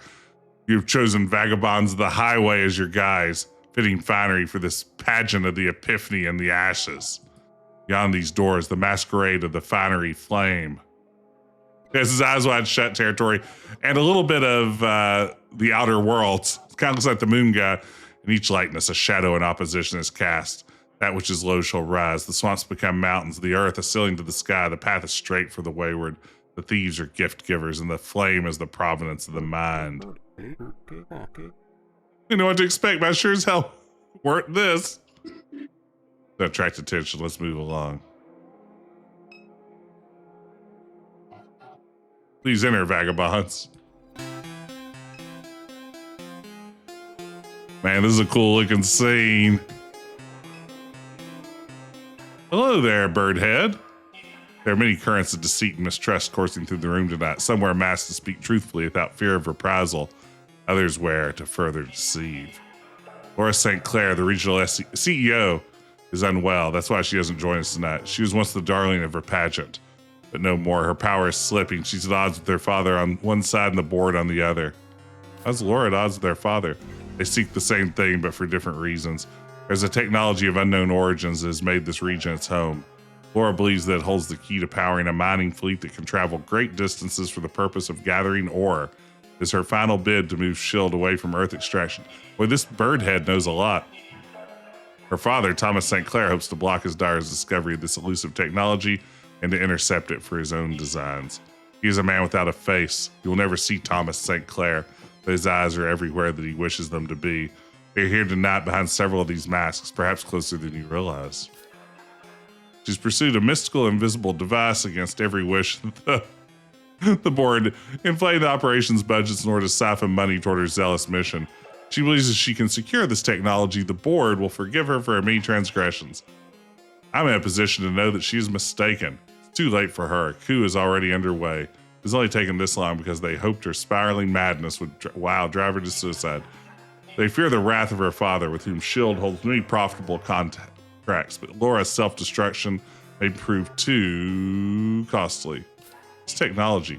A vessel of light that has remained hidden for decades, a visitor from a distant star, a hoax, an angel, a military weapon, a drone, distortion created by gases combusting in the swamp. No one has been able to capture the specimen or even verify its existence. Laura became more irate with each proposed theory. It grows darker by the day, and the device escapes her reach at every turn. Oh, that person knew a lot. Trenchcoat says you came to the one last year when they lit the Nutri on fire? Yeah, they say Thomas St. Clair shows up every year. He might be here tonight. There's just no way to know with all the costumes. Is that why his daughter didn't show? She's probably up in her office drinking alone. There's too much bad energy here. Saw online there's a party in the lake tonight. Might bail early to check it out. An improvised dance performance plays across the stage. The dancers periodically pause in their motion and eye the crowd with an exaggerated look of distrust. One is dressed in a maroon robe, the other in a feathered cape. Make your way toward the stage. Mimic the dance. Begin to mirror the unnatural proportions of the performers as they crab walk across the stage. Other spectators dodge you or give you a start. You graze the backs of their legs. The onstage performers notice your mimicry. They stop the movement with a severe look of disapproval. You stop as well. One of the performer raises his hand to you. The shadow. You raise your hand in kind. Try harder, Dad. Dad? My child. Leaps from the stage and holds his arms out, inviting the embrace. Hug. Give the performer a full embrace as he lets out a theatrical cry of relief. He turns to the audience that is gathered around. My child has traveled from a distant place to join us tonight. She has watched the deserts burn. She has no face, no smile, no nose, no eyes. They graced her once upon a time, but somewhere along I-40, she left them behind. Just like the alligator, she thought she could hide. But the alligator's home is eroded. The bayous are gone. The man who walked the alligator like a dog still died alone. My child, born to travel, won't sink in this quagmire for long. She'd sooner die herself. Die in a war, in a rocket, perhaps. Sooner die anywhere else than stay here at home. Wow. What in the world? The Sun and the Minotaur watch crowds flow in and out of the lobby. A man wearing a golden crown gesticulates drunkenly while those around him back away in embarrassment or attempt to calm him. History isn't created by the sympathetic, the soft-hearted. No. Why bend to the will of the weak? There he goes. Why punish those who carry passion and virtue in their hearts? Power is the very essence of life. That's great, Bruce. It's Garrett now. Hey, that's Bruce. How many times do I have to say it? Not calling you by your cult name. Not a cult.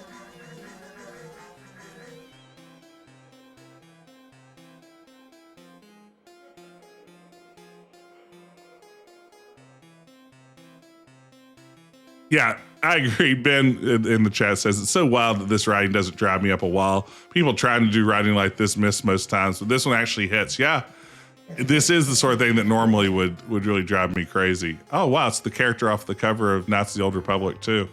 Saw Kendra John bragging about that online. Godspeed. A toy rocket's going to explode before it leaves the ground. The engineering is sound. I'm helping to launch it. You're blitzed. You couldn't even walk a straight line. Keep it up. You only hide your jealousy for so long. You think I'm jealous you joined a cult? Not that. You know what I'm talking about. The CEO chose me as assistant director. You wanted it. You wanted it so bad. But still, I possessed the confidence to leave it behind, to take a leap of faith. Bruce, we all know you've got daddy issues. Why don't you just go hug your little stuffed monkey and cry about it? Weak-minded reject. Never assumed you'd understand. Excuse me, you're only humiliating yourself. Hey, it's Keith. Keith smokes a cigarette while watching the pageant. Mad after all, a lot to take in, hey? How'd you get through? How'd you get through? Called my buddy who had security around here, told me to come on down. Why'd you mention that at the bar? Slipped my mind.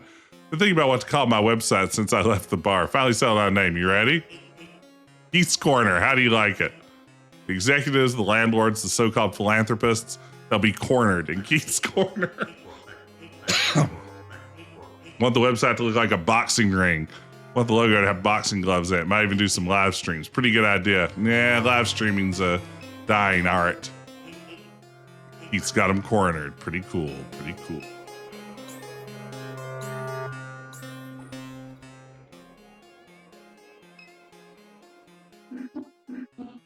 The elevator is protected by retinal authentication. The executive offices are above. That's likely where your mother's possessions are being held.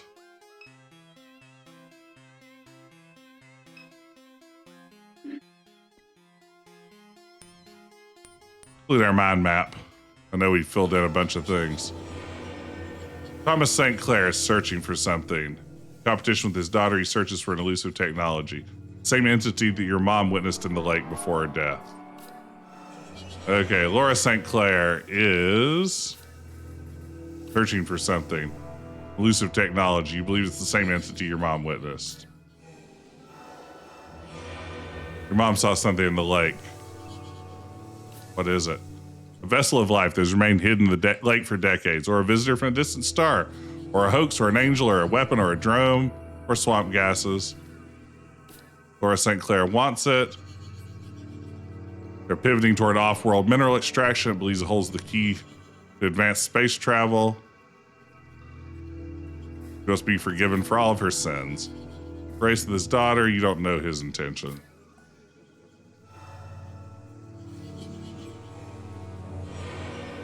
What's a Garrett? Not much. What's a Garrett with you? Okay.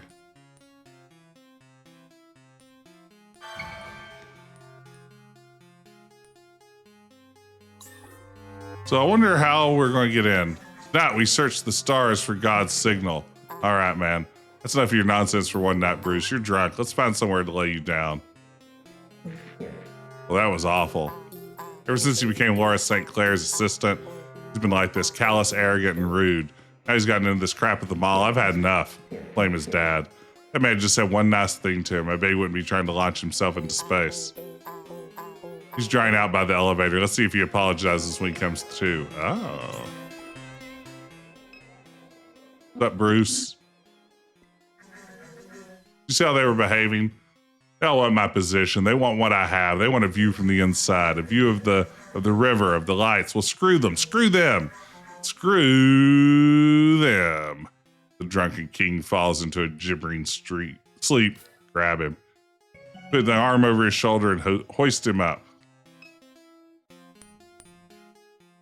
You drag the slouching king toward the retinal scanner. Well, what? The LED sensor passes over his eye before you drop him on the ground. Nice. Go up? Yes.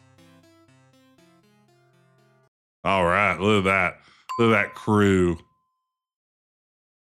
I like that we're a strange, faceless entity.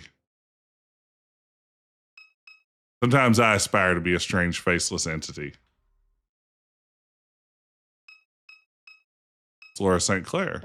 Do not rifle through my things. Well, I'm an adventure game protagonist. The storage box sits on the shelf. Internal literature, operational documents, engineering reports, soil quality surveys, human resource handbooks. A binder no different from the rest sits atop the collection. On the viability of operating a server supercluster at the Shield Norco refinery factory.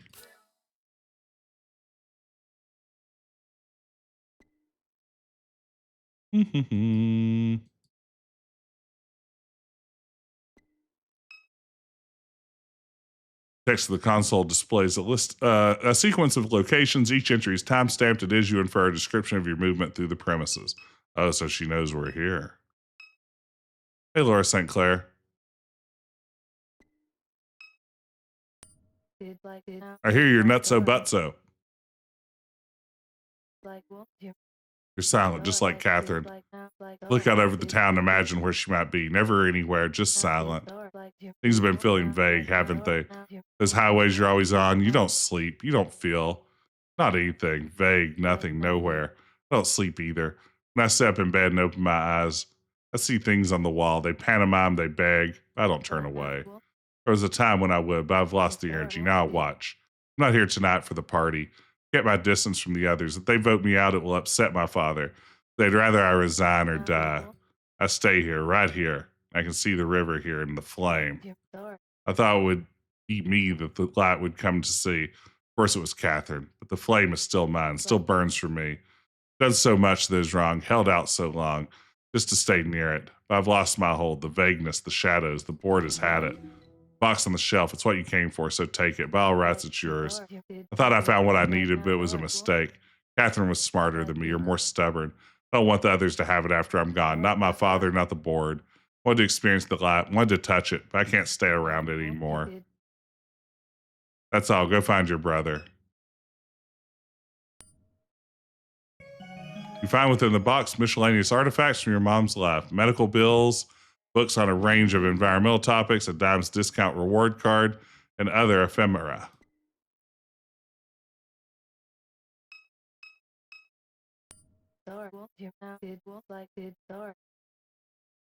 Oh, there's a thing you missed in this scene. Ben, can you give me a hint what you missed so I don't miss it?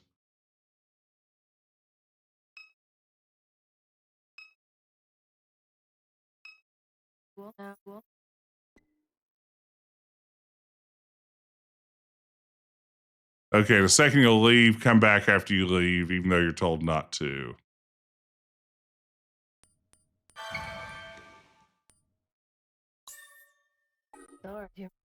Okay, don't trust her.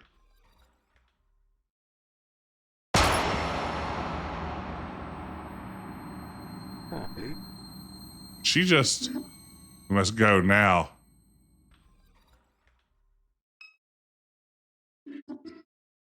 We go now, no delay. You slide the letter gingerly from its envelope. This letter is addressed to my father, Dr. Thomas St. Clair. It was, as you expected, a long series of mistakes, all very amusing to you. I wanted to outlive you, but it's just an echo of my memory haunts your lonely days. That will be enough. Hope you never find it. I hope you won't.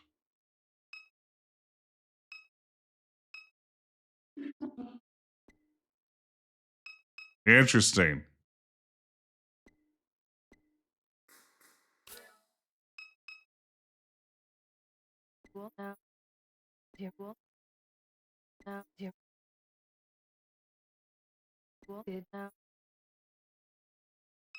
Okay.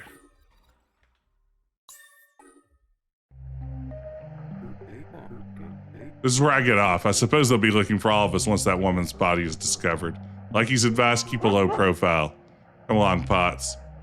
Lucky walks down the highway and into the obscurity of the surrounding swamp. We have what we've come for, the box of Catherine's possessions, though its contents leave me more perplexed than before we arrived. Most of what it contained was trash, scraps of paper, scribbled notes. The only thing of any interest was a dime's discount coupon card. Thank you for the heads up on that, Ben. I probably wouldn't have gone back in. Did your mother visit the gas station before she died? Why would Shield think so, to grab it? Puts us no closer to finding Blake.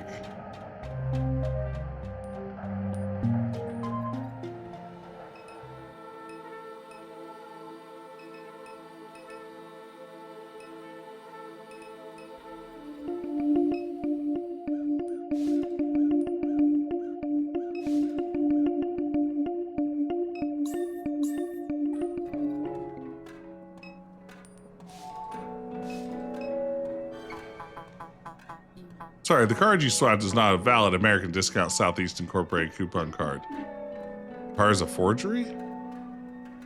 A fluid of thought swirls within the robot's head. Catherine, she always kept her secrets hidden in plain sight. We must search the house. There's more to find there.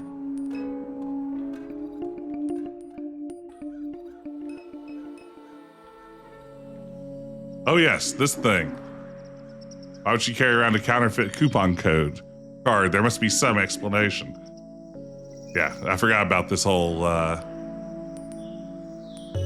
situation here. We'll just pop it in the old Virgin Mary statue. Ooh, from within the house you hear the vague clop of something mechanical. The vague clop is such a wonderful turn of phrase. I'm curious if anyone has ever used those words in conjunction with one another before. Like, I'm going to pop over to Google. Vague clop.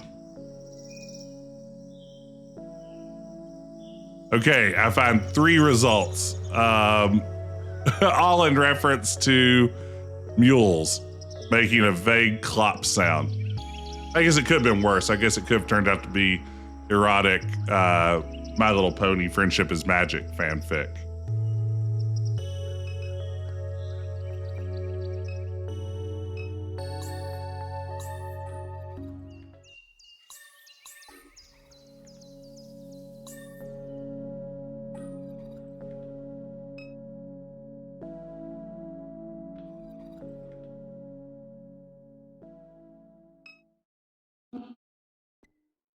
It's shifted since the last time I looked.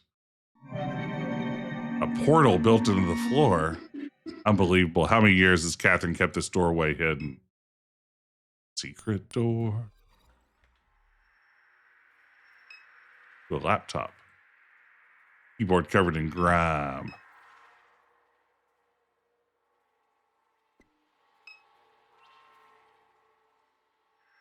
It's a cheap plastic electronic device. One USB cord runs from the instrument to the computer tower. The other runs to the laptop.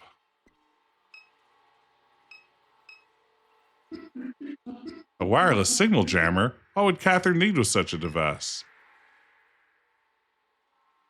A map of Lake Pontchartrain hangs on the wall, decorated with various illegible notes and penciled routes through its network of bayous.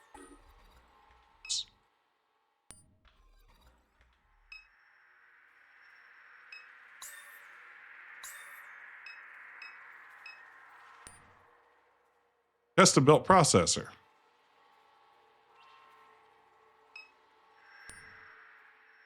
Power on the processor. As the machine breathes to life, small LED lights begin to flicker in the face of the oblong plastic device on the table. A USB cord runs from the device to the laptop. We talking A to C, C to C? What are we dealing with here in the future? Probably lightning. Computer's terminal is quickly obscured by pop-ups advertising malware scanners and other products, and decipherable static blossoms from the speakers. Distorted bursts. The noise begins to cohere into a cracked simulation of your mother's voice. Complete. Extracting all of those megabytes. Head drive. Driver update required. No Wi-Fi connection detected. What is it? Enumerating alphabetical index K? Please, is this? Child age 23. For your cognitive versioning needs, choose the Greater New Orleans Neural Versioning Clinic. Oh no. Dear God. Driver update required. Enumerating alphabetical index. Array member deleted. What is that? No, please no. If you can hear, can you hear me please? Away that robot, please. Please get away. Oh no. Oh no. What's happening?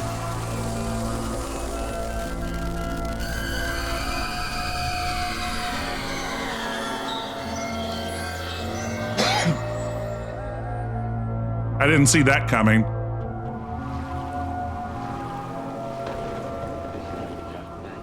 To the mall, through John's skull. The Garrett's have been instructed to protect the sacred messenger, for they are foolish and easily outwitted. Their greatest weakness is their treachery. All you must do is catch them fibbing, lying, and going against the will of John, their idolater. And then what? Show them for the hypocrites they are. Sow seeds of disloyalty. This will present an opportunity for you to gain what you seek. I see. You got a kind of recording app on that phone of yours, Catherine? If we're gonna try to play these people against each other, it might help. Good point, I'll install one. We'll go to the Garrett's presently.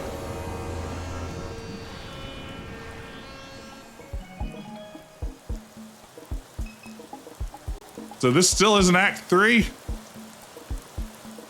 Come on now.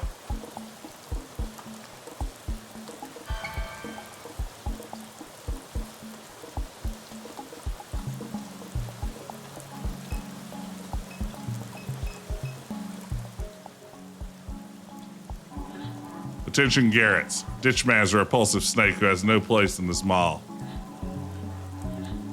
Anyone found consorting with him will be immediately excommunicated.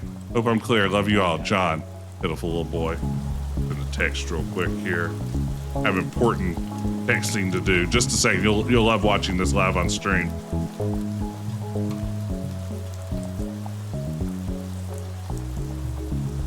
There we go. All right, back to the action.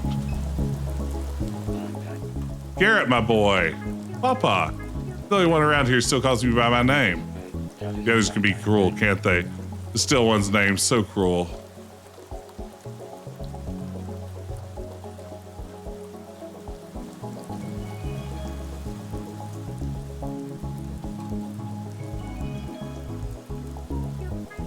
Can't get that last read. I don't think I'll ever be a Garrett again, bruh.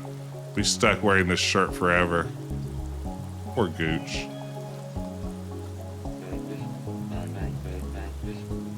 Papa takes over your mall. He'll give you back your name. His will deem Gooch. He will deem Gooch to punish them for their abuse. Patience, my boy. You're rolling, Papa. Keep a low profile. John's coming bad in that.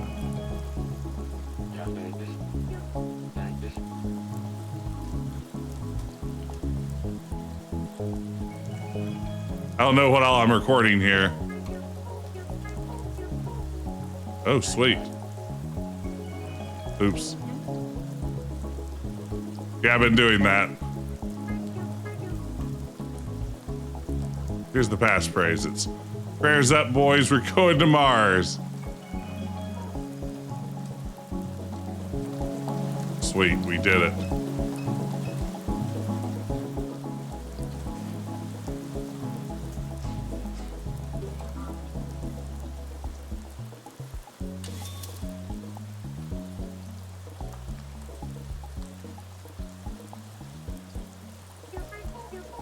This is fun.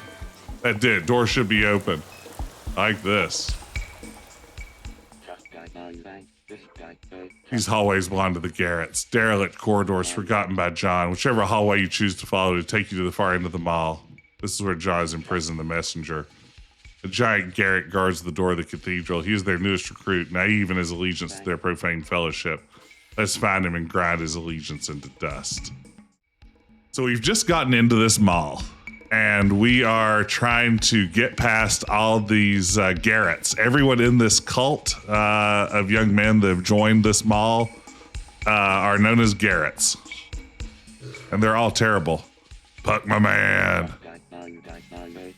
Garrett, my boy. How are things in the hollowed corridors of the exalted place? Everyone's getting ready for tonight's sermon. John will be here any minute. Once he arrives, we're locking down the mall. Better put my phone away. I just can't stop scrolling. Oh, I've been there. Been standing here for hours. Scrolling. It's all I do. John would never enter through these chambers. These hallways are yours. Scroll freely, my Garrett. I like your style, Puck. So we're hanging out with Pawpaw, aka Ditchman. So we need to pit the Garretts against each other. Play them off one another. They're a fragile kind. Their confidence is easily shaken. We just exploit their vices, weaknesses, and mistrust in order to free the messenger. The Lord will show us the way. All right. So there it is. We have a tape recorder now. It's the same sort of tape recorder that you'd use to get access to like the wolf enclosure at a zoo. Here we're going to use it, I think, to record little voice notes and sow mistrust amongst this cult of, I'm going to say incels. They haven't confirmed they're incels yet, but I feel like there's a real strong chance they might be. A schematic of a spacecraft. Yeah, apparently they're going to go to Mars. Each vertical compartment of the vessel is labeled. The vase are the operator's commons, John's quarters sit above this, followed by Petroleum Dream and the Chamber of Birds. Shepherd's Watch crowns the ship. Down the center of everything is a dividing line labeled Jacob's Ladder. What are they getting up to in this place? It's a monument to the arrogance of John. It won't be his to fly. Thomas, show our cult to Mr. Knight. Exactly.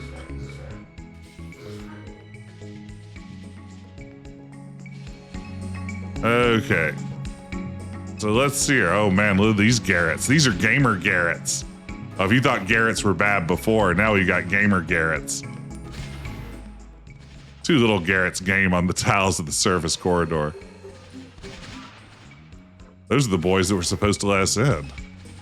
Hey, gamer Garretts, what's up? Whoa, don't block the screen. That's how you can tell Catherine's a mom. We're killing civilians. I'm killing civilians. There's only one remote. Where'd you go?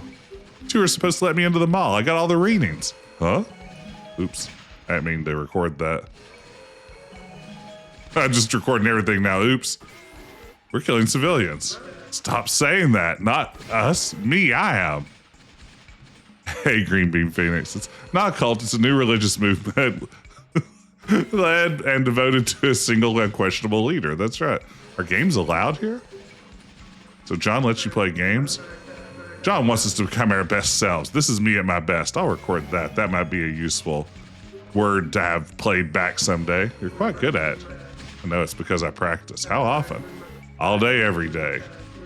New guys get stuck doing grunt work like guard duty and gardening. A true Garrett knows what really matters, video games. Kill the man wearing the little shorts. I don't know, maybe that's useful. I don't quite know what I should be recording yet. I know that I have the ability to record, and they eventually will use these recordings for all kinds of troublemaking. I don't know what yet. Ooh, a welded steel container garden sits beneath a buzzing LED lamp. The crop is a scattered mix of herbs and winter sprouts. Snacks for a Garrett, healthy boys.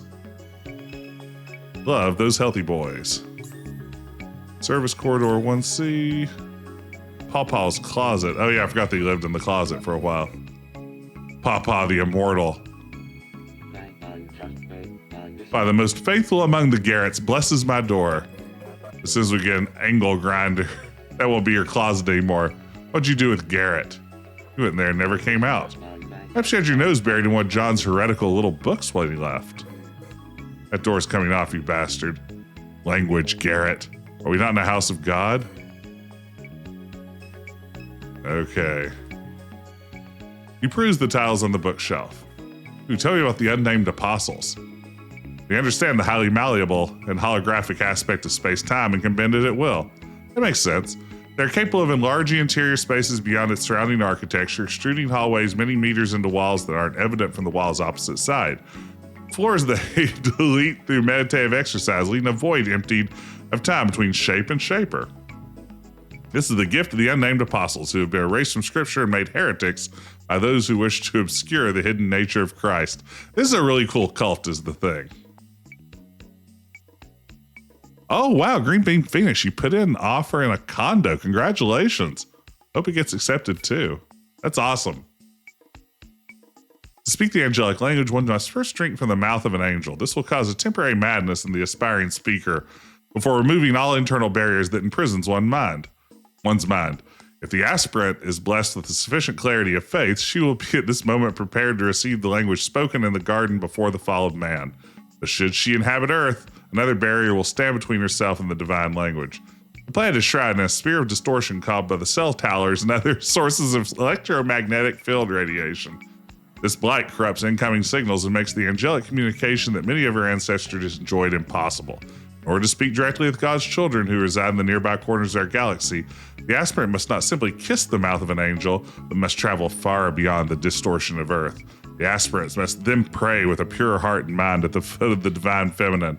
Only then will the language that encodes the fabric of our reality become intelligible. Well, there you have it. That's as simple as it is. If you want to commune with the angelic ones, you just have to get outside of Earth's awful barriers. The door is locked by a keypad.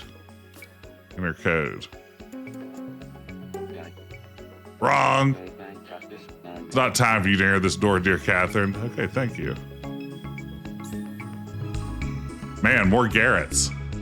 How great does this art look, though? We got Garrett, a Garrett, and Atrium. I think that looks like another Garrett down there. Hey, Pup. You got any of that stuff from last time? I could really use something to take the edge off. The energy's bad in here, man. What is it that you desire, my Garrett? Something to clear your mind and widen your eyes? For that, I must venture to St. Somewheres. Or perhaps something will open your heart to the divine presence of God.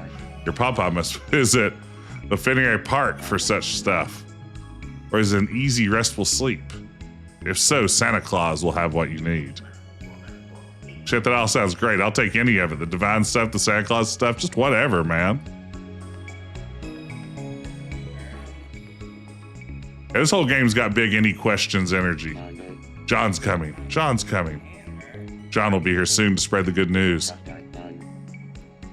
Where are your shoes, Garrett? John says you shouldn't wear shoes, just like the Desert Fathers. But he wears shoes. Nah, Papa, John goes around barefoot just like us, just like you.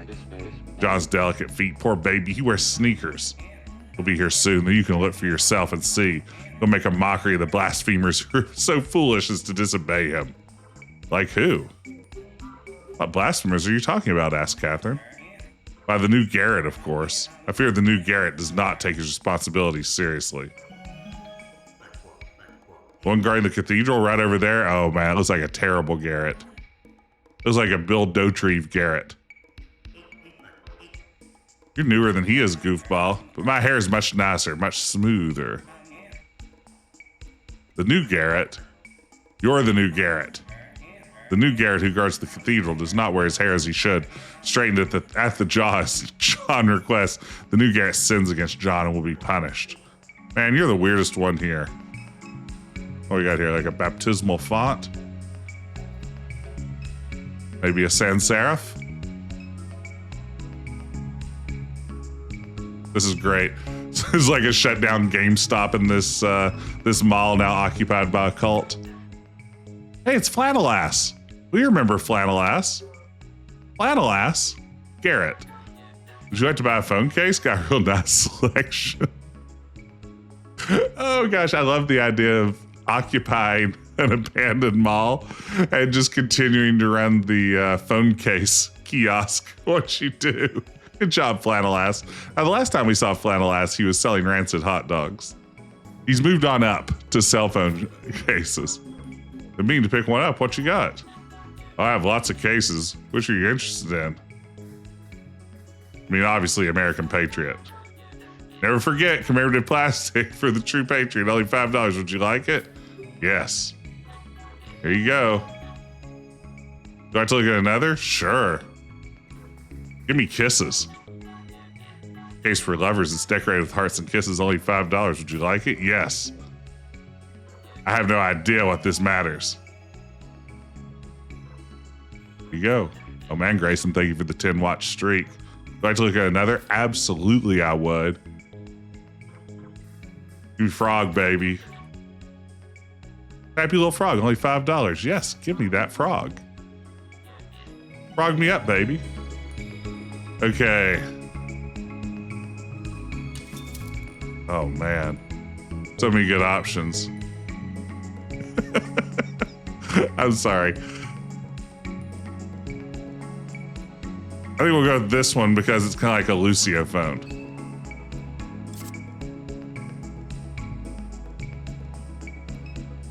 It's not the big Garrett. He's blocking the door. Beyond that door is the messenger. We must access it. Hey, big Garrett. The ditch fairy crept out of his closet. Garrett, John doesn't want you around here. You keep showing up. I'm going to have to do something about it. Soon we'll have to worry about John at all. Yeah, whatever you say, you twisted old freak. John, the other Garretts, they aren't like us. They lack our conviction. Like hell, they're here for the same reason I am. What reason is that? Because modernity is cancer. Drugs, consumerism, porn addiction, algorithms hijacking people's lives. Me and the boys reject all of it. No drugs, no trash food, no soft drinks, no porn, no video games. If I didn't trust them, I wouldn't be standing here right now. Promise you that. These Garretts, they'll only disappoint you in the end. Now I know these guys. Faith, fitness, strength, virtue. That's what we Garretts are all about.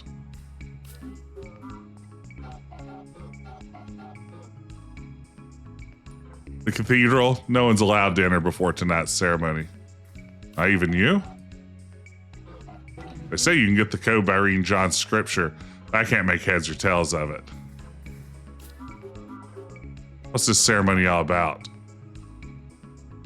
They say John found something in the lake. That's all any of us know. So if we read a scripture, we can find the pin. You're not getting anywhere near that thing.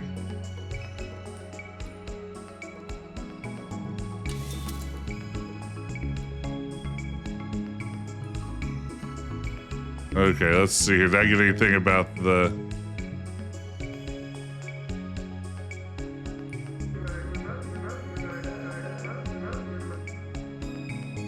How do I actually... Like, I wonder if I should reveal that they're Garrett's playing video games. How do I make that happen? Oh, voice memos. Here we go.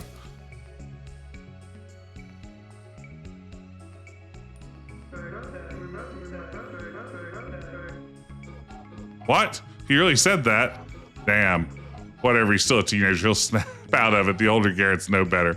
Pretty disappointed, though. I can't lie. Whatever. Ditch man. That's one Garrett out of many. Okay, so let's see what other Garretts have bad things to say.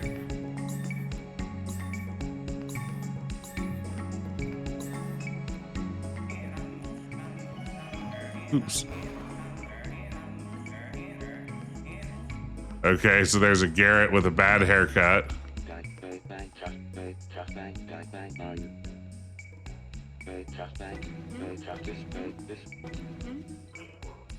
Okay.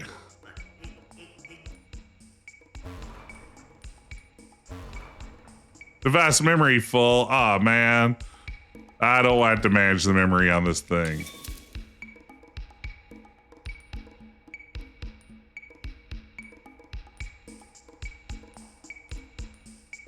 Most of these I just accidentally clicked. Prayers up, boys. We're going to Mars.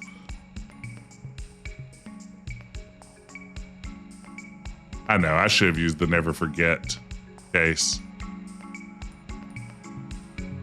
I don't think it'll be useful to have someone saying, huh.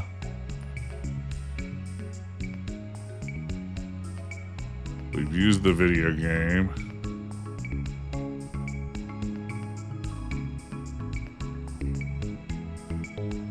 Okay, let's see what we can do. Let's talk to this guy again. Guess I should have gotten that other line. Okay, voice memos.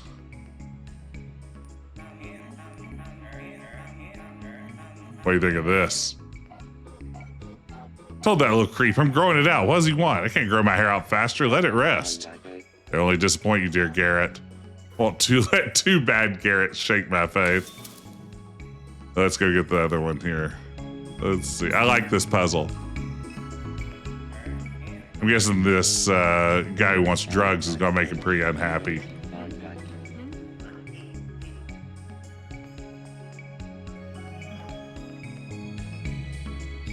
Counter argument, cute froggy. This is a good point. What now, ditch man?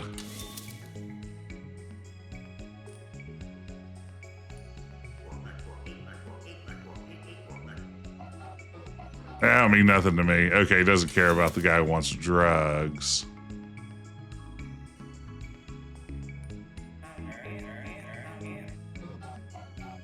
Got nothing to do with me. Okay.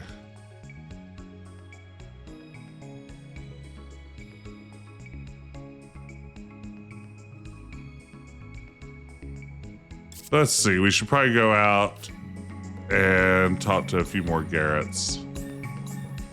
Now we kind of know what we're looking for.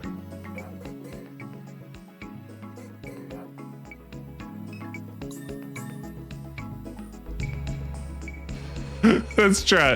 Right, I need to use some more Gabriel Knight investigative skills here.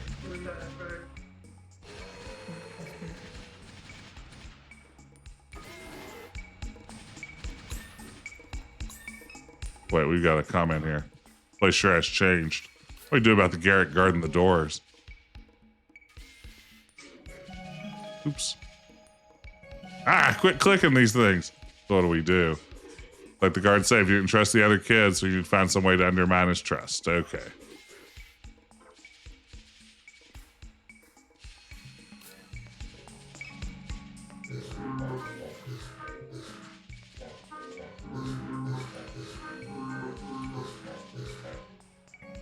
All right, there's a scrolling. Keep scrolling. What? Keep scrolling. What? Okay. What if I gave you a third bad Garrett?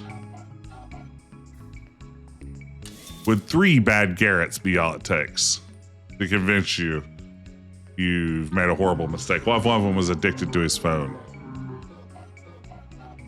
Yeah, so what? We all use our phone. Sure, the timeline's poison, but that's how most of us found John. You'll have to do better than that. Well, maybe I can't do better than that.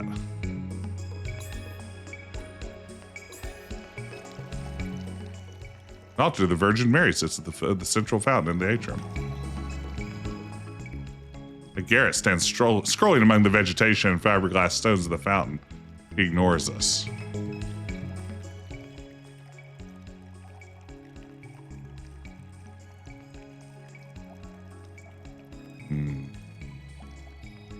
Doesn't help me.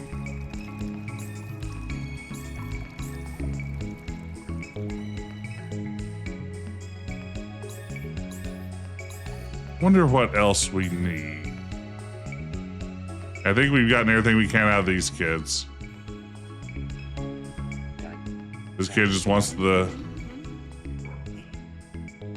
Maybe I need to actually get him the drugs, and when he takes them, that will be sufficient.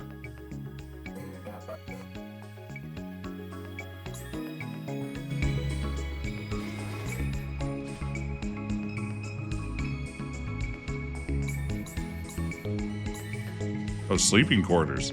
We haven't been here. Oh, there's a Garrett with a sword. Oh, that's a interesting Garrett. Boxes of blue-collared shirts. Put on shirt. Catherine Dallas sit through shirts. Dear God, these stink. Are they made of Velcro? They do itch. Garrett's how wonderful, how noble, how proud. Okay. Two Garretts hurl stray comments back and forth. An exchange that resembles a constant conversation. Fantasy Horse 6 was designed around player agency, but it has no regard for beauty. I liked when you got to ride the cricket thing. Torment, frustration, antagonism, even indifference. These are valid things to design for. Pleasure and enjoyment aren't essential to the experience of art.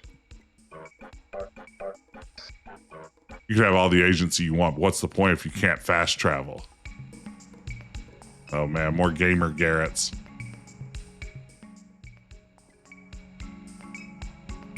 Okay. Ditchman, you still on that wild Da Vinci Code shit? Yes, I am, my boy. You found Jesus' grandkid yet or whatever? I did indeed. She's right here with us. What, that old lady? Haha, quit. Lady, are you Jesus' grandkid? Of course. Obviously. This is the jewel that hangs from her neck, Garrett. The jewel of Magdalene. Pup, you know I love you. That thing looks like it came out of a cereal box. Anyway, keep it up, pup. Let's go fly Jesus' grandkids around in their rocket. What new trickery have you been up to lately? Ripping on that bong like it's my job. Watching it down the boys. Please back some cherry bang soda. Oh, they hate soda drinking. Oh, man.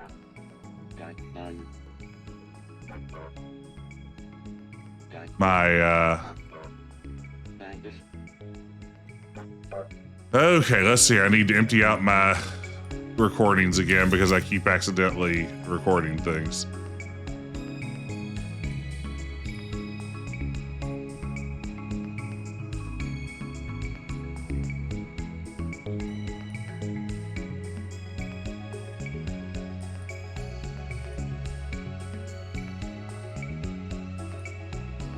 Okay, let's see here. Talk to him again. All right, there we go. Yeah, it's easy to make accidental recordings with this interface. A lot of times when I'm just trying to progress the talk, I end up accidentally doing that. What's your favorite real-world location? Oh, this is a great question, Dr. Mario. What's your favorite real-world location that was portrayed in an adventure game? You know, I think the one that probably hit hardest with me, like in terms of just like, well, I'll give two. I've got two answers. Now that I think about this, one, I like to have a ceiling cat.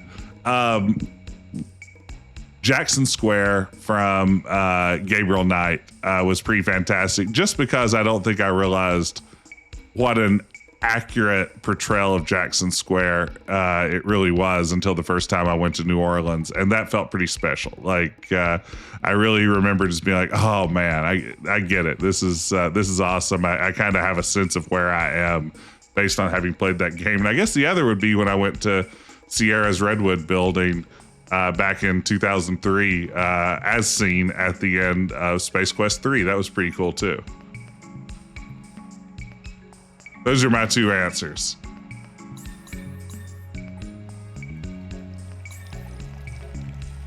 Okay, we got more bad news for you. What's your favorite real world season? Oh, Quentin, that is an even better question. I'm a big fan of the original Real World New York. That's season 1. That one's really good. I like Real World Hawaii quite a bit. I was a big fan of Amaya and Ruthie from that season. I have a lot of love for Real World New Orleans, the first one, not the second one. First Vegas is really good. What's your favorite Real World season? Now, this is a good. What's my favorite season from the Real World? Fall. Now, I think that covers everything. Thank you for all those great questions.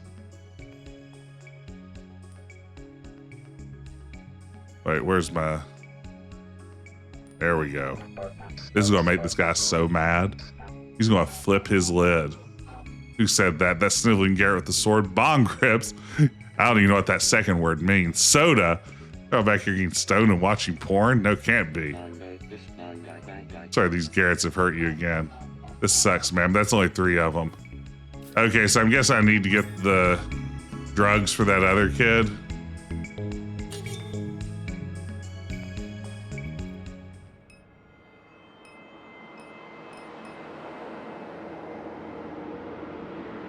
What's your favorite Real World seasoning?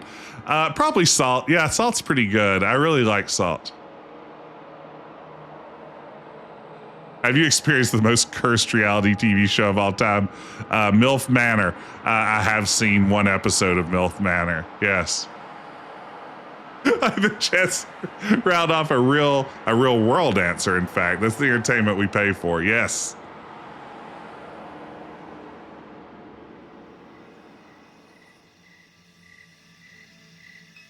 Salt's tough to beat. You know, they'll come up with all kinds of new seasonings, but I've not seen one yet that can outdo salt.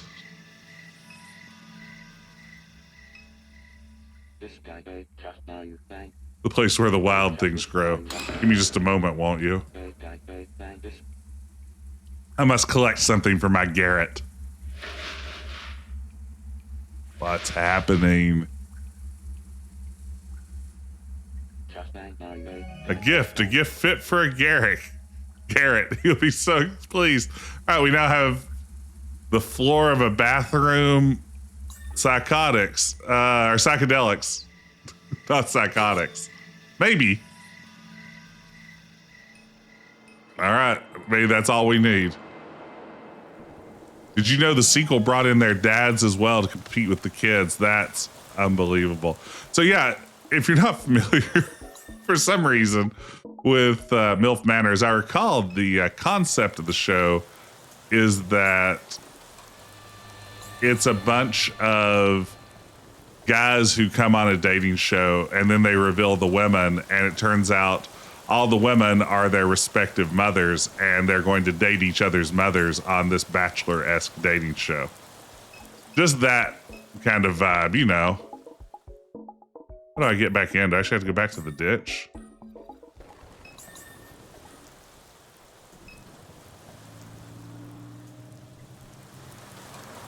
How do I get back into the mall?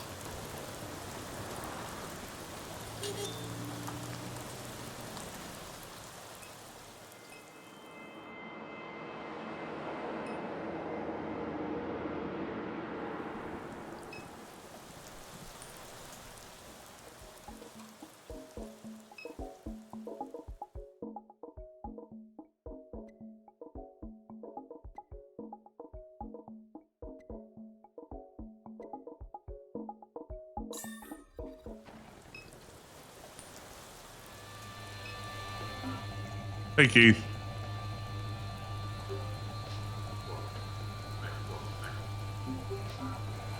Be around. Oh, wow, Keith left. Catherine grabs the wet bag of half-eaten potato chips. All right.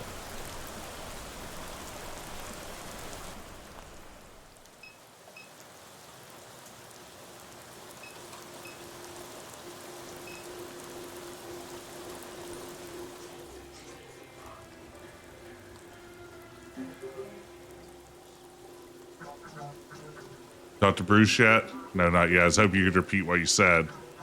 Trying to make me blush. Record it if you're having as much trouble remembering it. Bruce, you're my boy, and this is your home. Okay. Yeah, we needed that. Okay. So does anyone have any idea how we re-enter the mall now, though?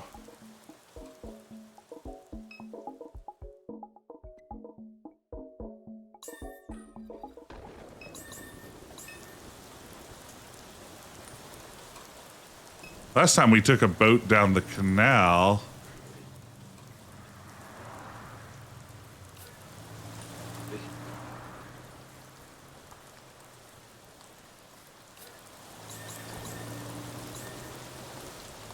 Loading bay. Here we go. Here's Gooch. How are you holding up? Just wish I had a snack. All right. We do have a snack. Have some wet potato chips. Oh. Oh, and they're so moist. Finally, some real food. Oops, what'd he say? How are the chips? They're delicious. John told us we're supposed to be fasting.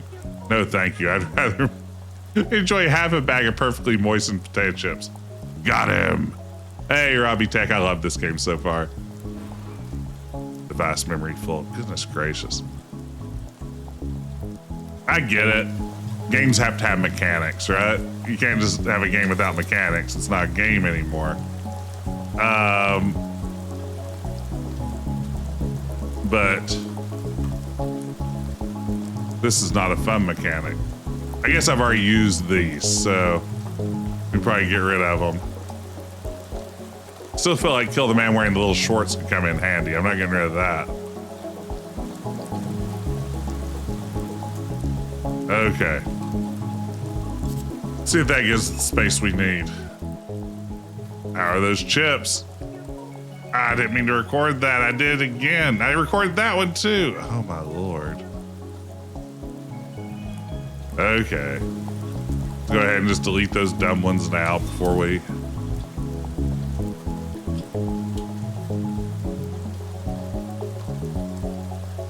All right.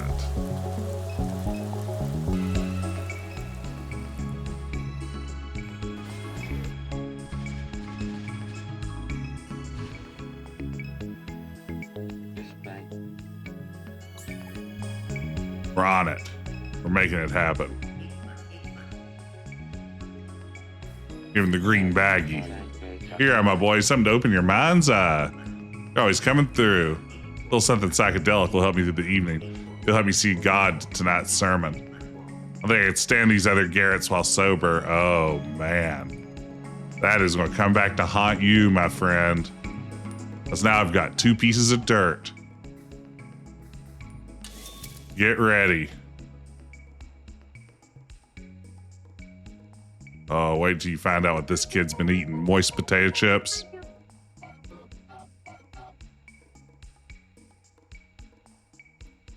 He's not uploading the fast, that glutton. Who's just even a full Garrett. It's too slow to get the last reading, but still. Yet again, a Garrett has disappointed you. How much more of this are you able to take? I don't know, man. I'm really starting to lose it.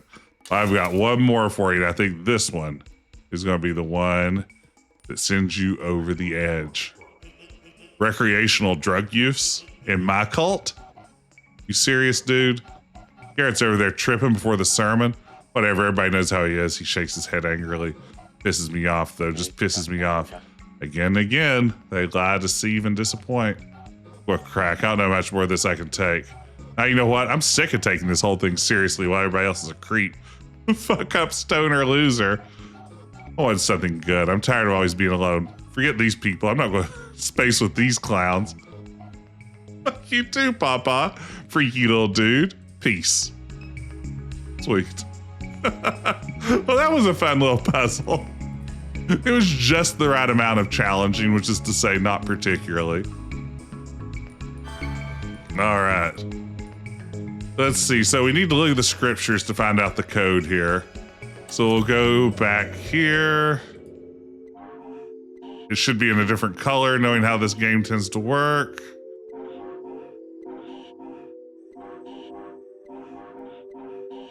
"11 days. Let's see. I'll just jot down some of these numbers. Anything that's that color is usually important. Let's see. 11 days. Coma. Oh no. All right, let's listen to the second reading. 33 Garretts in all.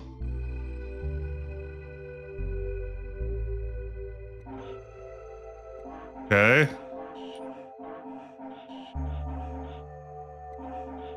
We've already read all of these. We're just going back to get the numbers.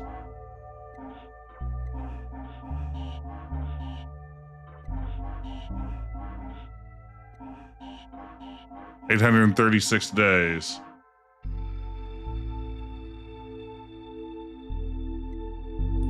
Okay. I wonder if it's just all those numbers in a row. Let's see. So if it is, it's 11, 33, 8, 3, 6. Verified. Ha ha! That's puzzling. Door should be open. Let's check. Breathe, Catherine. Salvation awaits beyond this door. End of Act 3?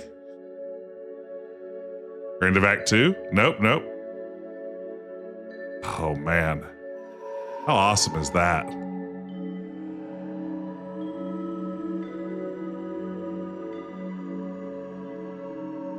There's the stone we're in search of.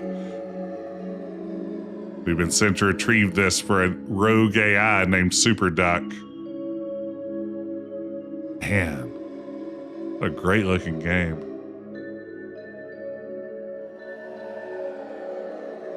Hey, rogue AI. There it is. I guess this is a space stone of some sort, maybe. Is it sniffing you? I don't feel so well. Dallas offers his hand, but quickly recedes. Super was right. It seems to like you. The messenger has sought her. For a very long time it has. An eye of God, an angel, a halo on her head. She stares into the fluid within the sphere. It is a vessel of the divine that will lead us to a better world. Where is this better world?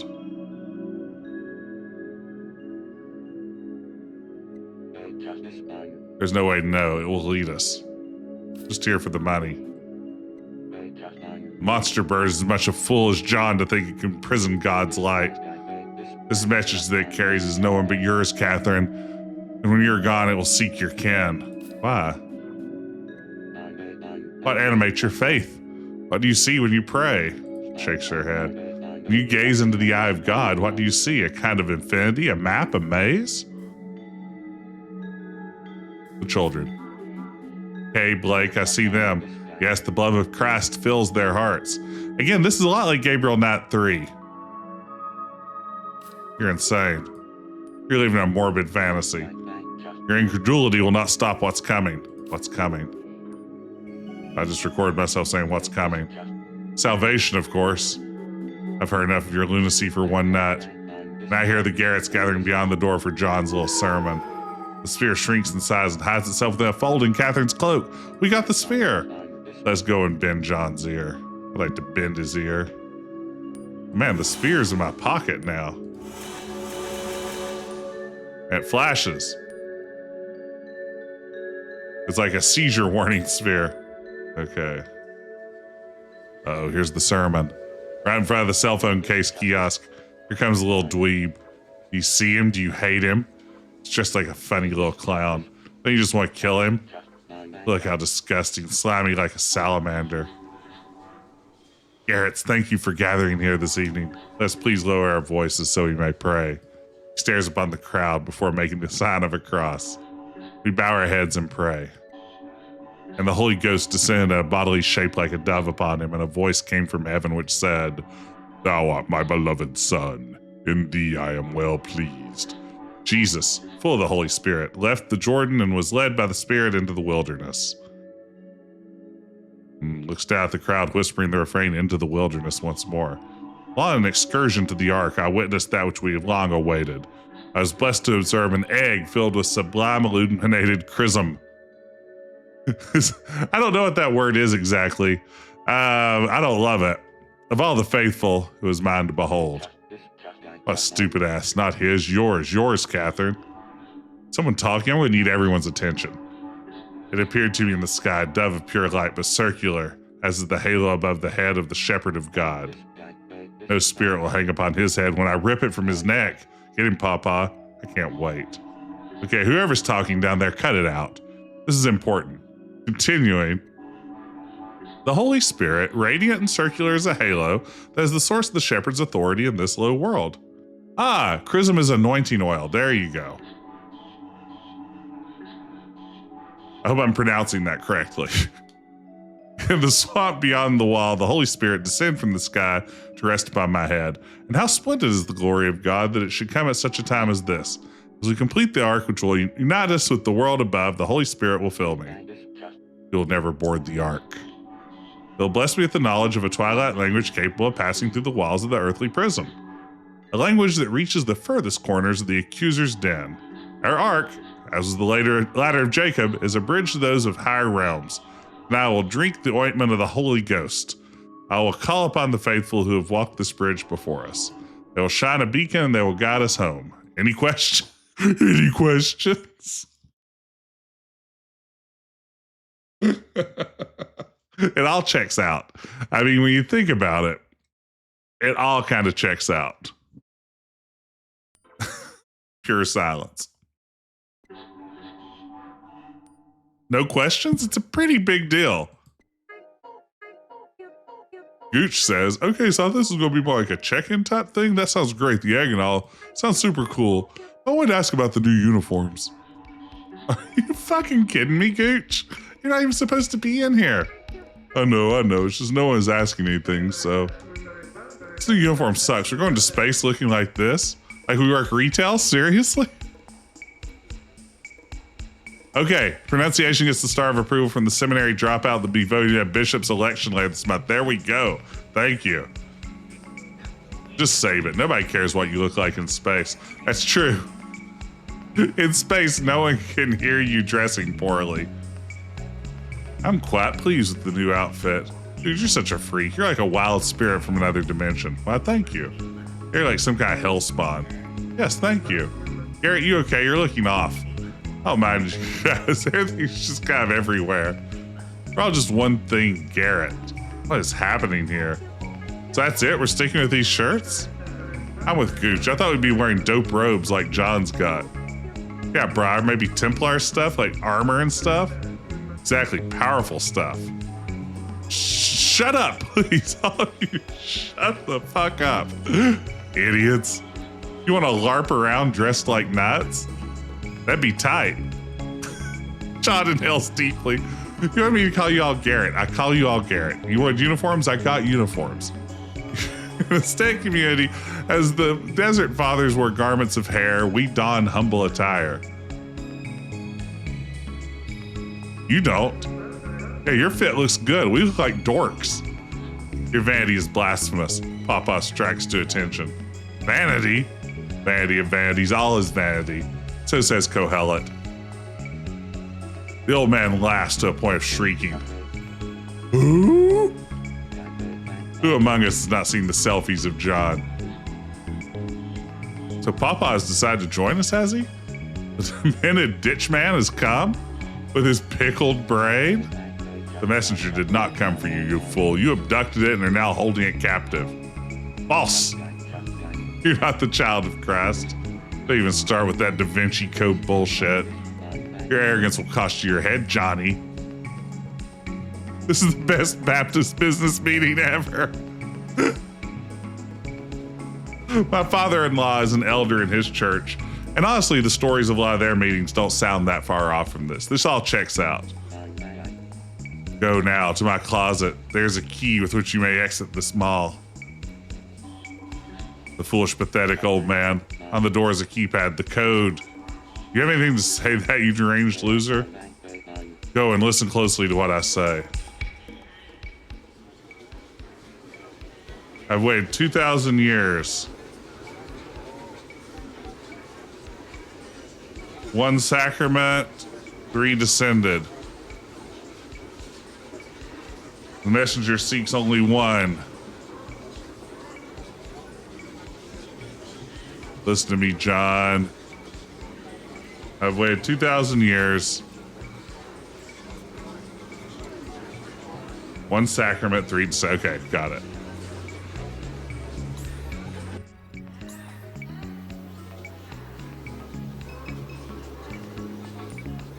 Okay.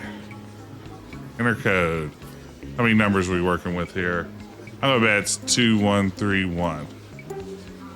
That's not it.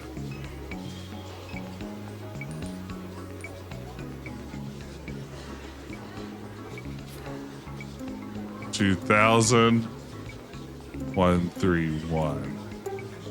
The door unlocks. Sweet. Let's hurry. Oh, wow. Man, this is a great looking scene. The decorative wine cask is made from a thick vinyl material, has a price sticker torn from its face. Someone's in there? Sure seems like it. I need to do something. Let me record myself saying that. What the hell is this? Another acoustic lock. Hold the button there and speak into it. Speak.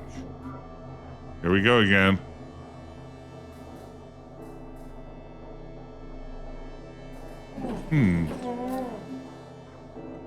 Hello, my Garretts. What about... Soon they will be my Garretts. Not getting anywhere with this. I'll have John's head. Worth a shot.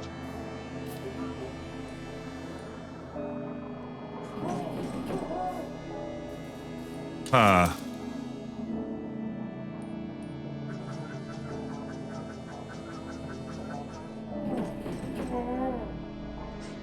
Nothing.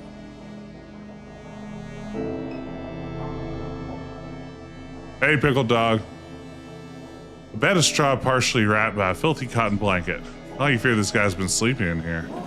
Long time by the look of it. Who's here first, John or him? Good question.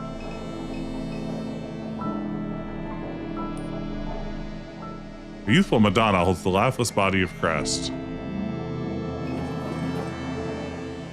Aluminum racks stocked with cleaning products and janitorial supplies.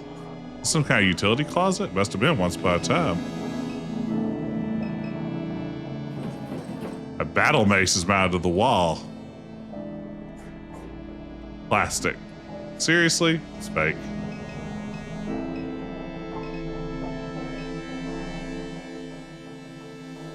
I wonder what we need to say into that thing.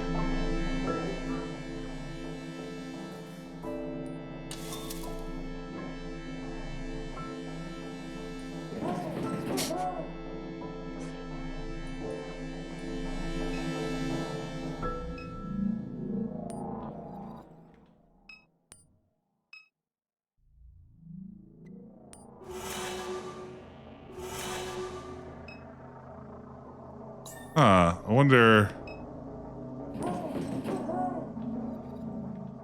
What does it mean to use that thing?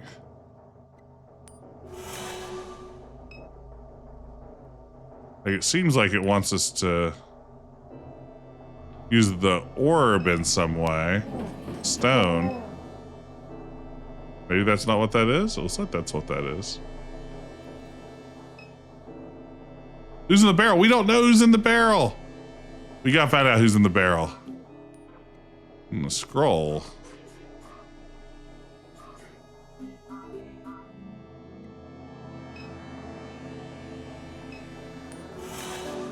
Oh. Lettering appears on the scroll. Catherine, pray before the mother and child through the eye of John. Be patient in your prayer and wait.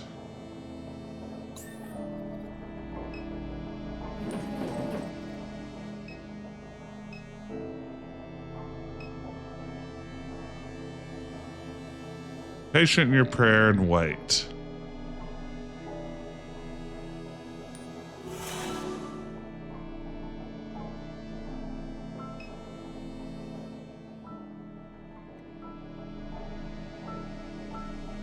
Is this really just a waiting puzzle?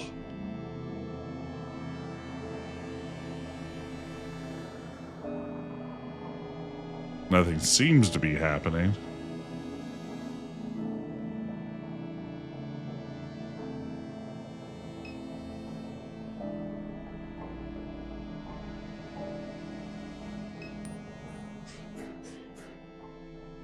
Pray before the mother and child. There must be the paint on the wall. Yeah, that's what I figured.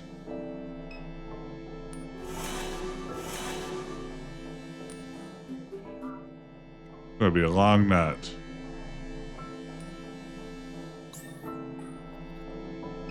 Yeah, I mean, it seems pretty straightforward.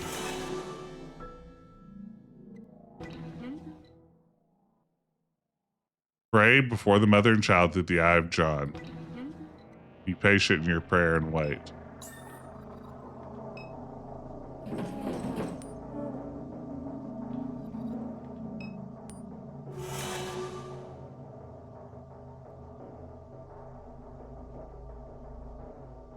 Wonder what we're supposed to do here, gang. Just patiently wait for a minute. I feel like the Eye of John thing is probably using the whatever the stone is. I don't know though. What could it be?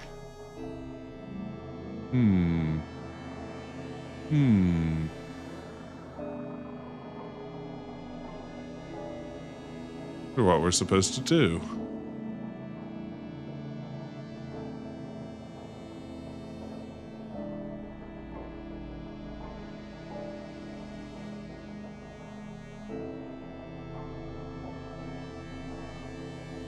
Appears that just waiting a long time is not the answer. Door won't open. He's locked us in here. So there's a key here somewhere.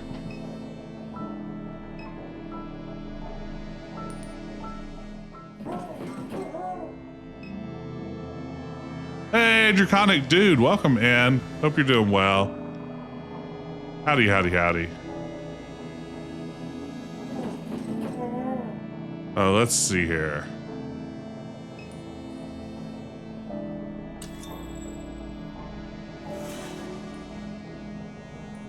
Maybe this is what we need to do.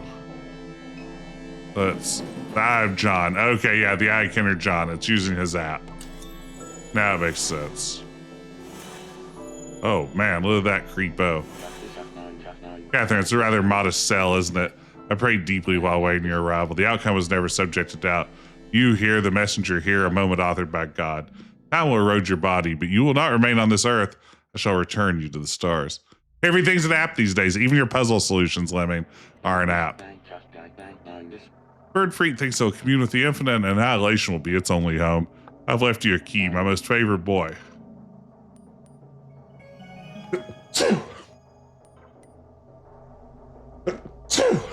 Pardon me.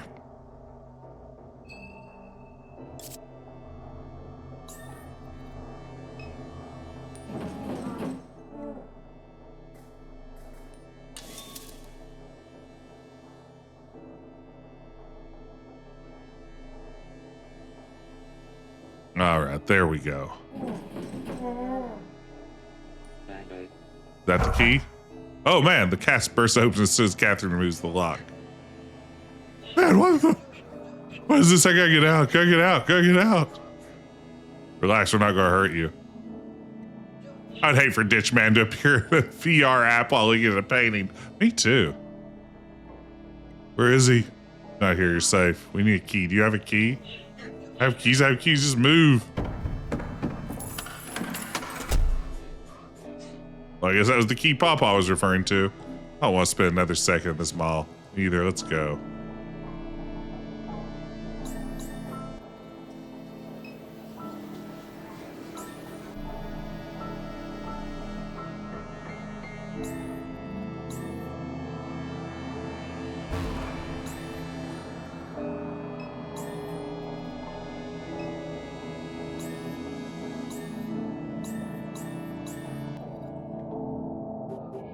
That was awful. Worse than City Hall. We got the stone, now what?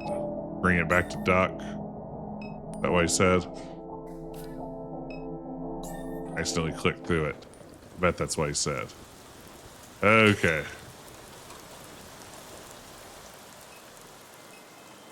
If I recall, Super Duck was at Eagle Wholesale, right? If you haven't seen Super Duck yet, get ready. It'll be fun. There it is. So this is the AI based off of I guess a head disk brain backup of her friend Duck. It's now named Super Duck, and it's ascended to be some sort of biotechno abomination god? Really, it's hard to say. Hope it wasn't much trouble to secure. It's a complete pain in the...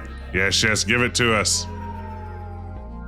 Oh no. Ah, beans. Ah, beans. It ate the ding-dang spirit sphere. It is ours, the ancient knowledge of the cosmos. Already we can feel it coursing through our roots. It burns us. Yes, you've done well. It was a long night, but now it's over. The stars shine somewhere in the sky. Not here, but somewhere. A little time before dawn. It wasn't so bad of a job. Could have been worse. Oh, you sent a little money to your purse. No sense getting lost in despair tonight. There'll be time for that later. Take the money. Go home. Forget this night. Die in peace. Goodbye. Goodbye. End of Act 2. Yeah? Yeah, here we go. We're in Act 3. It's the Turlet Act.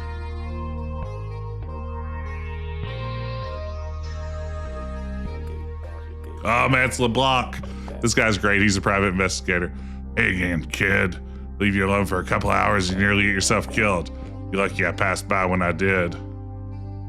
Yeah, so we went down and found a secret basement. We're now playing as Kay, Catherine's daughter, back in the present day. We found a secret entrance into a basement where our mom had a computer set up that seemed to like be backing up a copy of her brain. And then our family's robot, Million, seemed to attack us at the end of the last act. So we have no idea. You have my place of business on Apple Street. Padu P.I. What happened? Maybe you could tell me. I'm walking back from the bar, passing by your house when I hear a scream. Right inside and the damn robot's trying to eat your face off. I had to empty my clip just to slow it down. Thank you. Catherine, hot my ass if I let something happen to you. Who are you? Don't do this to me again. I'm famous, all right? Everybody knows about me. Is Million still alive? I don't think so, kid. Million's back at the house, spread all over the floor. I don't want this to be too difficult for you. I know that robot was in your family a long time. You're not soft like your brother, so I'll just say it straight. I never trusted her. Never. When I heard Catherine brought her into your house, I said to myself, that ought to cause some trouble. Million's a St. Clair unit. The company's bread and butter is in corporate security and espionage. Closely connected to sabotage. They don't let one of those things just walk away. Anywhere they end up is right where Thomas St. Clair wants them. Listening, watching. Catherine's a person of interest to them people. They take advantage of her one weakness, guilt. She blamed Blue's death on herself. She made his life piss poor for a while. The man would work every turnaround he could just to catch a break from it. That's how my daddy told it to me anyway. She did what she could for Blue. Well, it's always more complicated than it seems from the outside. When you don't love somebody, there's really no way to let them down easy, is there? But anyhow, the way I figured, Catherine been trying to make all that heartache up to Blue. Thought maybe she could use a robot as, I don't know, a stand-in for Blue, I suppose. Never show that robot, sure that robot love. She never showed Blue, so she let a spy into her house. A lot to take in, I know. If you're trying not to cause you no more stress. Where the hell's your brother? You still ain't found him? You're looking for him when Million attacked. I'll be honest, I don't think Million was ever looking for Blake. I think she was looking for something else, no telling what. She's trying to figure out what Catherine was investigating. And we know what Catherine was investigating because we just found it. It was that orb that the bird creature ate. At least she's done causing trouble, or I hope so. But we better be sure. Best thing you do is head back to the house, check on the bot, see what you can find out about your brother. There's an answering machine on the desk screaming my ears off. Might be worth checking. Oh, and before I forget, you dropped your phone. Sweet, I have a phone. Found it at the ground back at the house. Toilet's right over there. Splash some water on your face and let's roll. All right, we got LeBlanc at our party now. It's getting to be too much. Keep your head on straight. Oops. I trusted Million. Like I said, I never trusted her, not for a minute. All right. Stop touching that unless you want to see me clown up. Oh, he's actually a literal clown? It's his clown makeup. Oh my God. I too trusted Million, yeah. Place next door. Like a place they can see me while I'm on the pot. Told them to look the other way. Ain't like I'm making you watch. I like this attitude. I think that ain't my whole otherwise. Keeps us connected. I keep track of all the dead bodies I found. You can find a lot of dead bodies if you go looking. Kind of like a treasure hunt. This guy's great. This character is like in his own separate game, and I kind of love it. Well, it's right there if you need to wash off. Ugh. I think I'll just not wash off in the turlet if that's okay. So we got our mom's phone.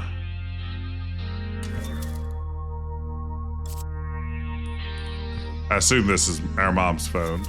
Maybe not. Maybe we're still in the same model. Oh, crouton cat. There we go.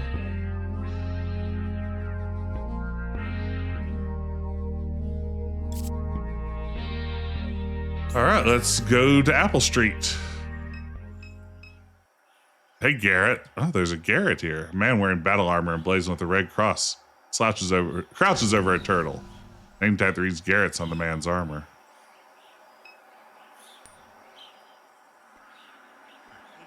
I was just, who the fuck are you? I know this looks weird. I got separated from my coworkers and I saw this turtle, so I stopped to take a look. Why are you outside my place of business dressed like a pervert? Pervert, I'm dressed like a nut. How can I be dressed like a pervert? Look, I can go. Why are you here? For work, I guess. What kind of work? Spiritual work, kind of like yoga, or like outer space stuff, rockets, friend of self-improvement, weightlifting, things like that. Listen to Joe Rogan. Blasting off to space to meet with fellow Christians. They live on a moon that orbits Mars. Where do you get this costume? A soldier of Christ. Soldier, who do you fight? Scum, mainly. Downtown hipsters, punks, that sort. I fight the scum. They think they know everything, but they don't know shit. They think everything they do is morally superior, but it's not. They just make the world worse but insist they're making it better. I don't want to be in your club, okay? You people are uptight losers. Stop calling me a Nazi. I'm not a Nazi, man. I'm just a guy. I'm Caleb. I mean Garrett. I'm Garrett. Where are your coworkers, weirdo? Oh, keep interacting with that clown makeup? Oh, this is good. Getting kind of late. Okay, I'll go back in there and make it happen. That means launch. I know you're supposed to do this thing tonight. It kind of fell apart at the last minute. Okay. Have fun with your turtle, bruh. Thanks for stopping by. You knock, no answer. Well, I just want to go there. Oh no, I missed my chance. Oh no. Oh man, our mind map. Million was spy. Million was a security android. We don't know why she ran away. Million. The Garretts are wandering around Norco. The Garretts. Finished thought. Okay, I think that finishes our mind map for now. Oh man, now I hate that I missed the clown bit. Let's see, so we think we should go over to our house. Well, I found you came in right here through the front door. It took me a moment to figure out where all the noise was coming from, so I climbed up into the attic.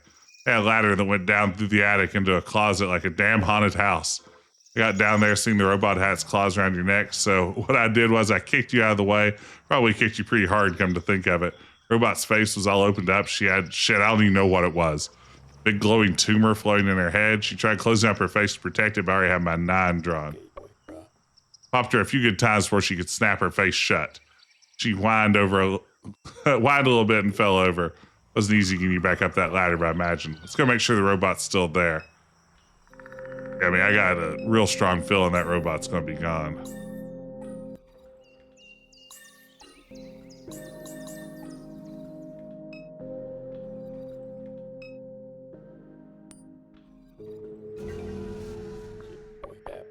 That's right where I left her. Don't look like she's going nowhere.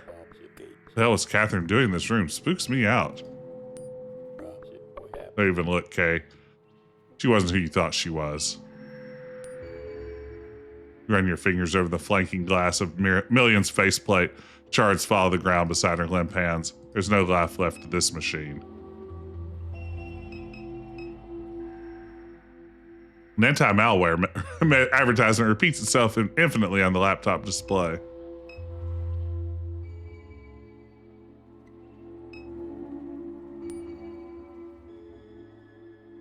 Cheap plastic electronic device. One USB cord runs from the computer to the laptop. No Wi-Fi connection detected. What kind of gizmo is this? Driver's corrupted. Device requires update. Kate? Get me online. This answering machine. This answering machine kind of pushy. Let's get hooked up to the internet, see what happens.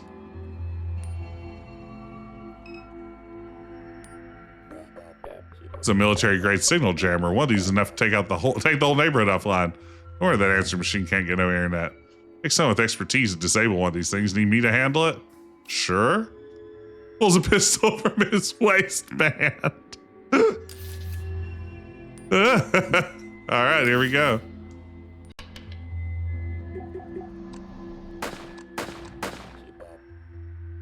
Take me later. The thing should have a connection now. That's fantastic. Wi-Fi connection detected. Installing drivers. Installation complete. Warning, critical I/O functionality has been deprecated. To interact with this instance, please install your preferred head drive client on your mobile device. For more information on hosting options, please visit the Greater New Orleans Neural Version and Clinic website today. Head drive client, you got one of those on your phone, Kay? I believe I do. Okay, here we go. Pressing local artifacts resolved. Establishing remote connection. Are we putting our mom on our cell phone?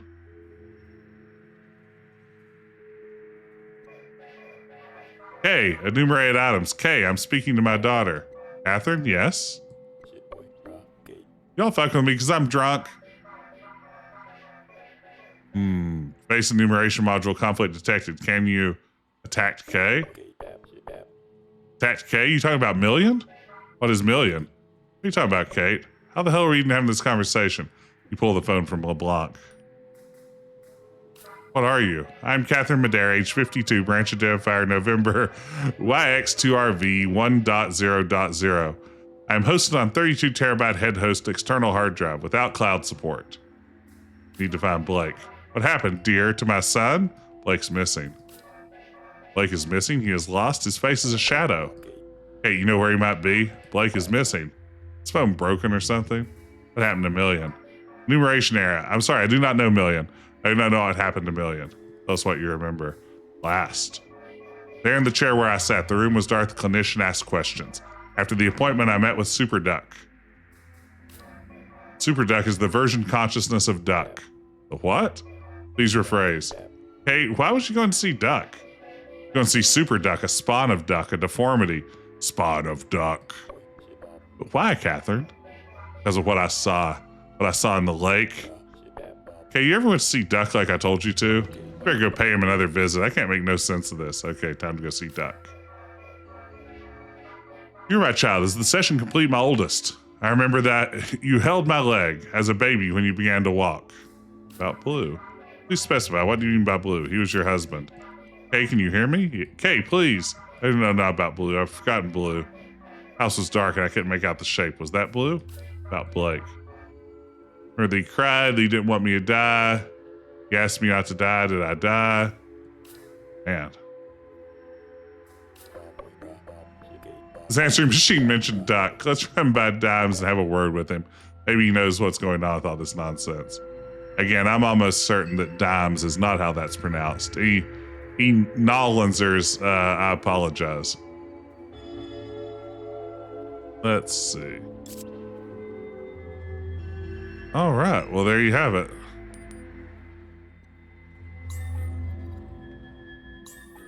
It's kind of weird you take a ladder up the attic in order to take a ladder down to the basement. Maybe I'm not understanding the geography of this place. Okay, yeah, we'll just drive there. Okay.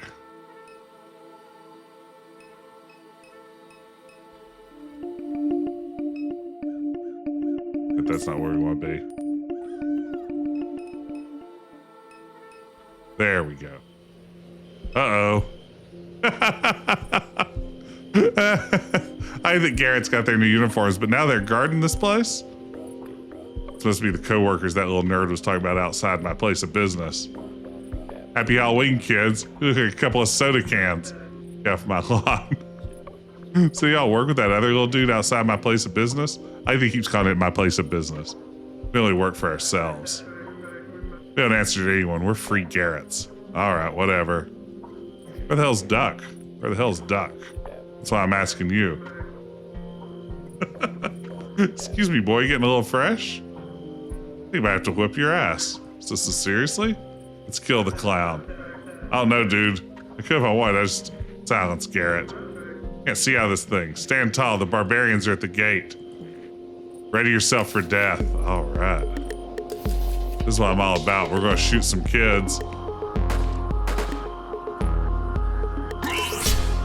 Oh, man.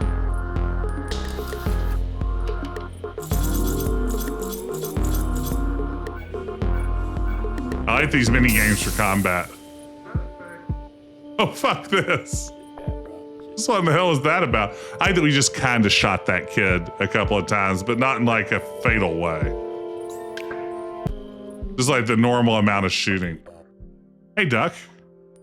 Play you around, bruh? I recorded that. Good job. Old man ain't left this house in years. Hell, them little kids do with him. Notes. Scribbled letter sits on the desk. Never thought things would get this fucked up. Oh, this is from Garrett. It all took a turn after they mass typed the dead lady's kid. Dead lady's kid? Okay, you don't think. He tossed John's head in the water. What in the... And John's eyes, they weren't his, they were glowing. I'll never forget that. All the Garretts at the Rocket had been sneaking around trying to find his head. But I didn't like John, but hell, everyone deserves a funeral. We know he tossed it out of the boat somewhere around latitude. Let's see. So I guess Ditchman killed John is my reading here? As promised.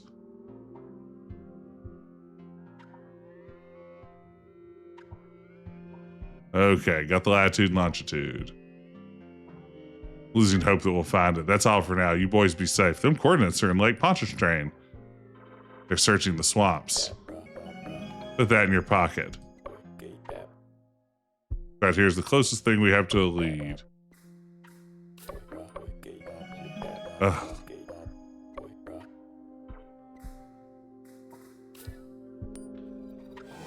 With my mind map, the Garretts may have kidnapped your brother. Garretts are looking for a decapitated head somewhere in the lake. Man, what are the odds of a prophet named John getting his head lopped off? If I had a nickel for every time that happened, I'd have 2 nickels.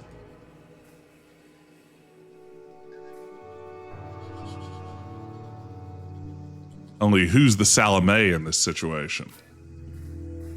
Lillian was shot in the face.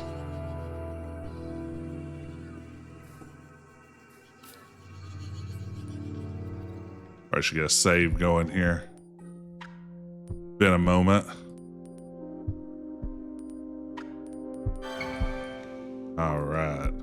Anything else in this room? Oh, I have something else in my mind map I didn't get. Ah, out here. There's a head in the lake. The Garretts are looking for it. Now, our mind map is up to date. By the way, everyone, thank you for joining me tonight. I've really been digging this game. Wait up a sec. We ain't even done searching the house. Aren't we, though? Oh, yeah, the library.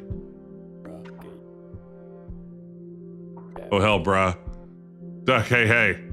Duck slouches in his office chair. Snaps his fingers before his face. He's breathing. Wake up, Pops. Wake up. Brett? He attempts to smile. What's good, detective? You look so hot, Clay. We gotta get you some help over here. Just taking a nap is all. Those little creeps still out front. We took care of them. How about you, Kay? You ever get your mother's stuff back from the refinery? What'd you find? A forged discount card that unlocked a secret room in the middle of the house. That's true. Catherine James Bond all of a sudden? Why are you so surprised, Brett? That sounds like Catherine to me. That's who she was. On the outside, she was just normal, mundane. You wouldn't think much of her. That was a disguise, a costume she wore. She was clever, always hiding something. Must be ready to leave this town for good. You know it. It's hard on people. Always has been that way. Hell's going on around here? What's them kids doing outside? Yeah, the kids creep me out too. Two little ones got separated from the rest of the pack. They had a whole gang in here earlier, asking me all kinds of questions I didn't know the answers to. All because of that thing right there. Which towards the device on the desk. Biggest mistake of my life. How they managed to find it is beyond me. I'd lost it years ago. Figures they'd come back to find me. So, what is that device? Piece of trash head drive I was telling you about earlier. Has my brain sitting on it. Gave birth to that monster that calls itself Super Duck. When your mother got mixed up with. The head drive seems more or less broken now. Tell us about the intruders. Where'd they go? Don't know. Couldn't even guess what all this is about. They mentioned your mother, said they have her. They have Kate? How? So I'm wondering myself. Catherine's laying in a casket on River Road. Them dummies probably grabbed the wrong person. What would they want with her? What about Blake? Did they say anything about him? Nothing about Blake. It surprised me if he's in the mix. Asked me to talk to that drive, interpret what it was saying. Nothing about needing to find a rock, no a stone. That's kept my mouth shut. I don't want a thing to do with that head drive. It's a curse. I guess they figured it out on their own because they sure left in a hurry. It's so chaotic in here, I didn't know what was going on. All of them just shouting over each other. They were as confused as I was. Whole thing seems like a big mess. Like nobody was in charge, and suddenly they were gone.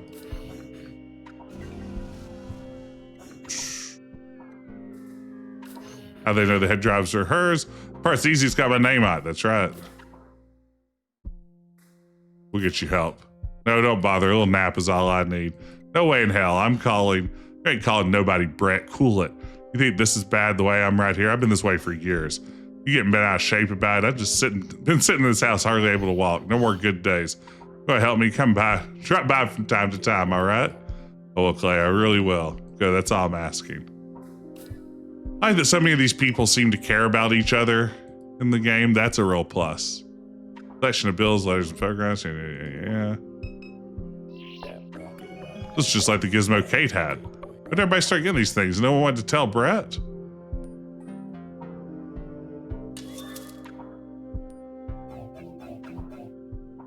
Ooh, Super Duck. Network ping detected. Network distress. Emergency mode initiated. Prime node in the terminal state. Latitude. Negative 30.0632. Longitude 90.3428. Them coordinates are way out in the lake, just like the ones written down in the note. Your truck got gas? Think we'll be taking a little trip to the lakefront. Ready when you are. Okay.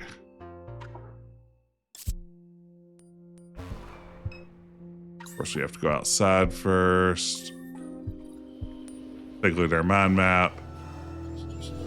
Super Duck is a viral fork of Duck's consciousness created by the same neural versioning clinic that your mom visited before her death. Head drive, the host of this version, somehow escaped Duck's possession and spread like a network virus. It eventually manifested itself physically into what Duck describes as a monster. Super Duck contracted your mom. Super Duck is real freaky. The Garretts have Blake and your mom.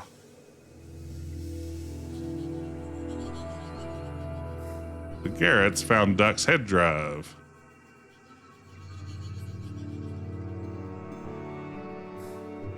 We're in a state of disarray. Okay. There's thought there. I think that clears up my mind map. I guess he just wants to spin out coordinates in the lake. Closest thing we have to a clue. Sounds good. Okay.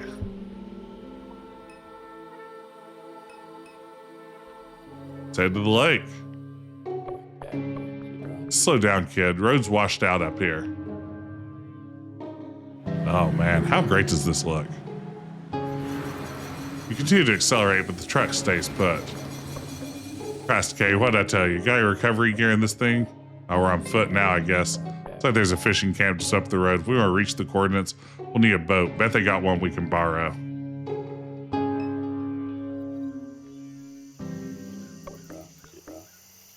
Yeah, no, just where we at. That's Peachy Doohan's fishing camp. Me and my daddy more or less lived out here for a time. Old man Peachy hated my ass. That's the Interstate 10 overpass over there. There's a map on the bulletin board. Might help refresh my memory. Or who we got to talk to get a ride. These coordinates we got are all the way out in the lake. Okay.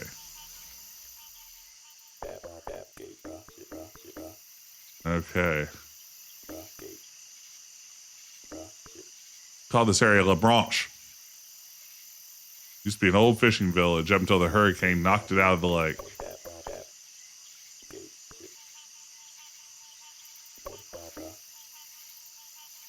Okay.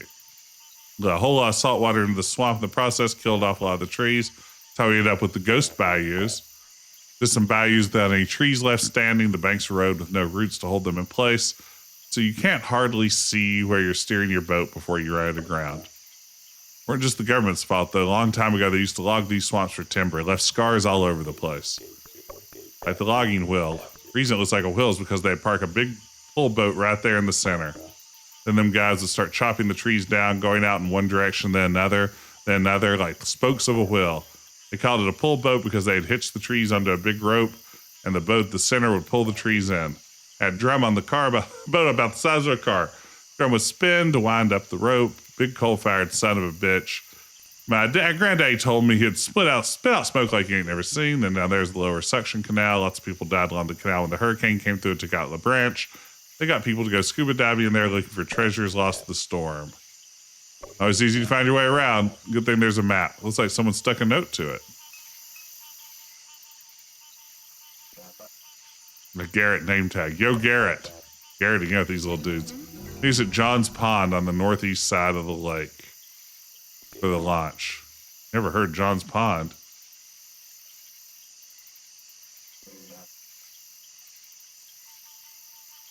Through the ghost bayous. Open up the Apocryphon app and take a look at the map. You'll see some blinking lights. Those mark the locations of portals. When you dive through them, it's like snorting that stuffed ditch man scrapes off the urinal. You can keep your head on straight. The portals will take you to a light source. Each one will be a little different. Don't let it freak you out. Just be cool, Garrett, and make those lights blink just like you see on the map. Do that and you'll get swamp vision, brah. The ghost bayous will appear for you. Good luck. What in the world?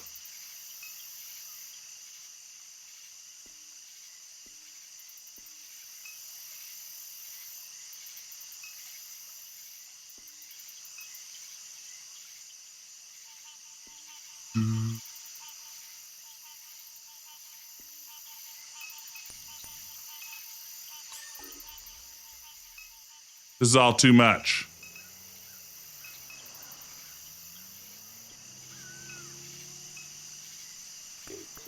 Nice little flatboat. Might be able to get to them coordinates we found back at Duck's house, but the motor takes a key. Thought of this fisherman. Evening. That your boat? Belongs to the camp. Got the keys inside one of those units? Suppose they do. Go pay them a visit.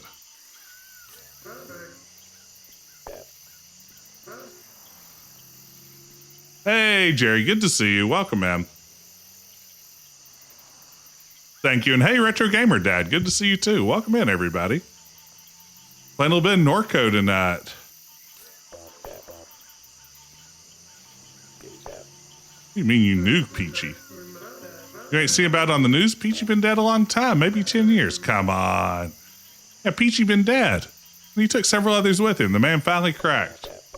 Crouton vibrating. Oh, I wish. Damn, figured it might end like that for him. He was a bad dude. You say anything about me before he died? Brett LeBlanc. That's why I ask everybody. When they tell me someone's passed away, it's like, did they say anything about me before they died?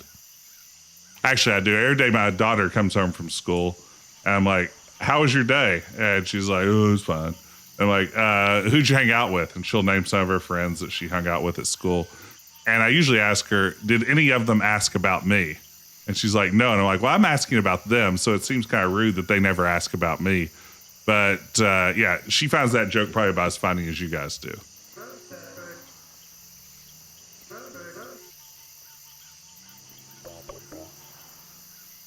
Was it because he's mad at me, though? What kind of question is that? Yeah, so who's got the camp now?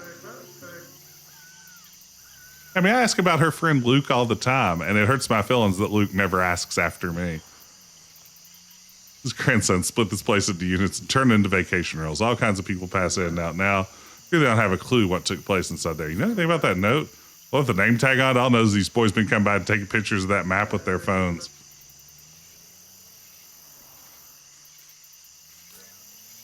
I guess I need to actually use the app here. What's that about? You see that?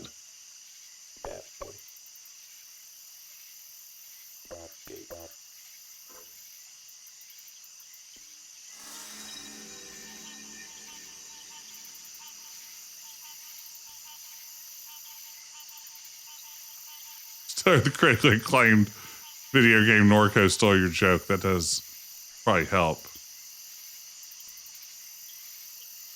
I don't quite know what I'm learning by doing this, but it's good to learn.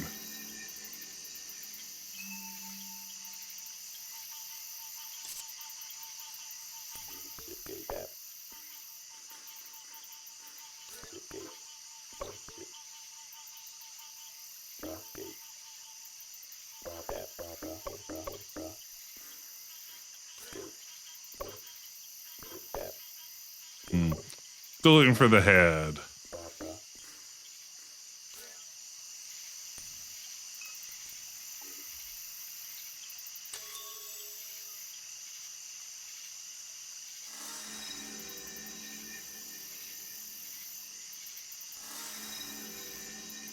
Definitely nothing out there.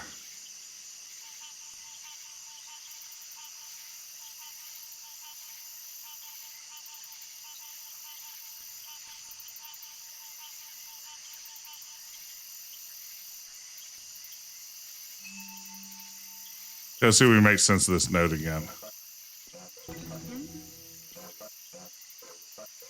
Take a look at the map. You'll see some blinking lights. Those mark the locations of portals. When you dive through them, it's like snoring this stuff. Don't let it freak you out. Just be a cool Garrett and make those lights blink just like you see on the map.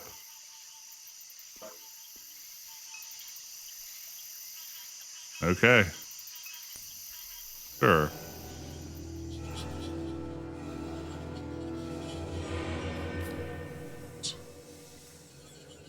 Me at John's Pond.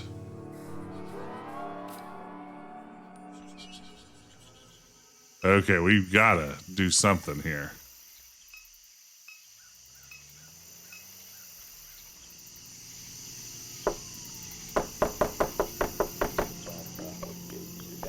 Okay, use that boat right quick. Boat can't have the rental, it's ours. Bruh, Johnny laid this out for you. This little highway rat here is looking for a brother. You got me? I think you might be out there in the swamp. I'd help you. We need that boat. Let's keep knocking. Still, we can't cue that boat motor. I think it's sick us eventually. Lord help me. If you need that boat so much, why ain't you using it? This ain't any of your business. We're trying to save lives here, bruh, as are we. Through research, which this conversation has prevented me from conducting, so please leave. Keep knocking. I can do this all night. Please, I'm begging you to quiet down. Trout, my cousin Susie's ex-husband bought 4 or 5 gold doubloons from a Canadian guy in the Mississippi. He buried one of them under her mom's house. I'm over there all the time. I keep a few car batteries in her shed. This is all nonsense. Can't lend you out the boat indefinitely. You understand we need it. Won't be indefinite. We got coordinates from some little gizmo sending out a distress call. My pond and a duck. So, yeah, a buddy of mine has this little gizmo. It's like, hell, I don't know, an answering machine. I guess it keeps spitting out these coordinates in the lake. What else did it say? It's got a stressed out node, brah. Something getting stressed out in the lake. Where are the coordinates? Stay in the phone. The node.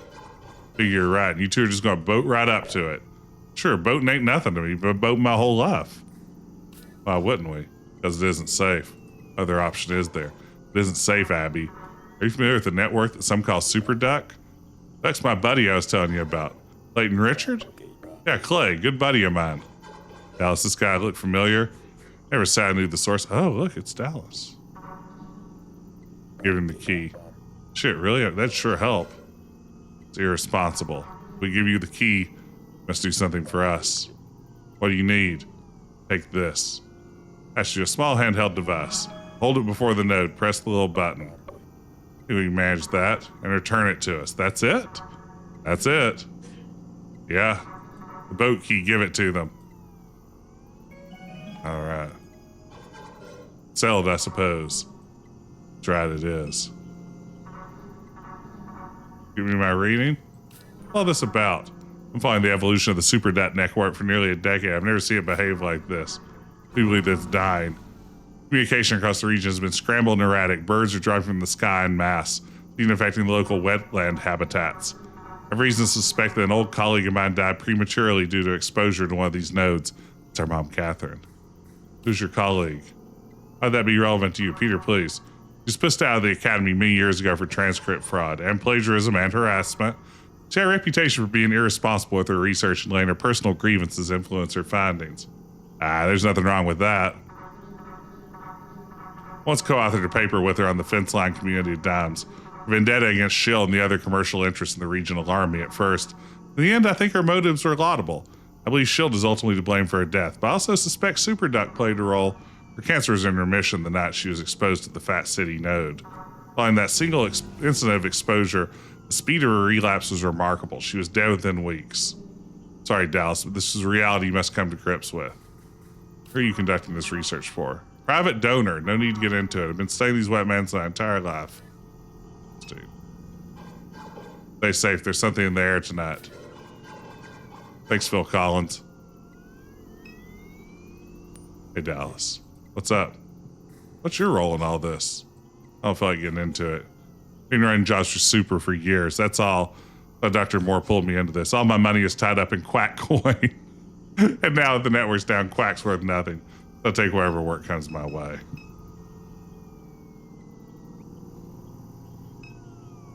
All right, well.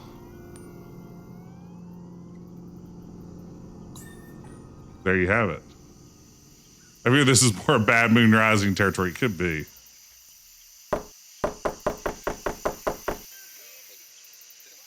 What are you bothering these people for? We already got the boat key. Let me record that. Let's go.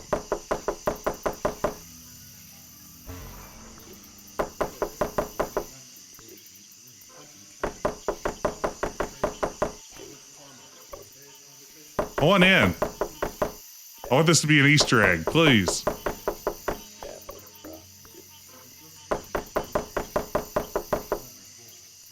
Okay, I guess it's not everything can be an Easter egg. I get it. Let's see. Look at that works. Let's take a little ride. And into the lake. There much riding out there? All the time. You know what it's like. A lot of the land is the road away. Once you get past Interstate 10, you can hardly see where the water ends, the land begins. What about the ghost bayous? That's right. See what I'm saying? Can you explain, please? Saltwater is beginning in all these bayous because of the channels they done cut through the swamp for logging, for building the bridge, the pipelines, the swamps all chopped up. It does feel like a maze time. Vegetation don't like salt water, and the vegetation is what holds this land together. Once the vegetation dies, the land begins to erode, falls apart, dissolves in the water. So what I'm telling you is this. Once you pass beneath the interstate bridge out there, it's hard to tell the eroded land of where the dead trees fell from the open water. You're not running your prop over submerged cypress trees, might get yourself stuck. How are you supposed to get through? Strange boys with the name tags that have been coming around lately, they seem to get through the ghost bayous just fine. Always looking at that map. Maybe they know something we don't. You got a sonar tracker on your phone, keep it handy. All kinds of stuff is hitting this lake. Don't be shy about jumping in the water. See some weird things down there. They got ghosts in the water. Nonsense. It's like that one scene from Lord of the Rings. Get an alert from that sonar, dive in, see what it's about. Not like the sound of any of this.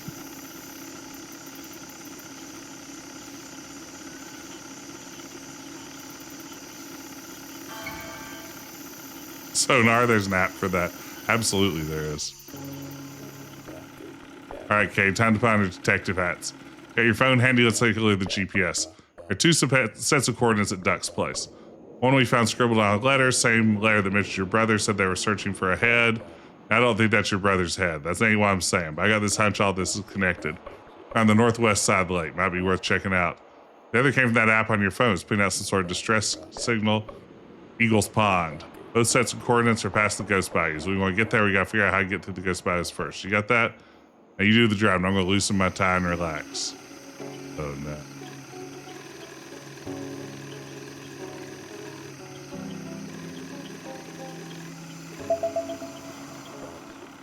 Sonar's going off. You fear they got something down there in the lake? Why don't you dive in and find out what it is?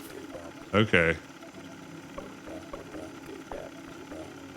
Hey, saw his dead granddad swimming around dressed up like a race car driver. That's my office hours. Off hours. I'd hate to see something like that that's kind of hangover. Okay, dive in, I guess.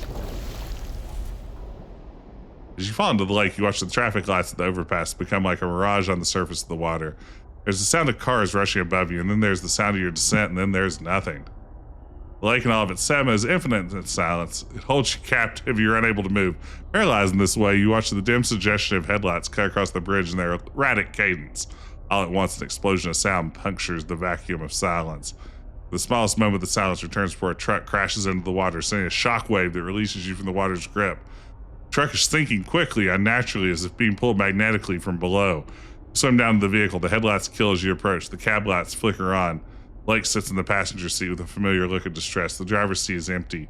He sees you and begins to bang on the window. The cab fills quickly, cutting the lights. You open the door and swim to the cab as the pressure equalizes. You feel around desperately, your lungs screaming. The cab light wakens again to reveal an empty vehicle. Blake is nowhere. The light pulses slowly, rhythmically, regularly.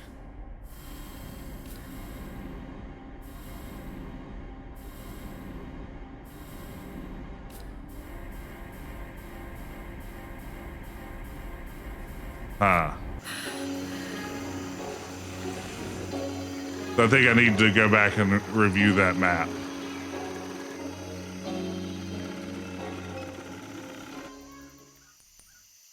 Okay.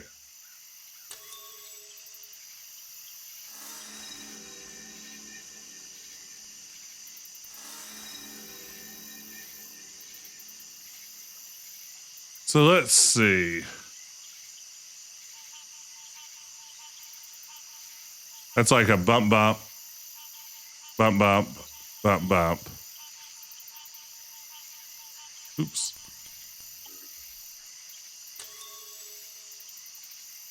The one up top there is a fast constant. The one down there is solid.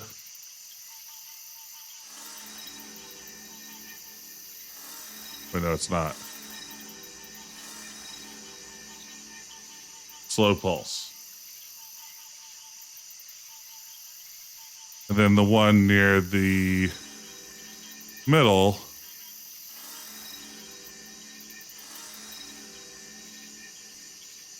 is going to be just solid.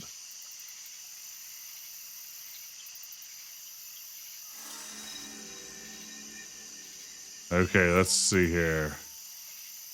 Do we have any idea what we're doing? Been here before too long, I like to call it quits.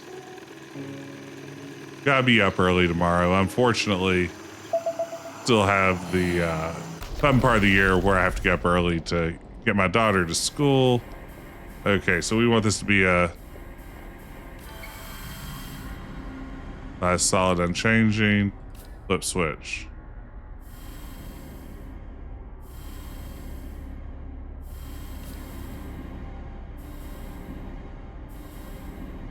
Okay, that's the one we want.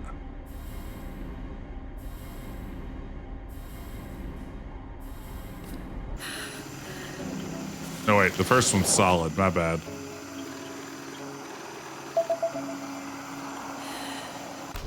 I think if I'm remembering this map correctly.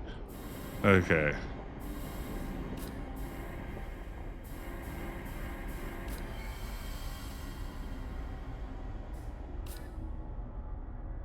That pulses slowly.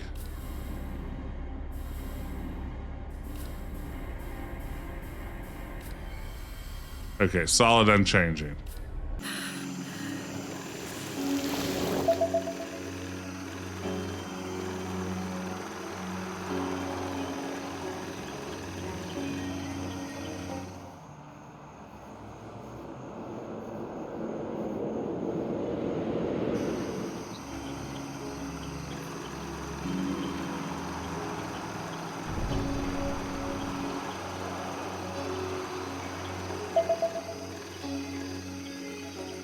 Dive in here. Old wreckage of an old fishing village. Wooden pilings are shadows against the dim light of the evening. Pilings are driven deep into the silt where the planks and bottles and crab traps and stray pieces of tarp have coagulated into something whole. Swim toward the trash. Swim through the window. Discover there's no water beyond it, no longer buoyant. You fall immediately to a wooden cypress floor. You scan the area. In a cleared living room, clean and well kept. Picture frames along the walls shake. The foundation of the home rocks. Look outside the window from which you entered. Rather than the depths of the lake, you see a torrent of wind and rain ripping up across the open sky. Lightning cracks punctuate those furious sounds in the small crevices of silence. There are screams. There's a door to your right that leads to the balcony of the home. Go to the balcony. Water laps at the balcony, threatening its foundations. In the distance, figures hug the crowns cypress trees, screaming prayers into a vortex. Among those stranded is Blake, who's lashed a rope around a tree and is holding to it desperately.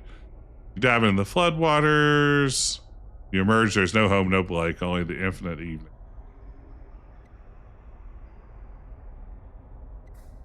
Full rope. Okay, this one should be the double post.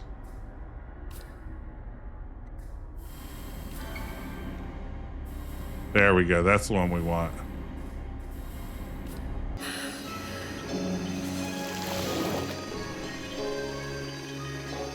Okay. So now there should be one in the lower right corner somewhere. Let's see if we can go find it. It's quite a puzzle.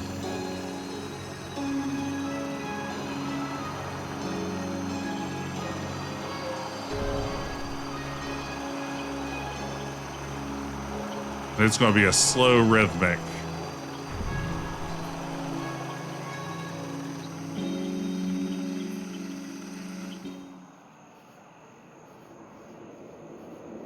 I wonder if it was actually down there in that pond. I bet it's over there. I wish we could pull up the map. I probably should have screenshotted it and looked at it like that. Almost as bad as interpreting furnace light codes could be. What's that? A figure cuts an uncanny silhouette in the water. Blanc whispers, "Bruh, the pig man. Always thought Duck was pulling my leg. Can't believe I'm seeing that with my own eyes." Duck says the fishermen around here bring him gifts so he don't steal the fish off their line. All right, we saw the pig man.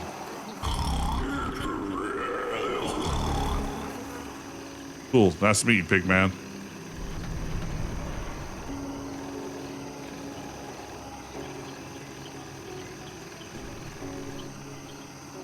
Is that really a dead end?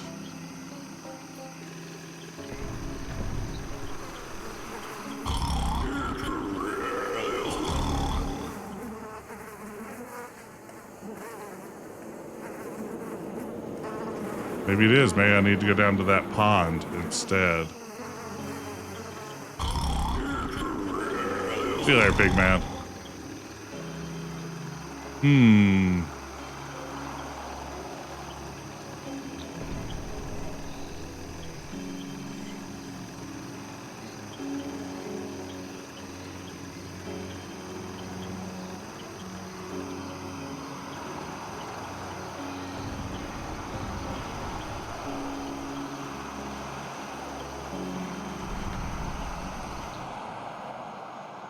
Okay, got it.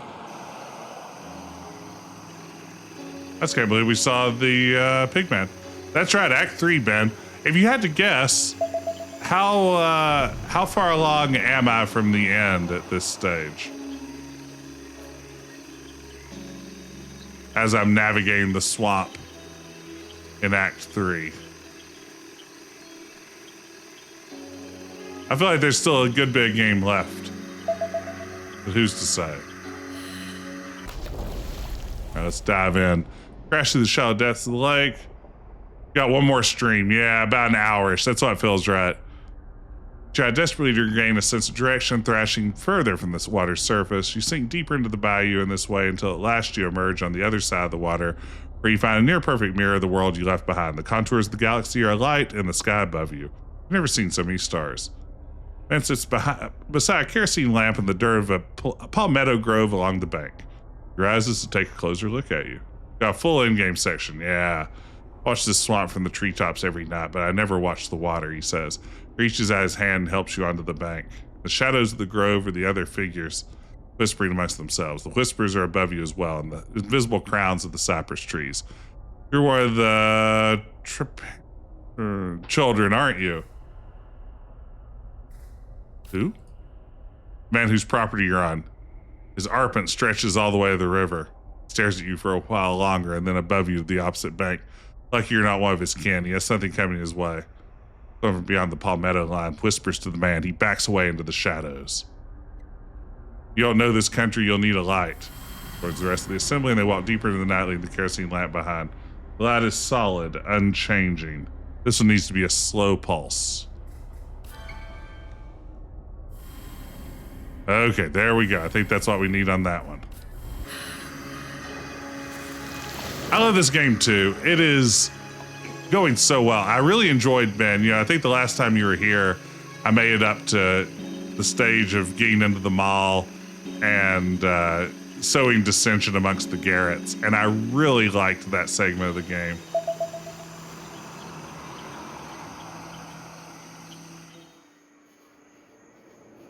I have so many thoughts about this game, and I just wish I had a forum to share them in. Like some sort of opportunity just to reflect on it.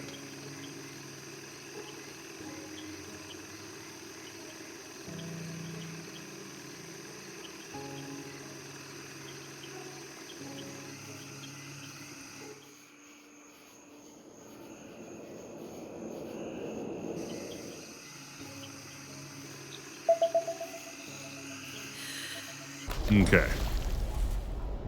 Plunge into the logging canal. You tell me you're sleepy. You plunge into the logging canal and immediately find yourself tangled in the branches of a felled tree. You struggle to free your arm, no luck. As you pull, the tree pulls back until at last its force proves stronger, begins to drag you through the flotsam and foam. Possible to see beyond the suspended sediment of the water. In a sudden, violent moment, a force pulls the tree into the night air, and you along with it. As you hug the trunk of the tree, you see before you a massive machine spewing smoke into the sky. The machine sits atop a barge. Mounted to the barge is a large drum that spins slowly and powerfully, winding the rope that grips the tree on which you float. You look to either side and see crews of workmen balancing upon pirogues, axing wedges into the base of the cypress tree along the canal.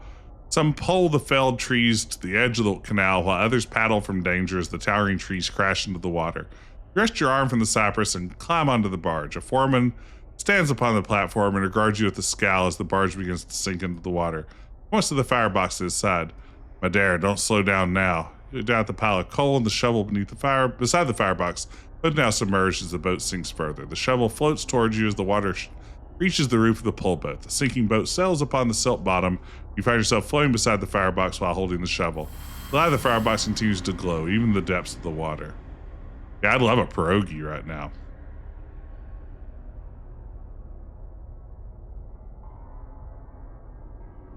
So this one needs to be a fast pulse.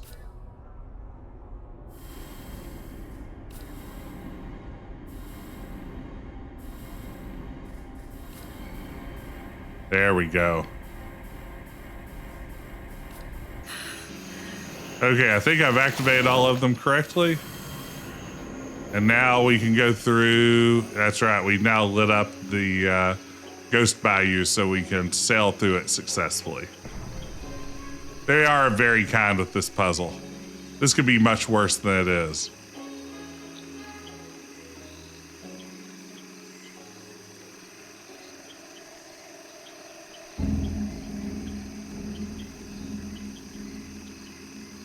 There's 4. I think we got all 4 of them. Yeah, we've gotten all 4 of them.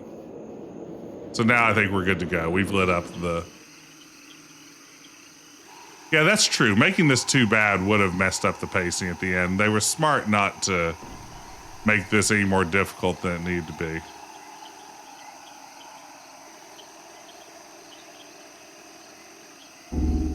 I wonder if it's possible to navigate this section without lighting it up if you just wanted to be like a real trial and error kind of guy. Okay, this is one of our head coordinates. You plunge into the water, you pass your hands through the increasingly obscure cloud of sediment. A stray branch just from a larger tangle of detritus. 2 beads of light shine from the direction of the branch. Yo, you can't do it. Just turns you around. Almost gelatinous flesh, distinct ridge of a nose, the firm, mistakable texture of teeth. Oh man, we grabbed the head. Oh, we found John's head. Sweet. What you got there, Kay? A little treasure from the lake? You hang the head from its sloughing tangle of hair and display it to LeBlanc. Your sweet mother of Jesus. Take Jesus to rock gently in the wind. That's great, kid. Just put it down. What's with them eyes? Them eyes ain't human. Presses his thumb. 2 glass-like orbs slip easily from the eye sockets. Oh no. The head is entirely without eyes. It's true. All right, playtime's over. We still got another set of coordinates to check out. Well, sweet. I guess it's on to Eagle's Pond. LeBlanc is wonderful. Yeah, got some hand sanitizer. That's a good point. Okay, let's see here. Go up around this bend.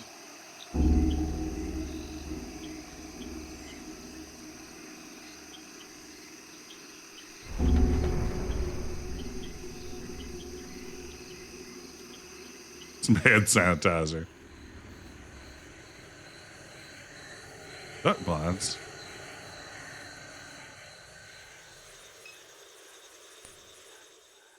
Three Garretts guard the pass. Their tonsures, robe, and smudged thorheads wake something in your memory. No getting through this way. Ditch man's orders, unless you're the ones with the messenger. You the ones with the messenger? Big round thing with the juice in it. The thing that Jesus lady stole before she fed to that fucked up bird and they both died. The thing, why are you even here? Kid, you gotta break this down a little bit. Oh, you're the ones, you're clearly not the ones Ditch Man was talking about. The Ditch Man has claimed the cult. Looking for my brother. You know a guy named Blake? Dead lady's kid? Oh yeah, Jesus lady's kids. He's at the Ark all tied up like a pig. You alive? Yeah, Ditch Man's taking good care of him. Get through, they're holding your brother captive. We found a head in the lake. What happened? John got what's coming to him. He took us for granted, wouldn't let us wear what we wanted. So Ditch Man popped his head off. Wow. That's okay with you? John was terrible. Everybody thought so. I had the idea that everyone joined John's cult, but also hated him. Is that thing a playset? Yes, it's my little playset. What's it do? Whatever I want it to. Hey, how do I get one of those name tags? It's too late, we're out.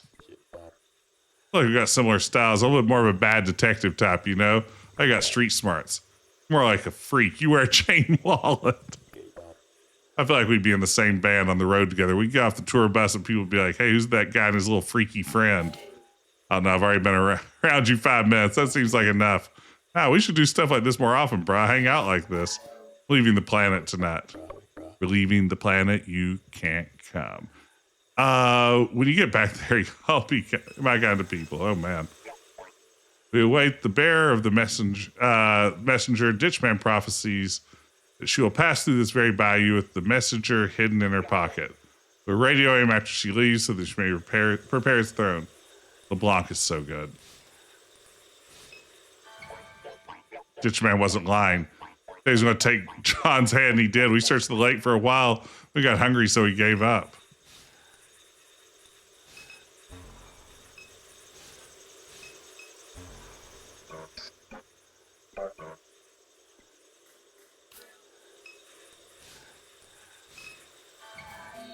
Nice souvenir.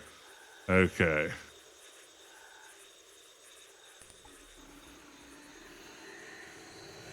So we were going this way, right? Yeah. Got a little more swamping to do.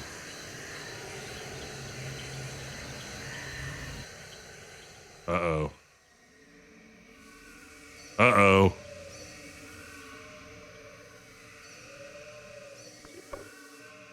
God's name am I looking at here? Seen some big bald eagles in the spillway before, but nothing like this. Like someone tore its eyes out. Oh, that feels like a clue. Slot the eyes into the bird's empty sockets. I want that painted on the side of a van.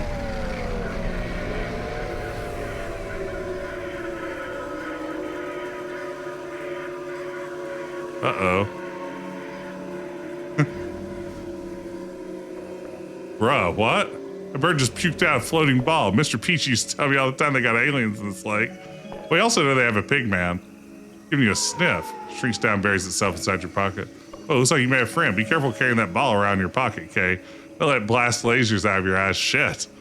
I'm kind of sorry for the big bird, bruh. First time I see an alien do that to a bird. All the heat coming out. This thing's starting to make my skin itch. Let's roll. I've never seen an alien do that to a bird either. Okay.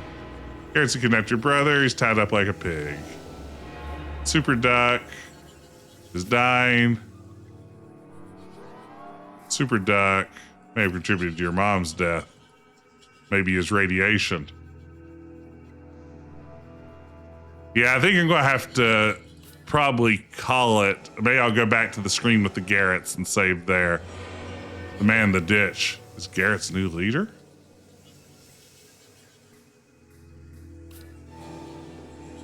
Blanc has exactly 32 thoughts in there. Masterworks all. This is so true. Mom saw something in the lake. Super Duck ate it. Okay. Belong to John. All right, that updates our mind map. Okay, let's motorboat our way back to the Garretts. And once there, we will save and then begin next time by showing them the orb that Super Duck puked out. All right, so we're back with the Garretts. And they wanted to see evidence of John's head, I believe. Is that what they were looking for? Or are they looking for the orb? I can't remember exactly. It's been a day or two since, I guess, literally one day. Let's see what happens if we show them the head. I think they were unimpressed by the head, weren't they? I guess I flash them the old orb. That's it. Is that it? Its light is nourishing and divine. I can see the crystalline texture of everything that surrounds me. Flood me with another kiss. I'm begging you. On the edge. Just one more time, please, God. Why I do that? Just out of curiosity. I don't guess any of these kids is the kid we're supposed to play that come home message to from his dad. No, okay, we didn't. Let's flash him again. Oh, yes, oh. There was a swap. And a lake and a refinery, and Kay had no face, and I am the one. There's a great coming apart of this world. Can you see it? Oh, gosh. The coming apart so that the light that was hidden in the salt can shine again, and I am the sun. I was the one in the mall. I am the one in the swamp. But who would not be in the swamp and find your mother's corpse and the stars' benediction where prayers collide? These guys are off their rockers.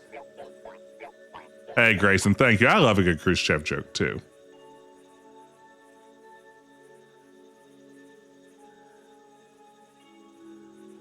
Who would not follow your mother down the ditch?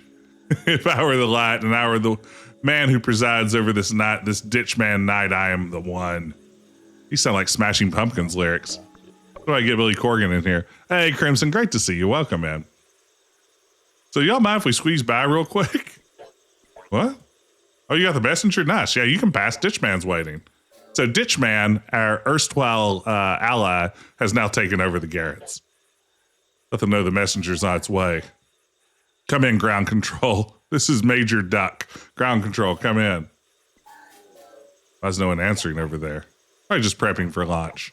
You two are free to take your boat through this pass. As soon as we get someone from base on the radio, we'll let them know you're coming. Sweet. So back to the boat.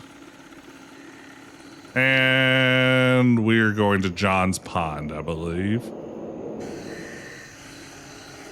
I love a boat scene. Everyone's doing well this evening. I'm coming in hot from a softball game. It was a long game. It started at 5 o'clock, which meant we had to like drag our daughter off the bus as soon as school was over, and then it lasted very long.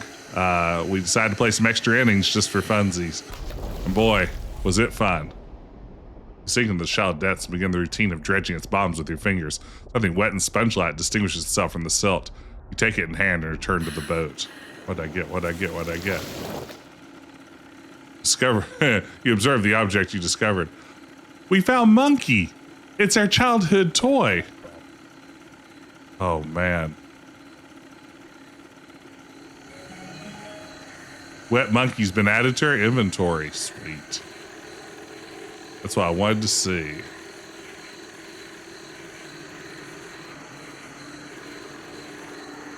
I mean, again, this wasn't even extra innings because of a tie game. This is just like, let's play some more innings, and wouldn't it be funny if like players who've never pitched before had a chance to pitch? Which those are rough innings to sit through. I'm just grouchy. I was at the ballpark from Keith's Corner. Oh my God. It's Keith. He launched his channel. Keith's in the ring. What an evening has been, Norco folks. I just left Shill's exclusive carnival ball where Laura St. Clair was found dead in her office. And the corpse of disgraced academic Kay Madére, no friend of the St. Clair family, was exhumed from the Red Church Mausoleum. They really do have our mom's body. Coincidence? Keith sure doesn't think so. To top it all off, the charismatic social media influencer Kenner John has announced that tonight he'll be launching a homebrewed spacecraft right here in the La Branch wetlands. Yeah, bad news about that. John and his disciples were able to erect this engineering behemoth in complete secrecy despite seen squarely in the flat path of Armstrong International Airport. Is it in there? Not quite. An inside source tells me that a war is brewing among rival factions of Kenner John's disciples, the infamous Garretts. An unfamiliar figure named Ditchman has emerged to challenge John's reign amidst the discord, and John, rarely caught off stream, is nowhere to be found. Who will win the War of the Garretts? Who killed Laura St. Clair? Was it the same culprit who exhumed the recently entombed body of Kay Madére? Where's Kenner John? Well, I know where he is. Super dead. Will he manage to get his junker off the ground? Keep your eyes on the ring, because Keith's got him cornered in Keith's Corner. Man, Keith rocks. That is awesome. Keith had told us about his dreams of launching his own news channel, and here we are. Hey, Roland. Greetings. Nice costume. You a Garrett? No, these Garretts. Never heard of them before tonight. I came here with a group of others from Shield's Carnival Ball. Police and private security were swarming the facility as I left. A disturbance of some kind. A perfect evening to launch a rocket with the cops already tied up the refinery. What happened at the refinery? Another attendant at the ball said there was an explosion. Perhaps we'll find out more on the evening news. There I am, from one circus to the next. This rocket, these people, what do you make of it? They want to leave this world. Who can blame them? It's true, no one is satisfied here. We're trapped in this limbo, like lost. A long twilight that bleeds out to the edges of time, where even the most fantastic things become banal. This gray blanket of stealth time, to punch a hole in it, I understand the appeal. Me too. This woman is named Menthols. What a sight. Beanie says, how'd you hear about it? Text from a friend. Did you bring a kayak or anything? Someone let me float over on their raft. What about you? Inflatable mattress. Worth it. I'd do whatever it takes to watch this thing explode. I like that attitude. Failed Garrett. I always wanted to be a Garrett. I installed the app, could never find the readings. I follow those guys online, but they never follow me back. Oh man. I'm starting to think all the Garretts might die tonight. All might die? This whole thing is a huge mess. No one knows who's steering the ship. Literally, half the Garretts defected. The rest seem to be losing their minds.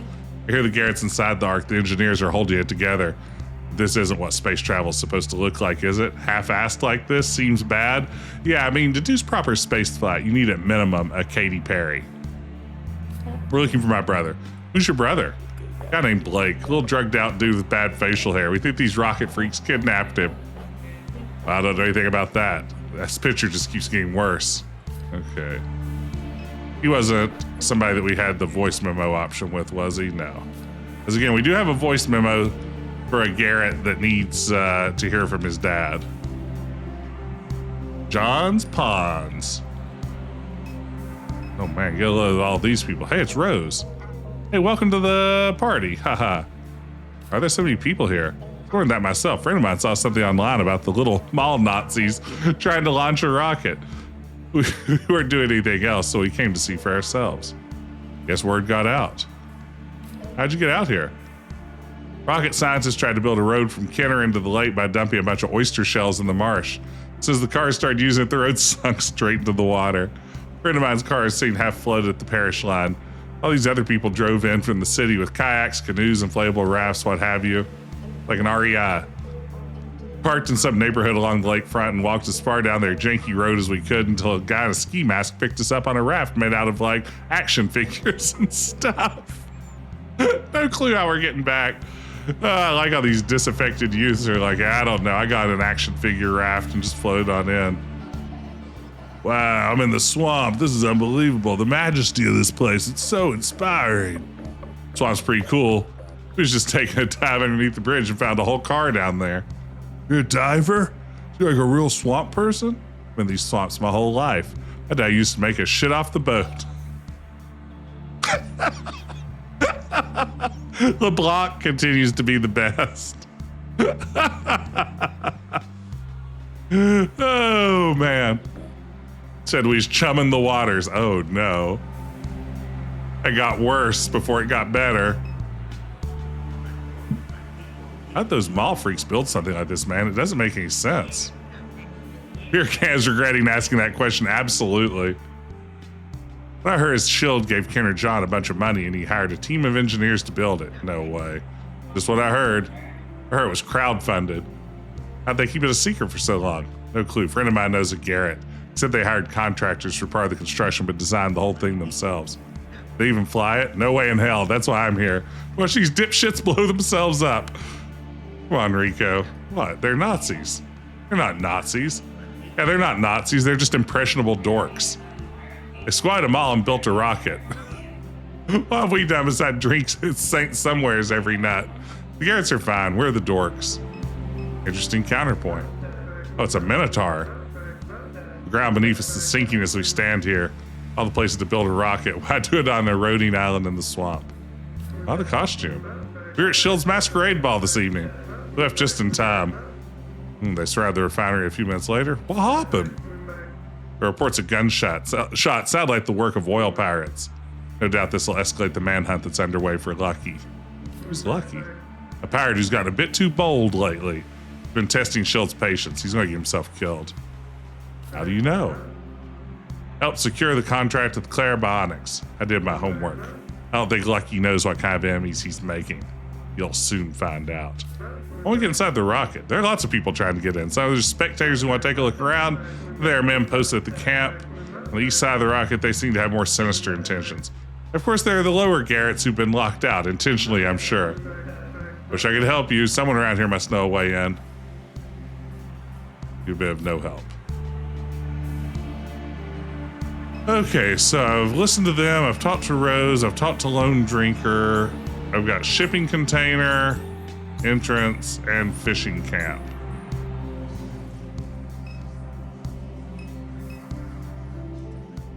Browser sits open on the laptop.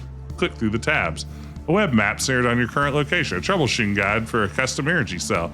Image results of avenged stuffed monkey.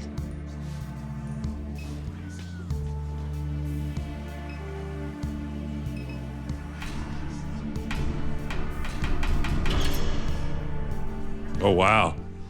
Bruce, what? I'm doing something in here. What are you doing? What's it look like I'm doing? I'm running ground control. We've got an arc to launch. Okay, I think Bruce is the guy I need to play the recording for.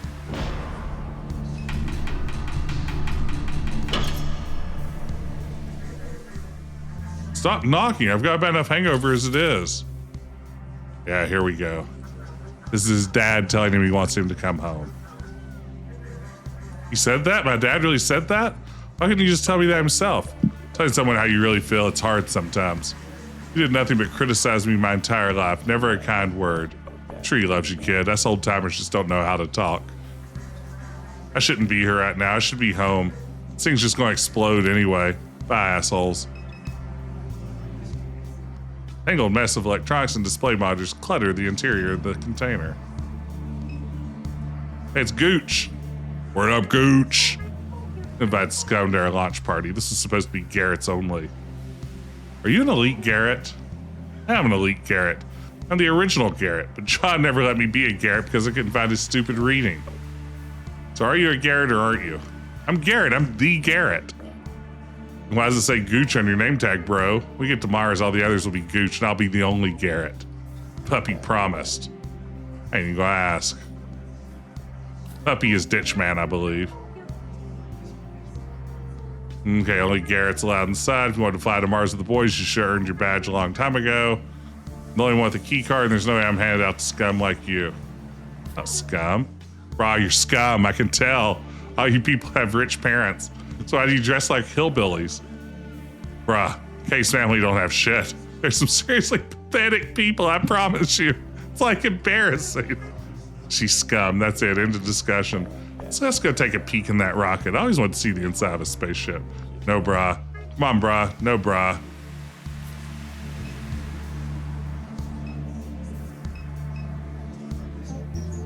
It's a micro-influencer. I like to think I'm a micro-influencer. The other Garrett's ditched him, he doesn't even realize it. When even the other Garretts can't stand you, that's when you know it's bad.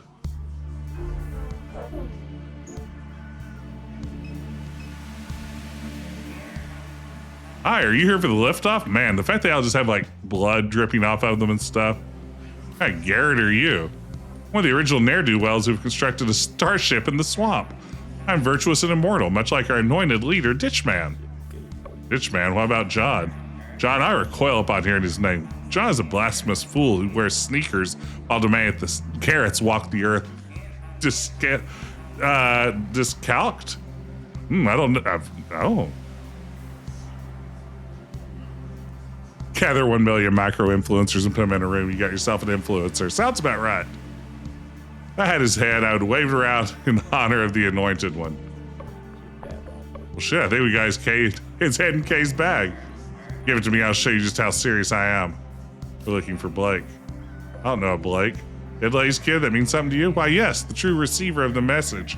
The progeny of Christ, the lady of the eternal evening. Sound like Pawpaw with all that shit. Yes, like Pawpaw, the anointed. I thought Ditchman was the anointed. Yes, Pawpaw, the ditch wanderer. You telling me that Pawpaw is up there in that rocket with Blake? Yes. Old man's back. Unreal. Lady of the Eternal Evening sits upon her throne beside her child, and the shepherds watch.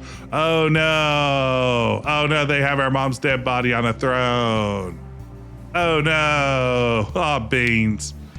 Our shepherds watch. Right owns the ship. Where Ditchman awaits the messenger. We cannot retrieve the messenger from the bird freak, but the last of Christ's progeny will deliver it to us. That's us. What language is that? It shall be as the Ditchman foretold. I like Ditchman. Say, kid, how are we getting that rocket ship? Only the engineers and the security Garretts are allowed. Why aren't you in the rocket? Senior Garretts would prefer that I stand here and greet those who are arriving. Sounds like they kicked you off the ship. Okay. Wow, there's a lot going on here. You gotta save.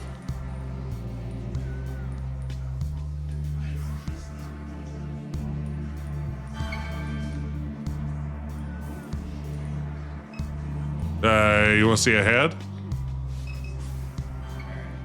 Is this John, his head? I have his head? Just like Ditchman? Just like him, like Ditchman, John's head, John's heads. Everyone please listen, I've conducted the service of the Lord. I am the one they call Ditchman. I have taken the head of Kenner John. I made him suffer. He did not walk discalced as a desert father should. He wore sneakers.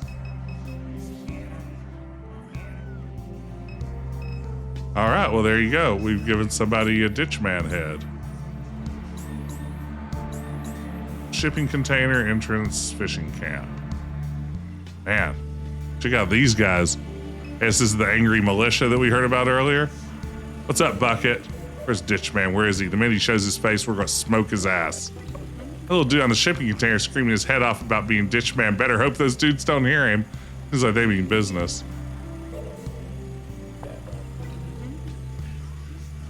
What if they hear him saying he's Ditchman? Oh man, so I have to do a recording? That's mean. How's it going tonight, folks? What's happening in this corner?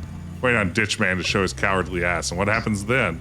Well, man gestures at the sniper. What's it look like? You ain't exactly hidden, bruh. Ditch Man thinks he's immortal. We're here to rid him of that notion. Like I said, I'm worried about that wild little dude on the shipping container. Well, if they hear him in green saying he's Ditch Man, I like that this game is just like, hey, this could be a clue. What do you think? Cooler guy. That's the least cool guy here. Could fly the space with these Garrett dudes. Okay, so we know what we need to do.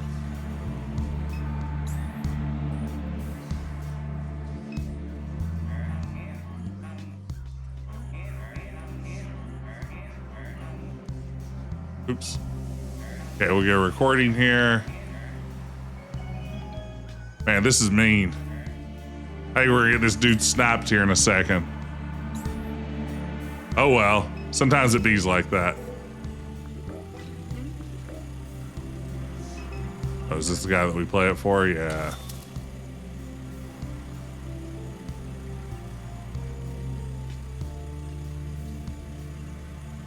All right, there you go, bud. Congratulations on being the new Ditch Man. It's him. Where is he at? Up there on the shipping container. Knuckle. Sup, Chuck? Got position? Where's he at, Chuck? Up on the shipping container. Give him a little warning shot, now, don't you? Say no more, Chuck.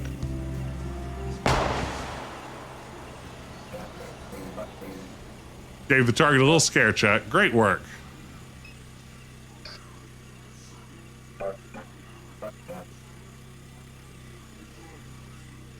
Wow.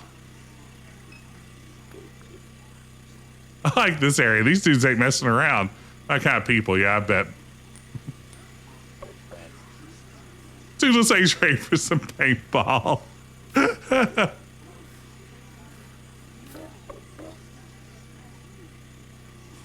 Okay.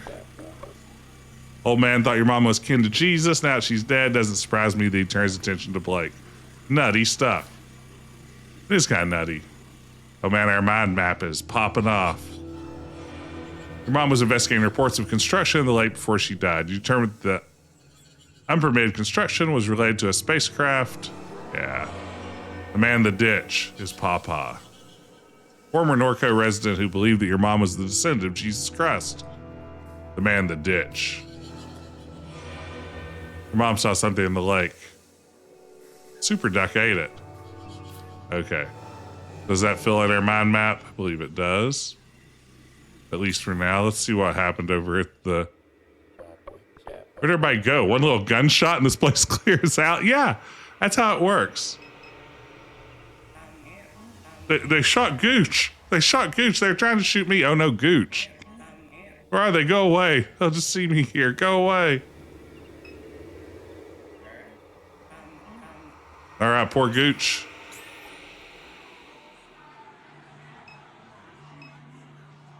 Hey, weird hat. God, this sucks.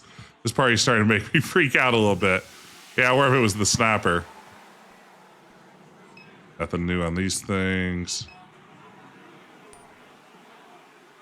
He approached the injured guard as LeBlanc began searching through his pockets. The hell is this? Get off me. Hey, shot, man. You trying to pickpocket a guy who just got shot? I'm sorry. A little bit of a spit take there. Yeah, bruh, I guess I am. Someone needs to do something. Someone turns away from the man in the hat and places one hand on the injured guard's shoulder while continuing to dig through his pockets with the other. Distressed kid helps on the way. You called an ambulance? No, but somebody probably did. LeBlanc finds a card in the guard's back pocket and slips into his own. Good luck. You called an ambulance? No, but someone probably did. Well done. All right. That is really funny.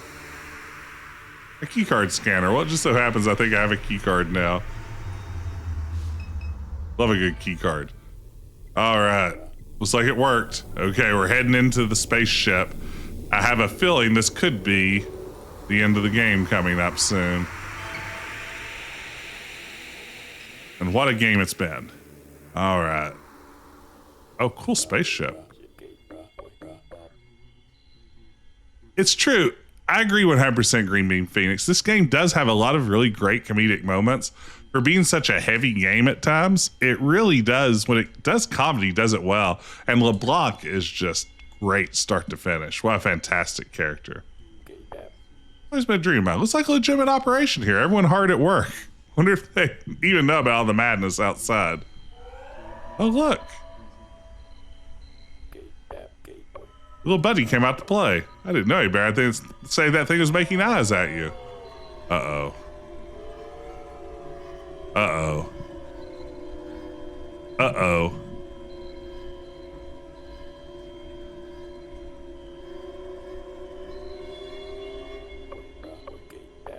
Wish someone kissed me like that one day. What were you doing while that thing was in your pocket?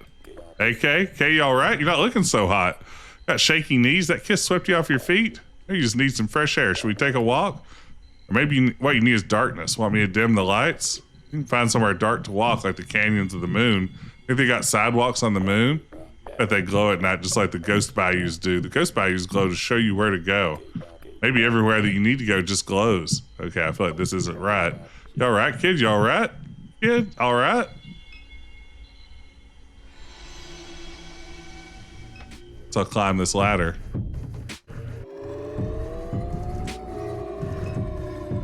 Oh, this is so cool looking.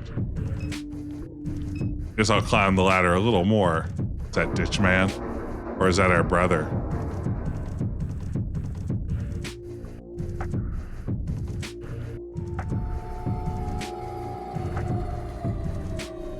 There's a fly buzzing around, it's driving me insane.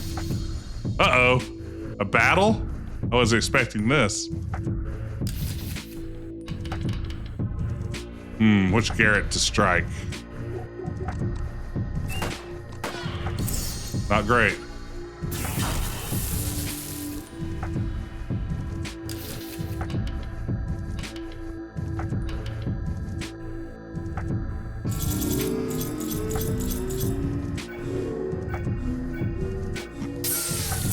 Okay, the Garretts are replenishing.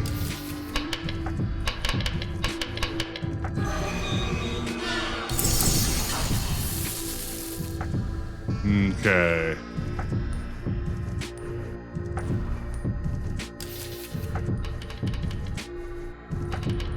It kind of forced me into this combat, so I'm not sure. Surely I'll just have to keep killing them. Oh, maybe I do.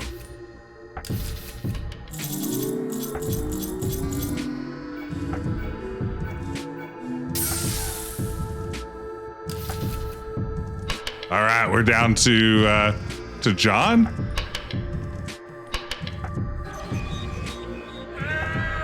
Orbitex John.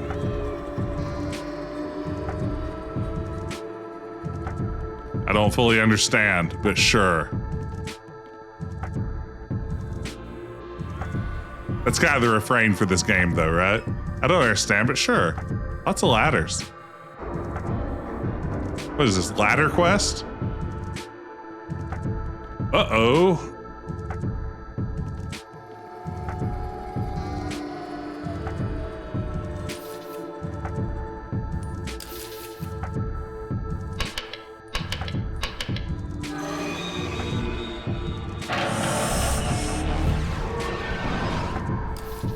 Okay.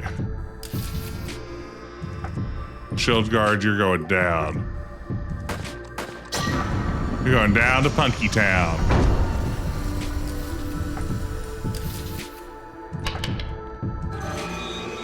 Okay. Man, these refineries are literally trying to kill us now.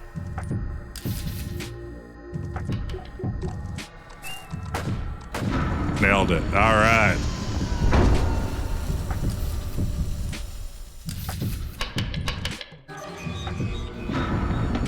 Okay. Just me and you. Big bad guy. Should've gone with Kay. I'm way better at her minigame. Okay. It's odd that it's ending with so much combat, but that's fine. I kind of like the combat. some super duck heads. Nothing to be concerned about.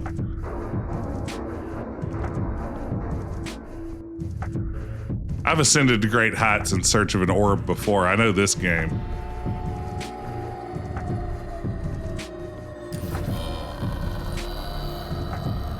Uh-oh. Did he just give up? All right, left Cardinals and Pelicans.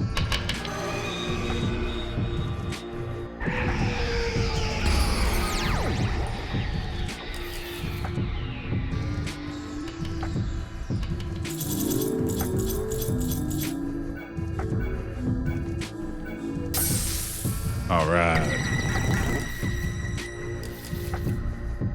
Let's get him. Get him, orb.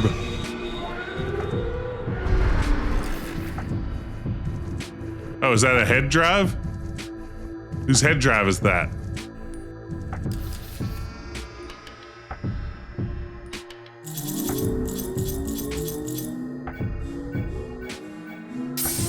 Okay. It's Super Duck.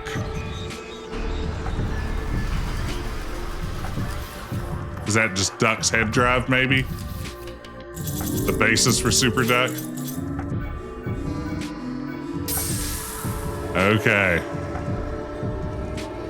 And there are power lines inside this rocket ship. Who would have guessed?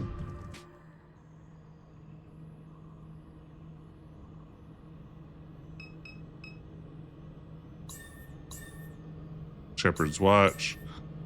Go Shepherd's Watch first. It's LeBlanc. Oh no, the detective is slouched against the railing, bleeding from several wounds. No! It's a balcony on a spaceship. He's good to the last drop. Blake here, have you seen him? I don't know, Kay. I ain't really in the position to peek around. He was running around down there just punching walls, knocking shit over. Eventually I lost time. You came up here to find you, but the old man shit. I'm bleeding out. I can hardly keep my eyes open. Don't touch me. Just go. And listen, okay? You see Gus, don't tell him I got killed by some perverted old son of a bitch. He might think that's funny. Tell him it was an animal like a big raccoon. Well, not a raccoon, just in out consciousness. Just don't say it was an alligator. He always thought he knew the swamps better than me, and well, I'm not doing too good, Kay. Detective's breathing slows. He blinks, his face twitches, and a few moments later, he releases you from his grip. Oh no. Oh no, not LeBlanc.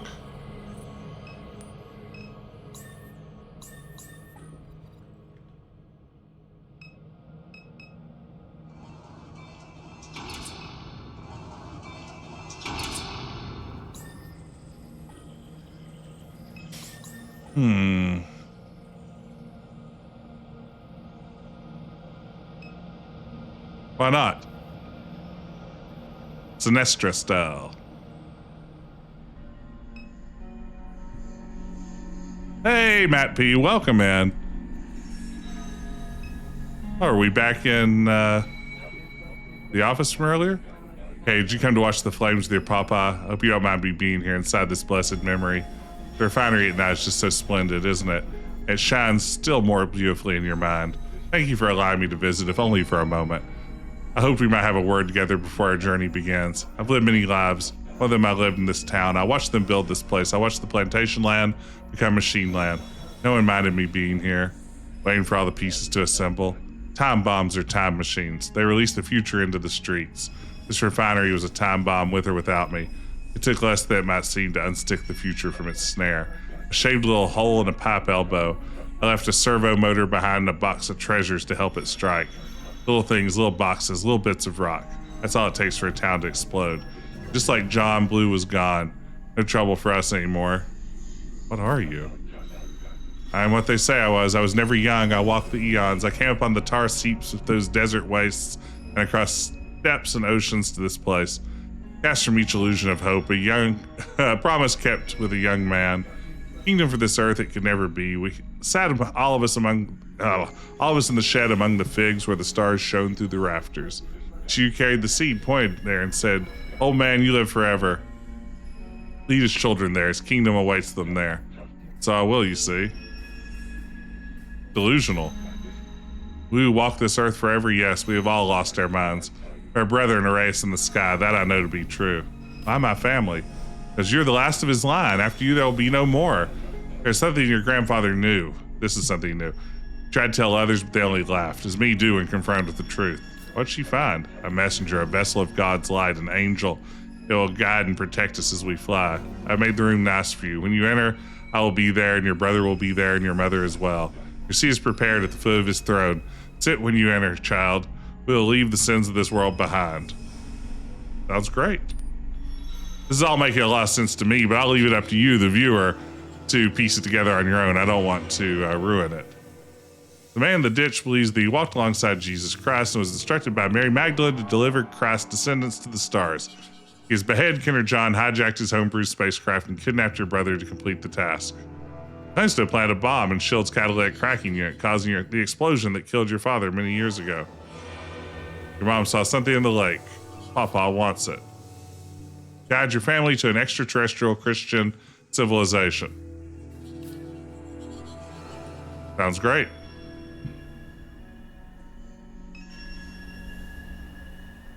You slide a piece of paper from the envelope that rests on the desk to find a crudely drawn sketch of your family.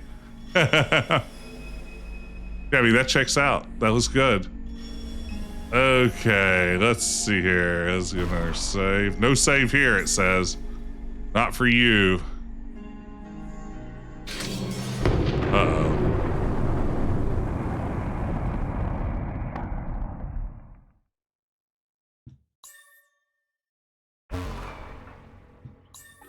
I guess we'll go back. Okay.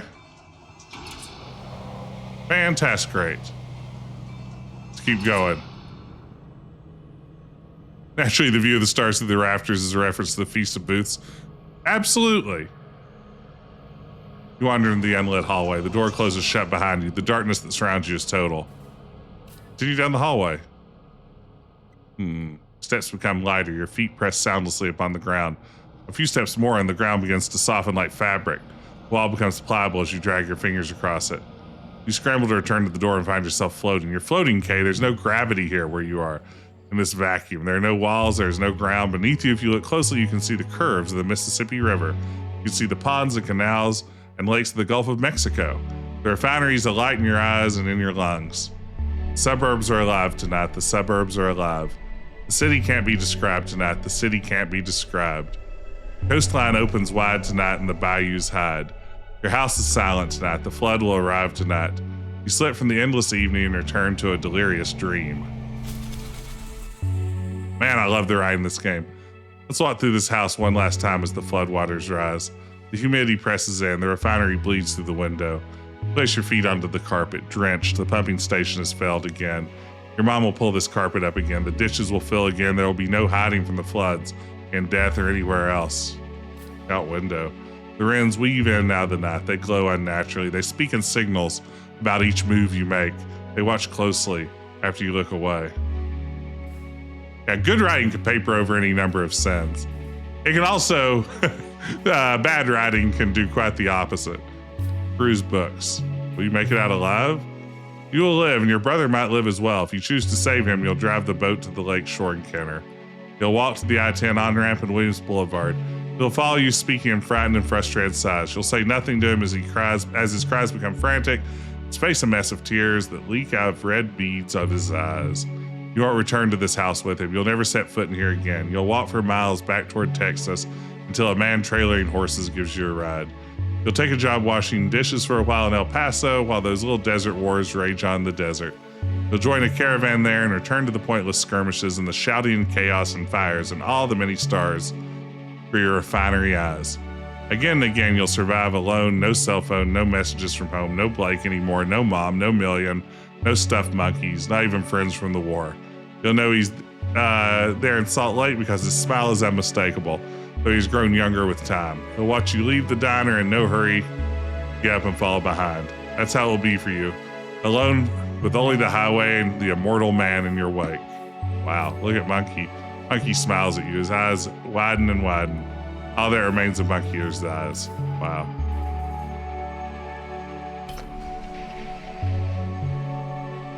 Your mom sits on the couch of the living room staring out the window. She doesn't acknowledge you when you enter. Sit beside her. She turns you, the indifference drains from her face. Wish you'd come just a little sooner, she says. I thought maybe we'd have breakfast together or something. I actually dreamed about it. I wanted to. That's why I hoped. Just that you wanted to. She hugs you awkwardly and kisses you on the forehead before wiping tears on her sleeves. She looks down at her feet. It's flooding. You nod. All right, well, I should. Gets out without another word and walks out of the room. The refinery explosion plays on the television when you get up and leave.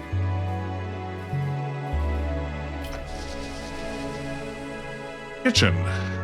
Cockroaches scattered from your footfalls. They feed on the crumbs and medication spilled across the table. They decorate every surface and congeal in the rising water. Open the microwave. There's the head from the lake, eyes closed like the face of a man only resting. You slam the microwave door shut and leave little pockets behind for the roaches to fill. The laundry room scares you and has always scared you. Blue stands in the corner. He peels his forehead from the wall to meet you. Clutches his towel tightly, nervously. Speak to Blue. I wanted to be around, he says. No, it's not what happened, but it's what I wanted. I did too. You're too young to want anything, Kay. You don't remember me at all. Like I was never there. Not blaming you for it. Just the way it happened. Puts his hand on the wall and the walls begin to dissolve. You just don't think that. He looks down at the water spraying across the linoleum tiles. That'll get bad, but when it does, you don't think there's any other way it can be. That's what gets me. The voided light of the backyard breaks through the wall as he presses his hand more firmly against it. I don't know, I just wished I was there. That's all I wanted to say. The light engulfs your father as the wall rematerializes before you, and the laundry room drops into the depths of the greater New Orleans. Blake's room.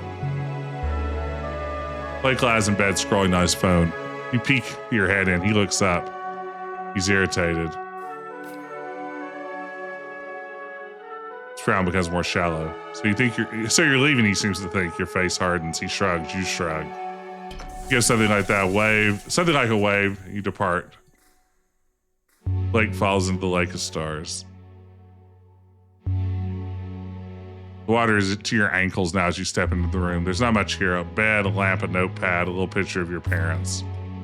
She's young, perhaps your age, long brunette hair, olive skin. He's looking at her with a knowing and amused expression, his denim shirt smeared with rust. She leans against him, her head on his shoulder, pinky fingers locked. Light breaks through the oak tree in the yard, forming a radiant halo around her head. You let the frame slip from your fingers. It falls away, and so does the room. Bathroom. As you're in the bathroom, you find yourself all at once inside the shower with water raining down on you. Cut the water and exit, toweling off in a hurry as you approach the mirror. Wipe the steam from its surface and see yourself for the first time. You have green eyes and coarse hair curled wildly at the ends. You look like your mom did at your age, like in the pictures when she smiled beside Blue. There's a small scar above your left eye. You step away from the mirror, but the reflection remains. You finish drying and throw the towel into the floodwater dress, flip the lights, and leave the room. Your reflection in the mirror decays in the bulb's afterglow. A distorted face, pinpoint eyes, and a hairline mouth wills itself to survive. Go to the office.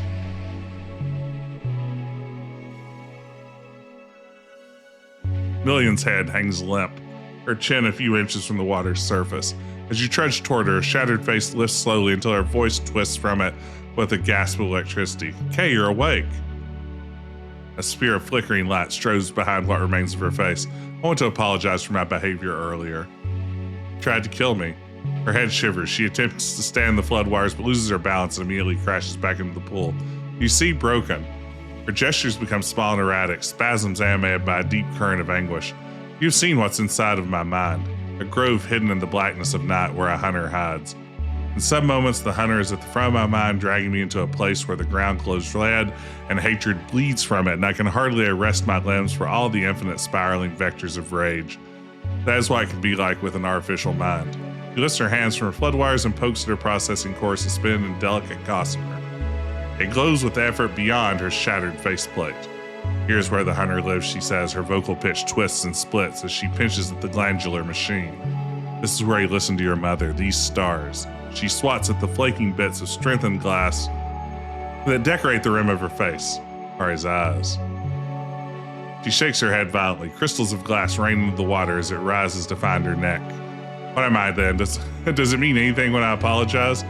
The water rises still more to the crown of her head. She continues to speak in indecipherable static. Soon there is no more robot left to flood. You swim through the black waters toward the light of the attic as the room sucked down to the suburban depths. Million's face hangs in the fluid of your eyes as you float in the vacuum of the New Orleans sky.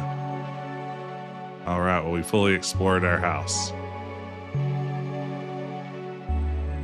Man, this is wild.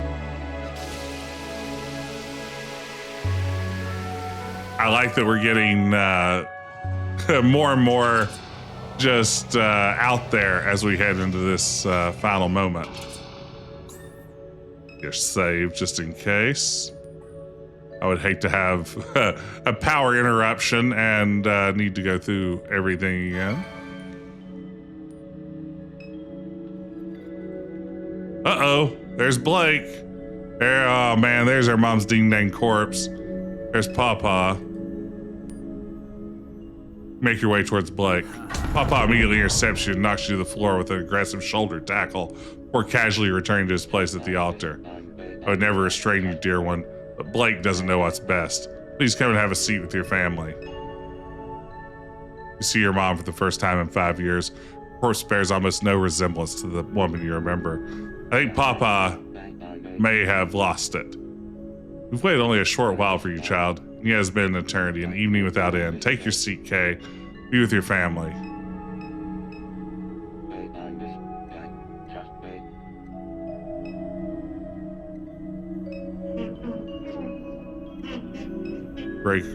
Blake, rise desperately.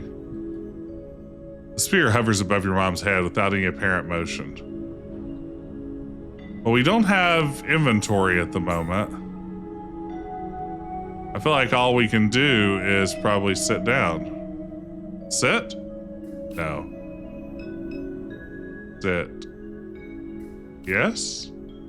You approach the chair and glance over at Blake. He watches with dreadful, panic eyes. Very good, child. I know you're both afraid, but remain strong. You'll be rewarded for your courage in the world that awaits. Raises the transceiver in his hand. Garrett, my boy. Garrett, come in, boy. Bruce, answer me. Did your daddy call you home? Bruce. Not to worry, Kay. Be with your family. I will return shortly, and then it will be time. Only a moment. This chamber is yours, and there's no leaving it now. Not for you, not for Blake. Settle into your fate, okay? Yes, settle in. Papa walks quickly out of the room, through the steel doors at the end of the hallway. You immediately spring from your seat. You rush to untangle Blake from the mess of rope and duct tape that binds him to the chair. As you peel the tape from his face, he lets out a helpless, exaggerated cry of terror. You wrap your arms around your mom's corpse and lift her from her throne. She's even lighter than you expected. She feels like a bundle of sticks wrapped in fabric. She smells like orange peels and myrrh. Wow. Classic body get.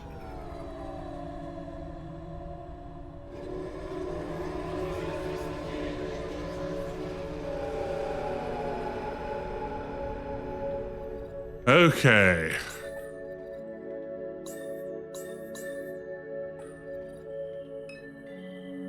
Oh, we're gonna dive off the balcony. Dive into the lake? Yes. You approach the railing. Oh no. Oh no. Plunk.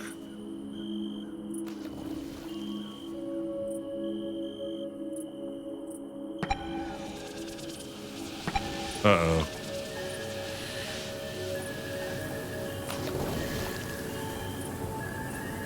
Is it blasting off?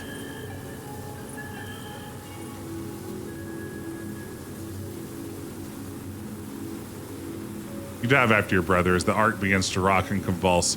You plunge into the familiar sediment of the lake. You grab your mom's wrist as she floats face down the bayou, dragging her along with you. Blake swims desperately toward the land, and for a while you do too, until the old man calls your name. You turn to face the rattling starship against the breaking dawn. He stands at the opening from where you jumped, wearing a twisted frown. The expression deepens into something horrible as the airlock closes around him like the lid of an eye. The ark begins to lift off from the ground sluggishly with great effort. You hear cries from somewhere in the swamp, screams, angry protestations. The towering piece of machinery tilts away from you. You exhale and drop deeper into the water as a wall of flame rips across the bayou. You struggle to swim through the depths while hugging your mom with one arm. At last, you arrive at the bank, gasping as you pull her from the water. Blake emerges from the flickering shadows and hoists the corpse awkwardly over his shoulder as you gain your feet in the mud. The terror has not left his face. You look back as the whine of the motor cuts through the noise. The detective pulls the aluminum boat along the bank. All aboard, he gasps. Oh man, LeBlanc lived? You and Blake load your mother onto the boat. You help the detective aside and take a seat at the stern as the rocket collapses violently into the swamp. Throttling the motor, you guide the boat toward the refinery that burns on the horizon. Wow, so rocket didn't work. Who built this thing? SpaceX?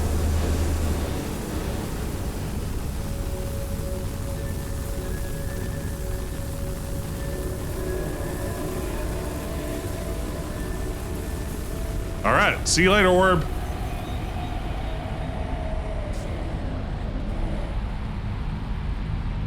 Sorry, Ditch Man. Wow. So there you have it. Words, Pixels, and Code by Yuts. Great job, Yuts. Great job, everybody at Geography of Robots. Wow. That is something to think about.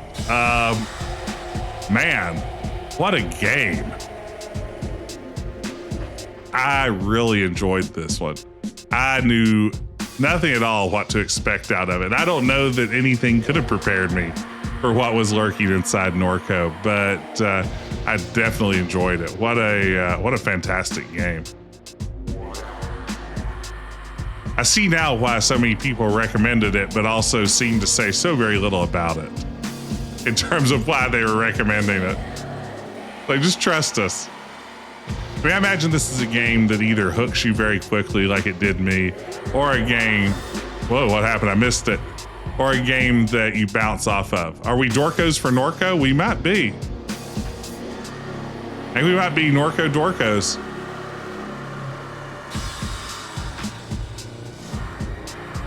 Man.